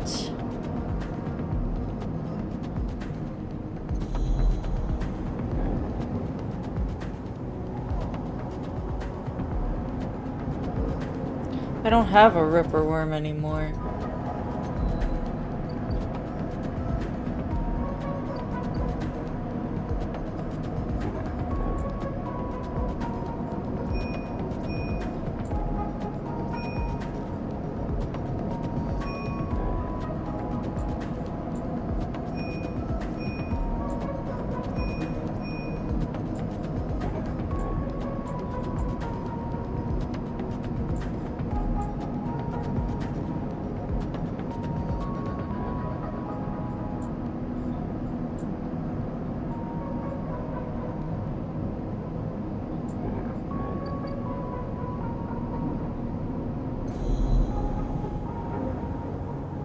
Yeah, I already did that. I don't understand why it's going again.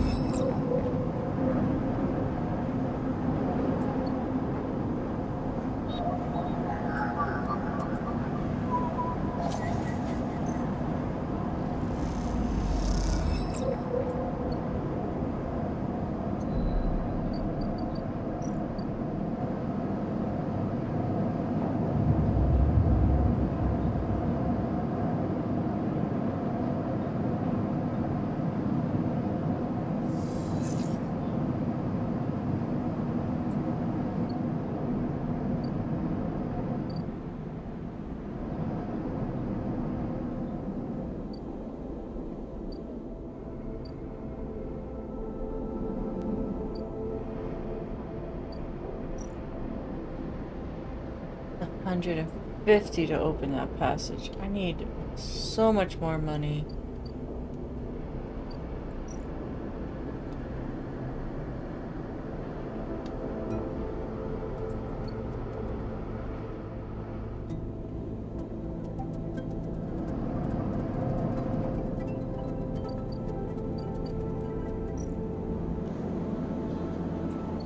We're gonna go to the shipyard.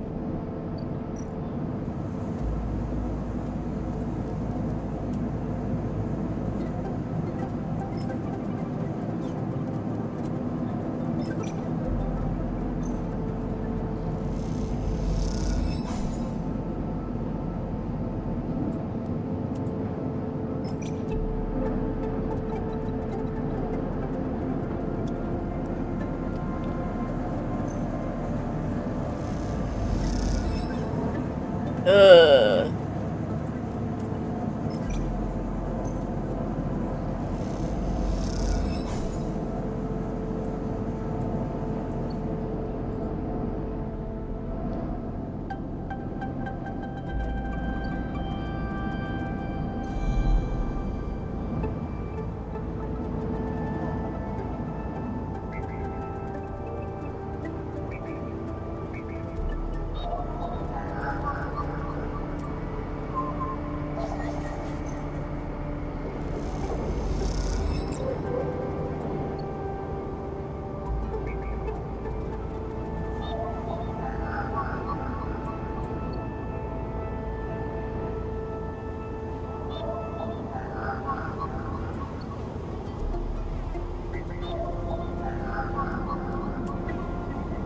Oh, have a good night.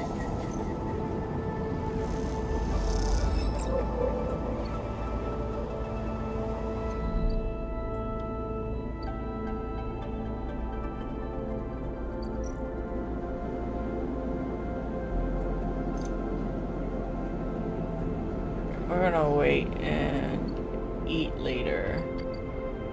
We're gonna eat the following day.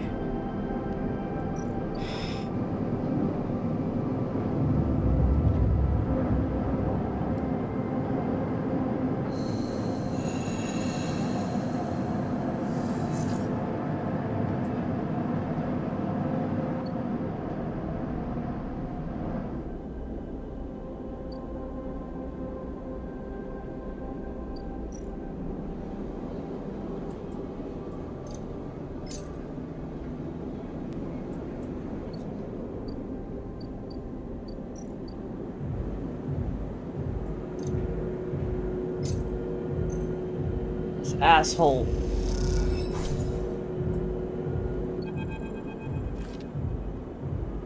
I can't believe you actually just did that.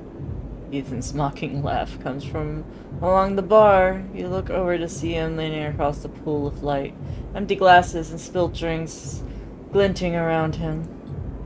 It's always dark in the compressor, but this cycle, the place is packed, a load of spacers mixing with locals. Usually they run.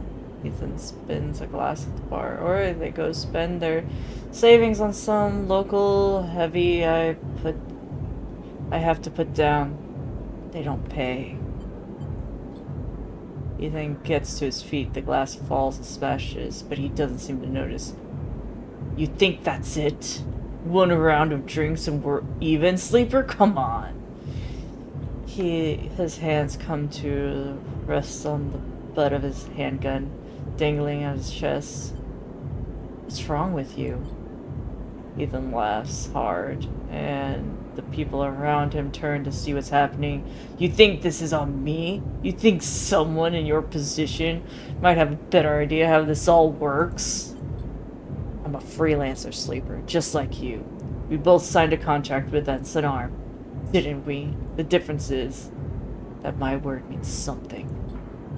He closes the gap, stumbling a little. What did you think? You could just come? You could just run away from your contract, your debt? You could just steal that natty little body of yours and take it for a joyride? Play human for a cycle or two? I'm nothing like you. That's what I'm saying! Ethan is adjusting the bar now, having noticed the attention from the other patrons. You're a coward. I'm a professional. Though I should thank you, Ethan nods his head heavy, for giving me such an easy job. I'm used to outlaws, you know. Real bounties. If knew catching sad little escapees like you was easy, I would have changed clients ages ago. Someone shouts from the back of the bar for Ethan to shut up. He holds up a finger in that general direction without turning around. Shoot me or leave. Oh, I see. Tighten it up here. He gestures wildly. Thumbs up or down, folks. Most turn back to their drinks, no longer interested in this tired show. Ethan mutters insults as he walks towards the bar. Ethan sits heavily down and his soul searches through the glasses for one with something left in it. The thing is Sleeper. I can find you anywhere. It's actually wild that you haven't figured it out. That body of yours is always betraying you no matter what. Finds a glass and downs the contents. So please, go. I'll catch up with you whenever I need another. Just leave. You turn on your heels and head out of the cloying dark at the sweat stench of the compressor. You walk hard and fast down the walkway, anger driving. Your foot falls into the metal of the rims like hammers. I have 2 upgrade points, but I'm starving.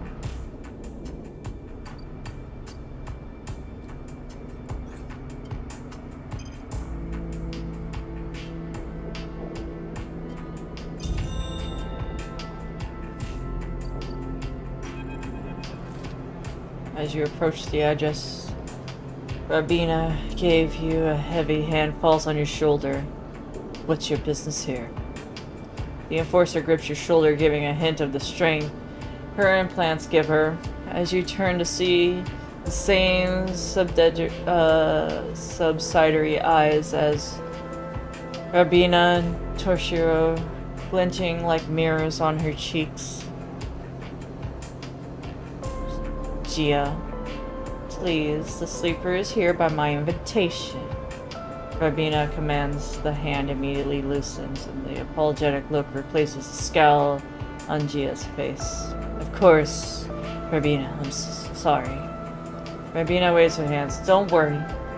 I appreciate your protective instincts. She smiles at the enforcer. How about you head towards the Tambor? They have a delivery coming, and they'll need help with the lifting. Gia nods and walks away. So, Sleeper, you came. I'm glad. I was curious. Curious is good. She smiles. She smiles a tight smile. You have to understand, finding you there in Sabine's unit, I wasn't sure where we stood. There's more than a few people in this station who would rather I was dead. I had to be sure you weren't one of them. I don't wish people harm. I'm glad. Walking with her, she takes you down the staircase into the bustling walkway of the lower end. What do you know about, Yatagan? You're a gang. A gang, yes. That is what people call us, but what meaning does that word have in this place? People with carts push past, moving crates of supplies around the thin and winding passages. My reputation is one that implies threat. Is that fair to say? We are framed as aggressors, parasites, criminals. She gestures around the people in the passageway, but when was the last time you saw a lawmaker in the eye? A policeman? Who makes the laws here? Yes, they like to believe so. They don't they? But claiming a lineage that extends back into Erlen's union, they assume the burden of authority, but they have no authority here. Out past the Bright Market, where few work in their shipyards or pay for their docking berths. If you had spent your time in the low end, maybe your opinion of us would be different. This is our place, our people. The low end was empty in Erlen's time. They didn't need to house thousands. And keeping the yards and the rotunda safe was work enough. No. The low end was reclaimed later when the refugees started arriving.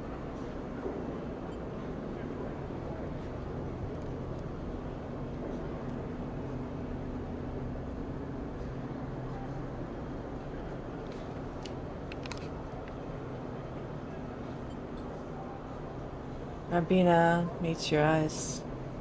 Collapse didn't just happen here, on this station, when the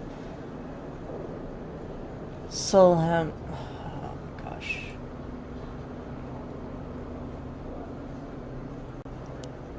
Havenage and Solheim. When Solheim collapsed, the entire system felt it. Colonies were abandoned. The moons of Ember and Cinder suddenly gained independence overnight. Some took advantage, some tried to hold it together, some fled.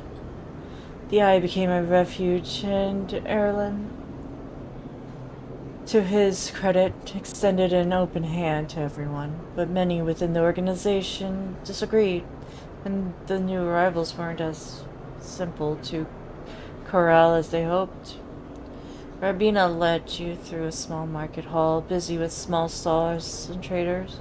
Erlen's union was made for workers, administrators, people who were malabled and already organized into and networks. Hierarchies and networks. The refugees came from different factions and families. Were scared, injured, desperate. Conflict was inevitable. Yotengen, as a child, was of the conflict, a child born out of the need of us to stand and claim our future, to prove security, strength. People call us a gang, but we are a community. I take my position as a lieutenant seriously. From my birth, I have worked to earn it. Rabina catches herself before she raises her voice any further, and you both walk in silence for a while. Along the smells and textures of the low end, you start to wonder if this place could be a home for you too. Where do I come into this? Rabina smiles to herself, then thinks for a moment before she responds. I believe that you understand the importance of a refuge. So, I also believe that you wish to help keep this place safe. She exhales quietly. For this reason, I would like you to trust me. I do not know what Sabina told you about us, but I imagine it was not good. I'll be honest with you, Sleeper. I was never comfortable with having Sabine as part of Yotengen, an ex-corporate employee. It goes against our nature, but their deal was with Yannick. I kept my distance, made sure Sabine had their surgery, kept supplied. That was all. But I cannot allow people to go back on promises they have made to us. Yuntang has not lasted this long because of it is a charity.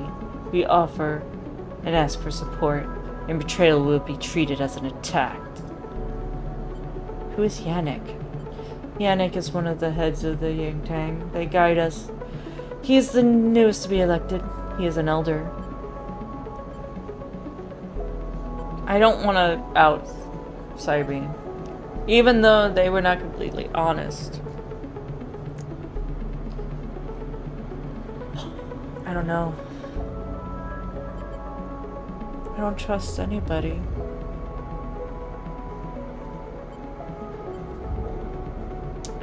It seems like no matter where I turn, people are using me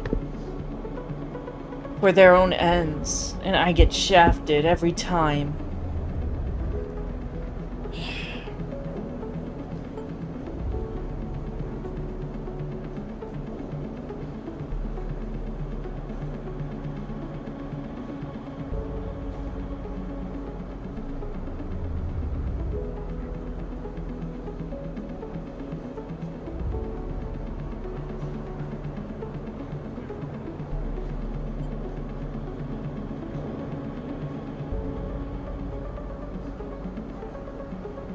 I don't know.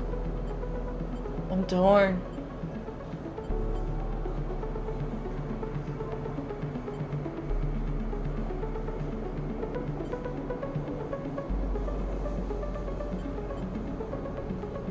I don't want to sell out people.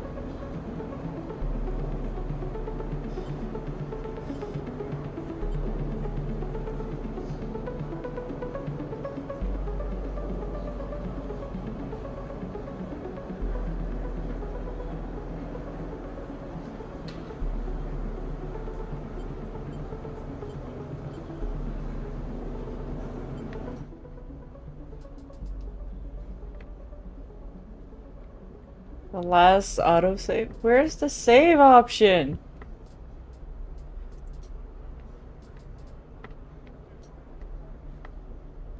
That was so long ago. The last save was so long ago.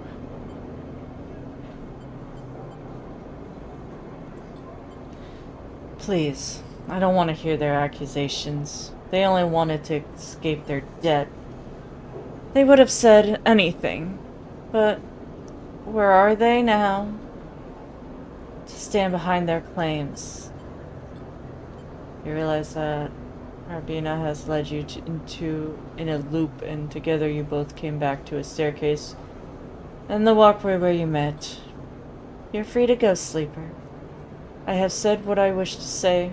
She looks out through the windows of the walkway. I would protect this place with my life, as it has protected me. I want to make that clear. She turns back. However, if you too wish to come under this protection, I can help you. Return here if you wish, and there will be a task for you to complete. You'll be able to see the gang. You'll be able to see, and to see the low end with your own eyes, not as others frame us. As for Cyrene, she pauses to consider her words. I will not ask you to betray them, but if they contact you again, consider their motivations carefully. With that, Urbina leaves, slipping back into her office, while you stare out on countless units, each home, each with a story that make up the low end.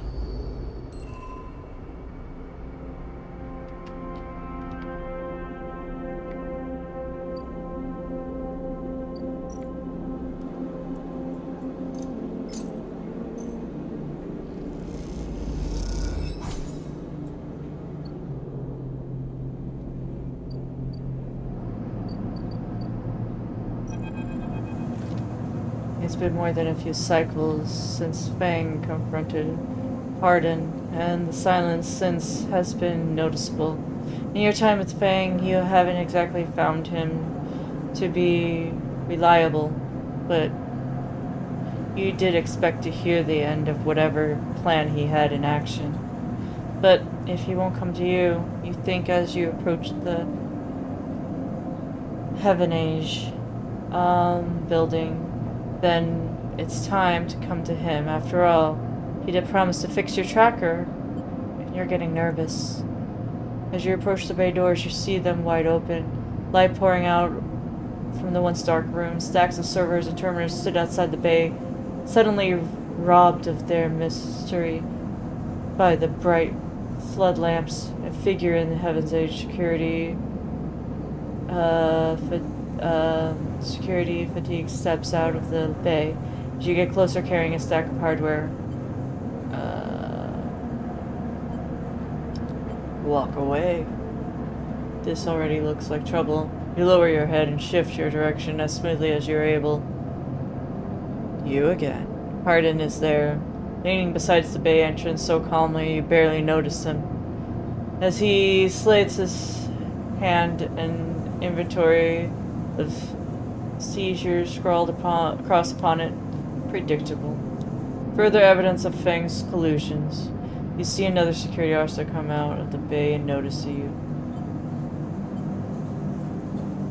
Hardin pushes away from the wall and comes closer. Don't worry, Sleeper.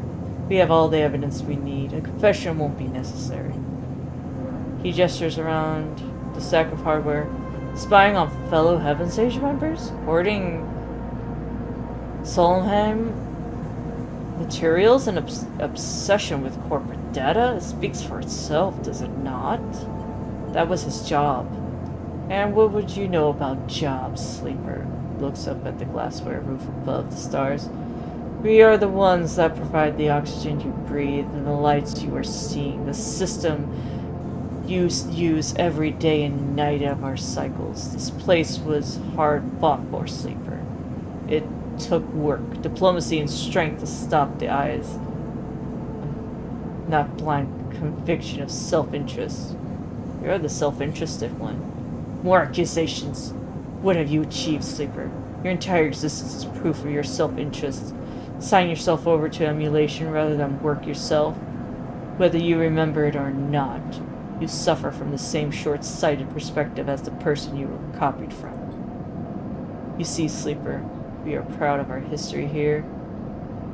And the first union founded this place, Heaven's Age, was welded this value into the station's very walls. We will never turn. But we're the hard-working, just as the true citizens of the Eye. Heaven's Age aren't a gang like the Yuntan. We aren't pirates like half the spacers you meet in the hub, or accessory or esoterics like the hypo-radicals in the Greenway. We are the backbone of this place, proud and true. We name Erlen's Eye, Sleeper. This is our station, meets your eyes, so please take your false accusations elsewhere before I decide I need that confession after all. History will catch up with you. I'm not afraid of history, Sleeper. We are all making it here, cycle by cycle, smiles. If you have any pride you give up Feng and moment he contacts you. You know what to find me. But Hardin turns his back and walks away to security officers, ordering them to continue to clear out. As they do, something catches your eye. Among one of the server stacks, a crumpled handprint box of synthetic chewing gum.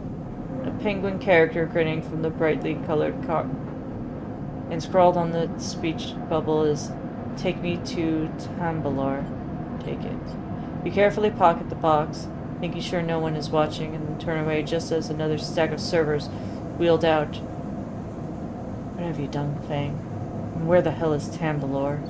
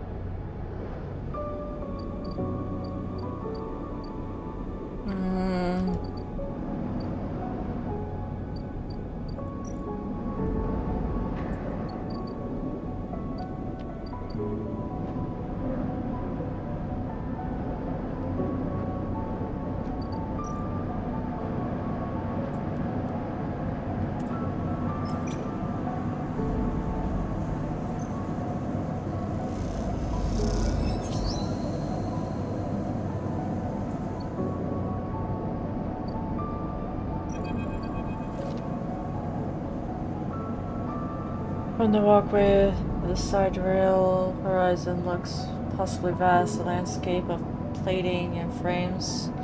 All along after flank torches flicker, drones maneuver, arc lights glint, the sensors of scale of industry is both stunning and strangely unsettling.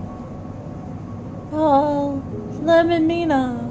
Oh. From the walkway of the side rail horizon looks possibly vast.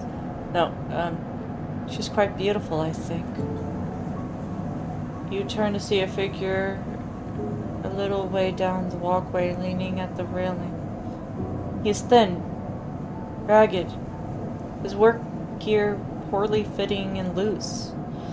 The torches of the side rail horizon flicker in his eyes, and he turns to you. Lem.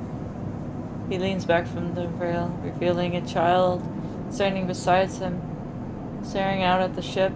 This is Mina. He adds with a smile. Hi, Mina. She stares and tucks herself behind Lem, who dutifully picks her up. She's a little slow to trust. Aren't you, Mina? She buries her face in the folds of his overalls. Aww. Mina looks out from Lem's chest, a dark brown eye twinkling among the rough material. You working on her then? Liam asks eagerly, gesturing towards the vast ship, or just admiring? He shifts Mina's weight into his other arms. Admiring. Understandable, he nods, gazing back out towards the side rail horizon. You like her too, don't you, Mina? He jostles her a little. She's Mina's and my ticket out of this place. Our escape vector, so to speak. The ship? You haven't heard? Anyone who takes a Heaven's Age contract in the side rail horizon will be entered to draw for the transit support crew. He smiles. But we won't get to sleep the journey through.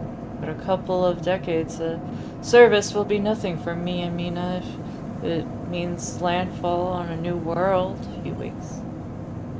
Decades? It's a long trip. He straightens up, stretching his back. It's a colony ship, friend. The Silas Foundation is sending thousands of people to settle a system well outside the reach of the core worlds. It'll totally be an independent colony. No surrogacy, no corporation. Sounds crazy. Could be. Did you see another way out of here? This way we can build a home somewhere. With real gravity, real air, rain. He plays with Mina's hair absentmindedly. Rain, Mina. You'd love that, I think.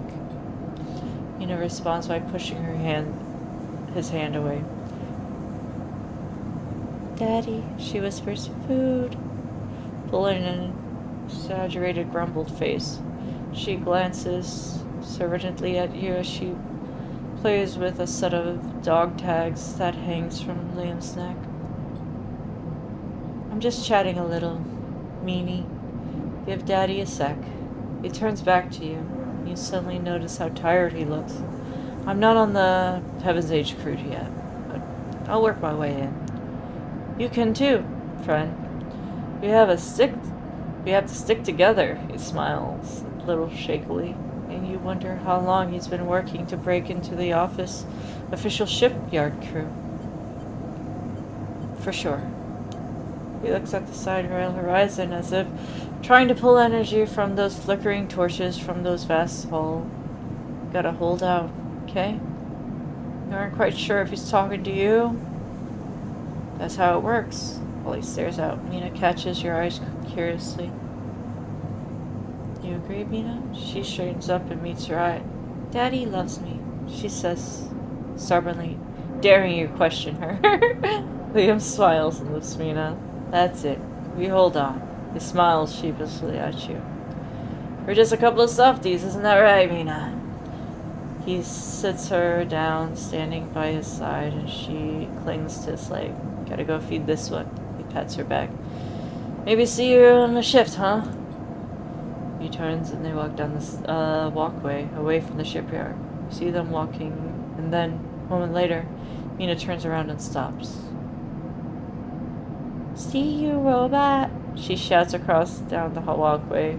She flashes you a parting smile before running to catch up with Liam. You watch them a little before you turn back to the impossible scale of this side rail horizon. Ticket out.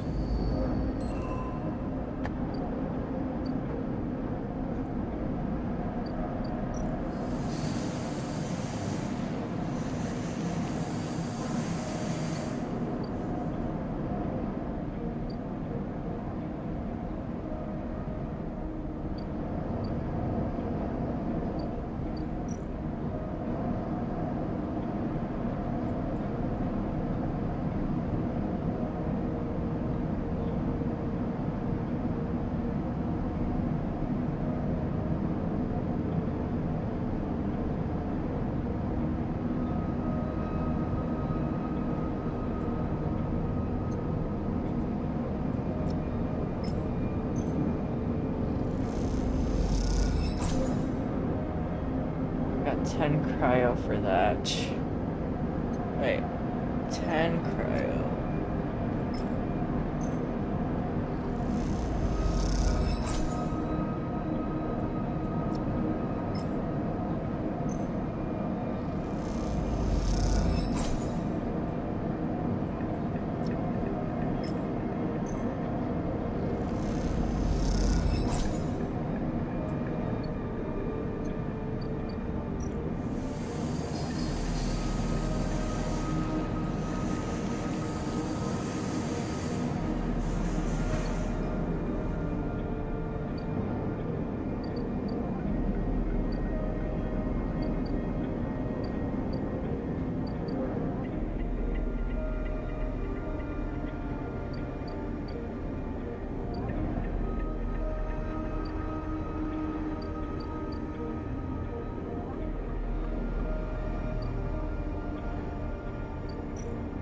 This is 150. Okay.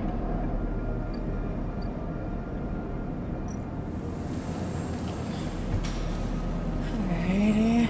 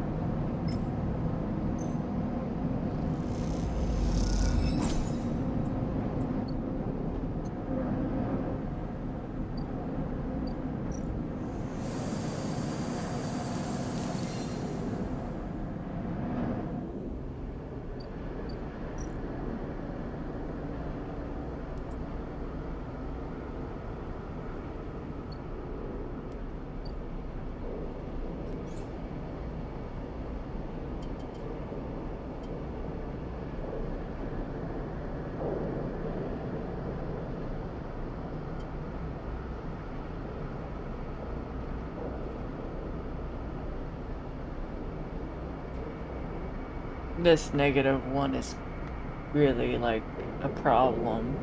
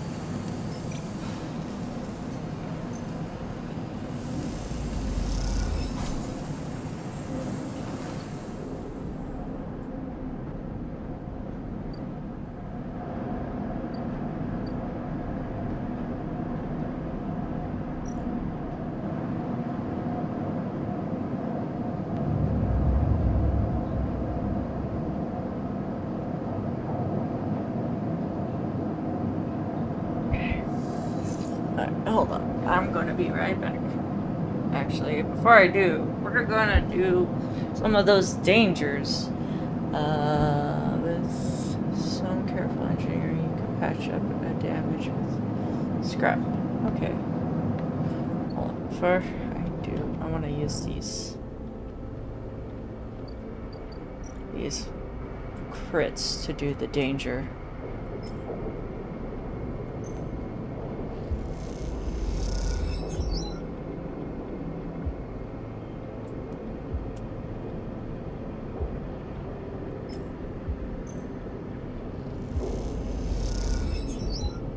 There we go.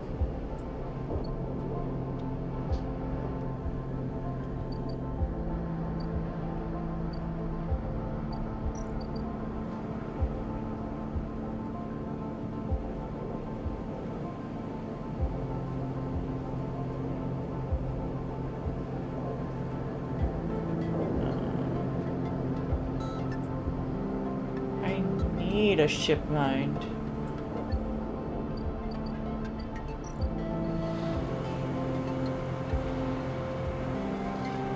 Seal a shipment.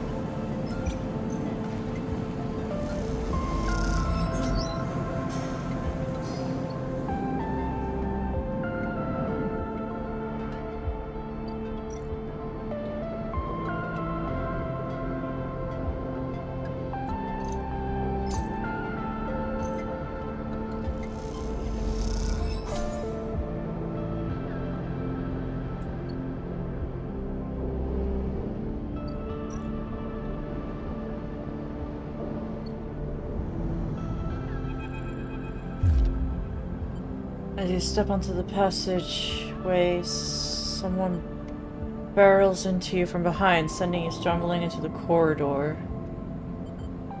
You turn to see an unfamiliar spacer, laden with heavy gear. She steadies herself, staring you down as if daring you to respond. She adjusts the strap on her shoulder, barely giving you a second to look before setting off down the corridor. I'm sorry for her. Second spacer smiles at you apologetically. She's on a mission, and when she's on a mission, they shrug. No problem. They smile. You're sweet. Peek! Esh stands further down the corridor, growling at her friend. She chops at the air, pointing down at the corridor, whatever end she's rushing to.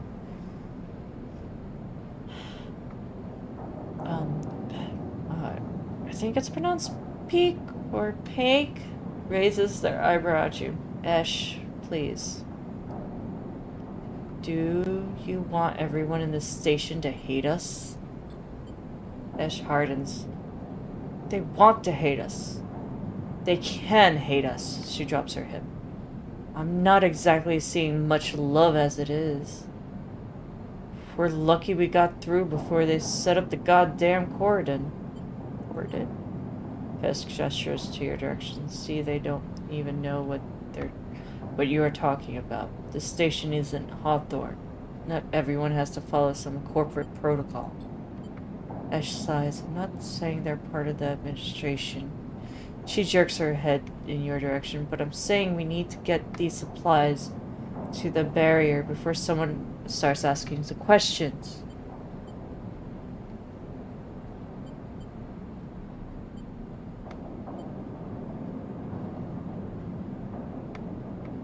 Hold on 1 minute.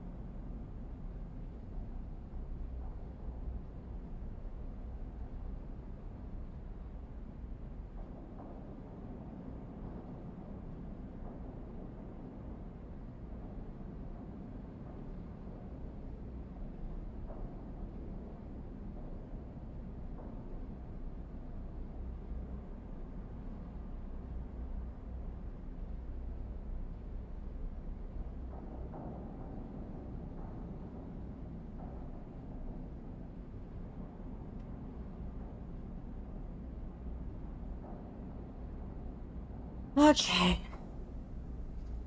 Let's see. Resume. Size. Saying it, wherever someone else starts. Can I help? Peek smiles slyly. See, Ash? Help. Isn't that exactly what we need right now? Ash rolls her eyes. I need to know how to say this name, because I am struggling.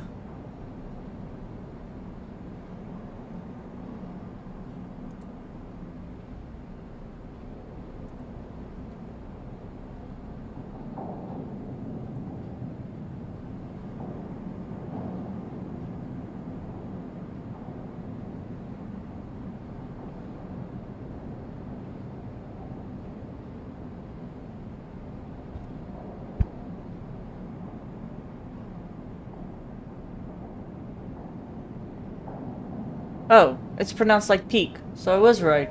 It is like that. Okay. Peak ignores her. We're with the refugees. The ones Heavenage has condoned off from entering the station. Ash interrupts.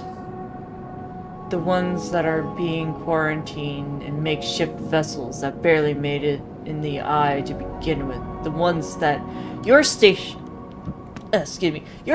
administrators have called an existential risk and are running out of supplies while their right to safety is being debated by people with no stake in their future. She quietly looks away, annoyed at her own outburst. Peak sighs. Oh! Yeah, it is free on Epic, and it is... So, it's very story-heavy, which I love. I love story-heavy games. It has, like, dice roll aspects. It has...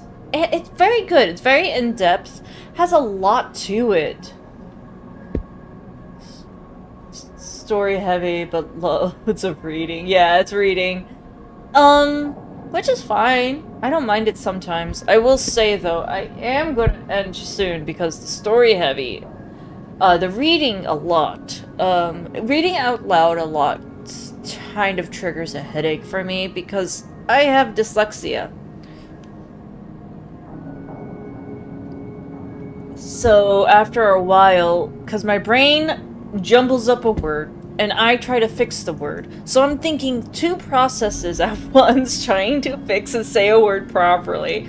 And so after a while of doing it for so long, my brain is like, we done, we give up, no more. So I'm trying to finish up this interaction and this day so it can save, so that way I can exit out and we can raid out. Reading in general is too much after many hours. You know what? That is fair. And is Bug okay to call? I don't know what I may call you. I just see the word bugs. Is Bugs okay? If not, let me know. I can fix if you want to be called something else. Let me know. And by the way, hello, welcome in, and thank you for stumbling upon my stream. I appreciate you.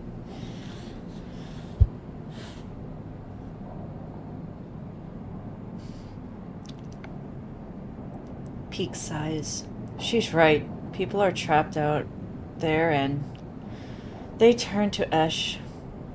Yeah, Bugs is fine. Am I doing well? I am doing my best, as I do every day. I have some, sometimes mentally I'm not okay. And I push myself. I know I shouldn't. I tell other people not to. But I do it because, you know what, I think so little of myself. But it's okay. I try to be the positive light for everybody else. And it's all good. It's all good. I just try to push along, you know?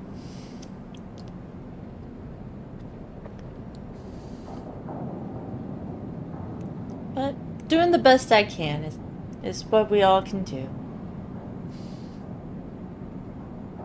Yeah. Files were one of them. What do you mean, one of them people?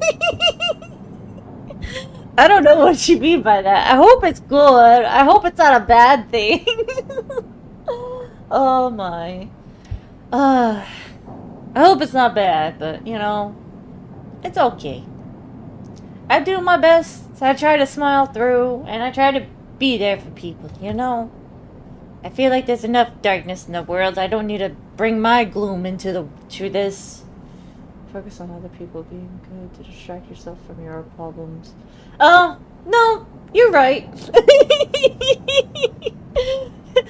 When you right, you're right.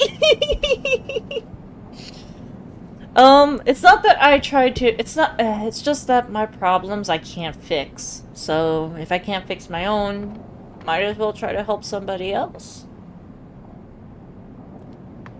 Because mine are, like, either mental issues or, some of my mental issues are, non-curable. So I'm just like, it is what it is. I'll live with it and work through it day by day. And other things are stuff I'm trying to fix, but I can't because of the stuff basically the cards I've been dealt in my life. Trying to fix things and can't. So, it is what it is. If fix yours, letting it out helps you process what's going on. So, yes and no. With me, talking about my issues doesn't help me, because I'm a very logical thinker. So, talking about it is more of, I could talk about it all day and night, but I'm still gonna have that issue. It's not gonna solve it, because this issue is non-fixable. So, it is what it is. So, I get that. But sometimes talking about it also rehashes the feelings that I had, and it makes me, like, upsetty.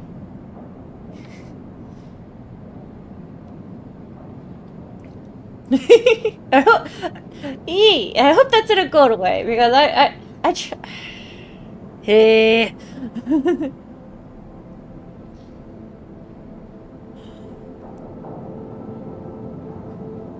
Well, it makes it easier because for me, the things I always think about my problems, and my problems, like I said, aren't really a fix of, like, can't really fix it. Can't really, like, be like, oh, I just do this and it's all magically gone. I can't. So, you know, better to just live with it and just try not to think about it to avoid the existential dread that creeps on me.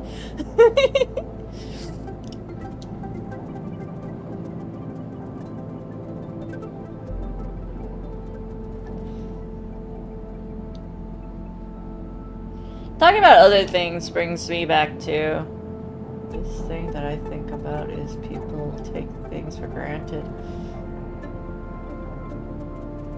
I mean, that is a thing. And I get it.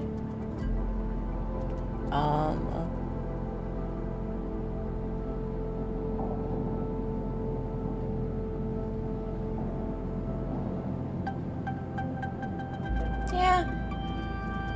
I mean, but here's the thing. Yeah, I was gonna say, just because they feel like just because they feel that way doesn't negate their feelings. Yes, anybody can have it worse than everybody else, but it's not a contest. It should never be a contest. It's not like, oh, I have it worse because of this. Oh, I have it worse because of that. No, it should be, I understand you feel that way. And your feelings are valid in that sense. Do other people have it worse? Possibly. I'm not gonna hold a debate. But things happen, and you know, the best thing we can do is try to reach out when we can, or when we have the mental ability to feel like we can help. If you don't feel like you have the mental ability to help, just let people know. Because some days I am a mess. And I'm like, I can't take on any more issues. I am sorry. I wish I could help more, but my mental ability to handle more problems is not at that capacity at this time.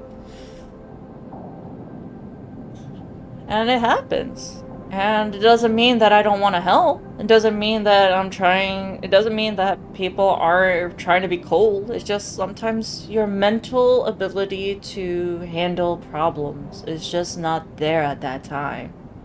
I know, right? How selfish.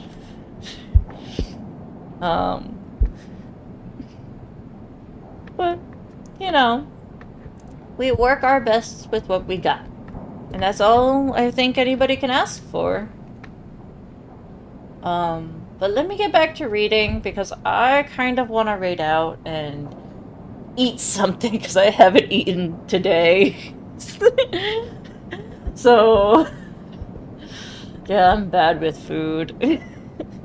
So, I need to do that.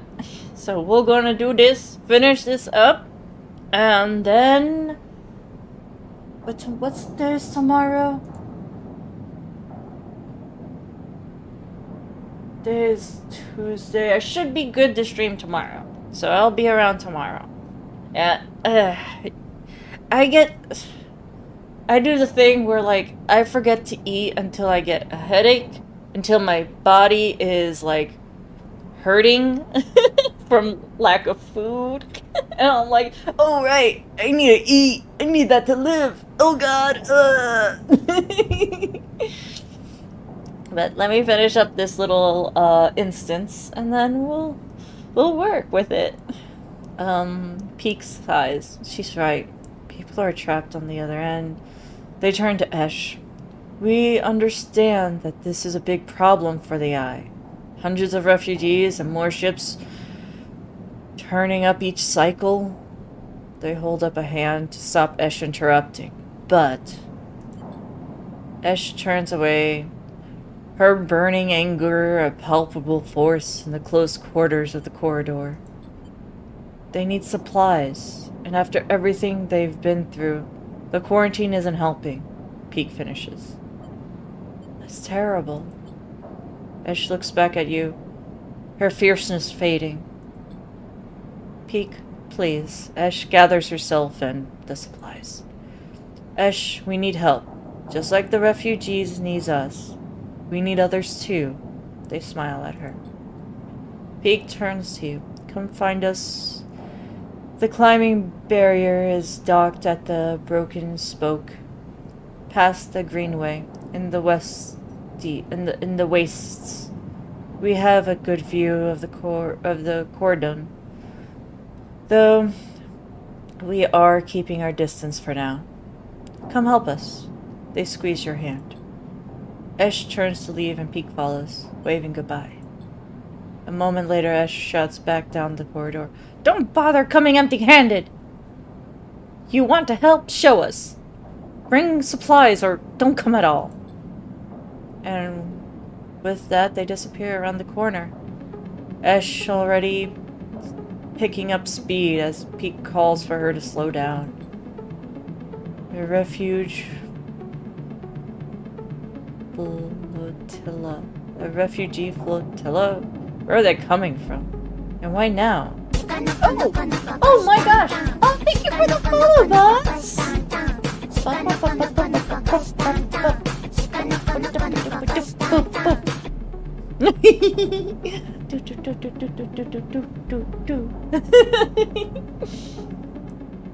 Should I waited until... No, you're fine! Oh my gosh, another follow, yeah? Hello, well, thank you for the follow. Hi.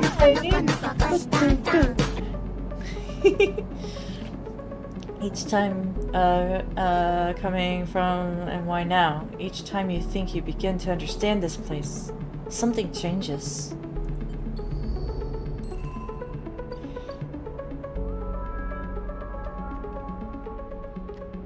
Let's looky here. The Greenway. This is risky and this is danger. I have nothing for those right now. My dice collection is really low. I have no monies. We're going to... Oh, this is all dark here. Greenway. You need that. I don't have that data. We're gonna find that data somewhere, I think. We're going to... I have nothing I can hack around here. So we're going to go back across the rim. Please don't tell me I have to pay like 150 every time, because I will lose my shit.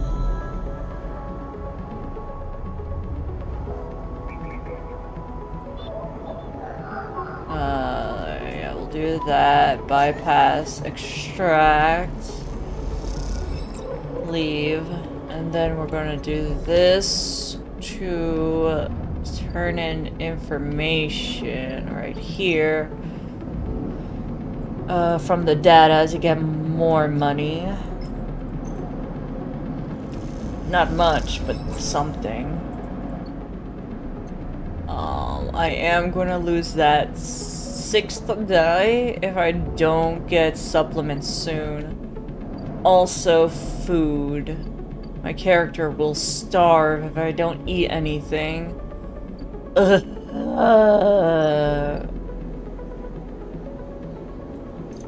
we're gonna grab this. Eat food. Leave. We are going to go here to the container. We are going to... I don't have any conditions, it looks like. We're gonna end cycle so that way we can save.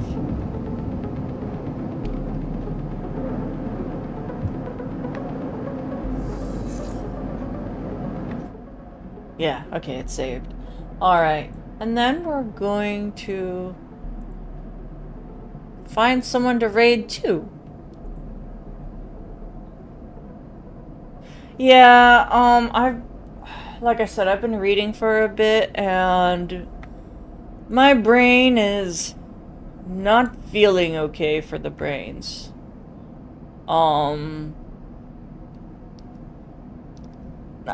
Word was not wording well.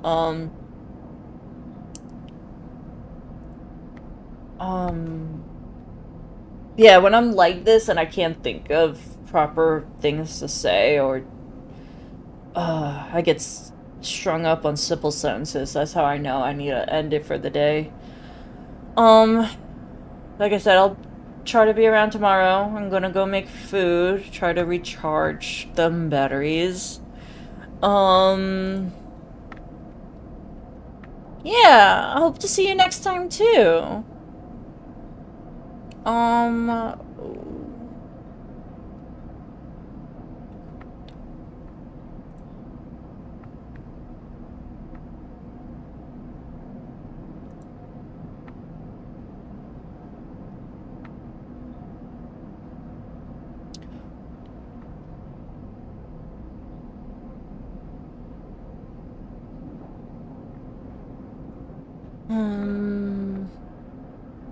Which one?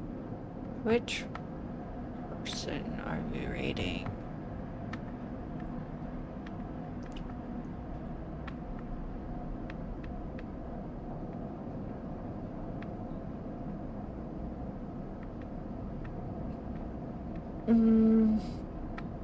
We'll raid one of my old friends.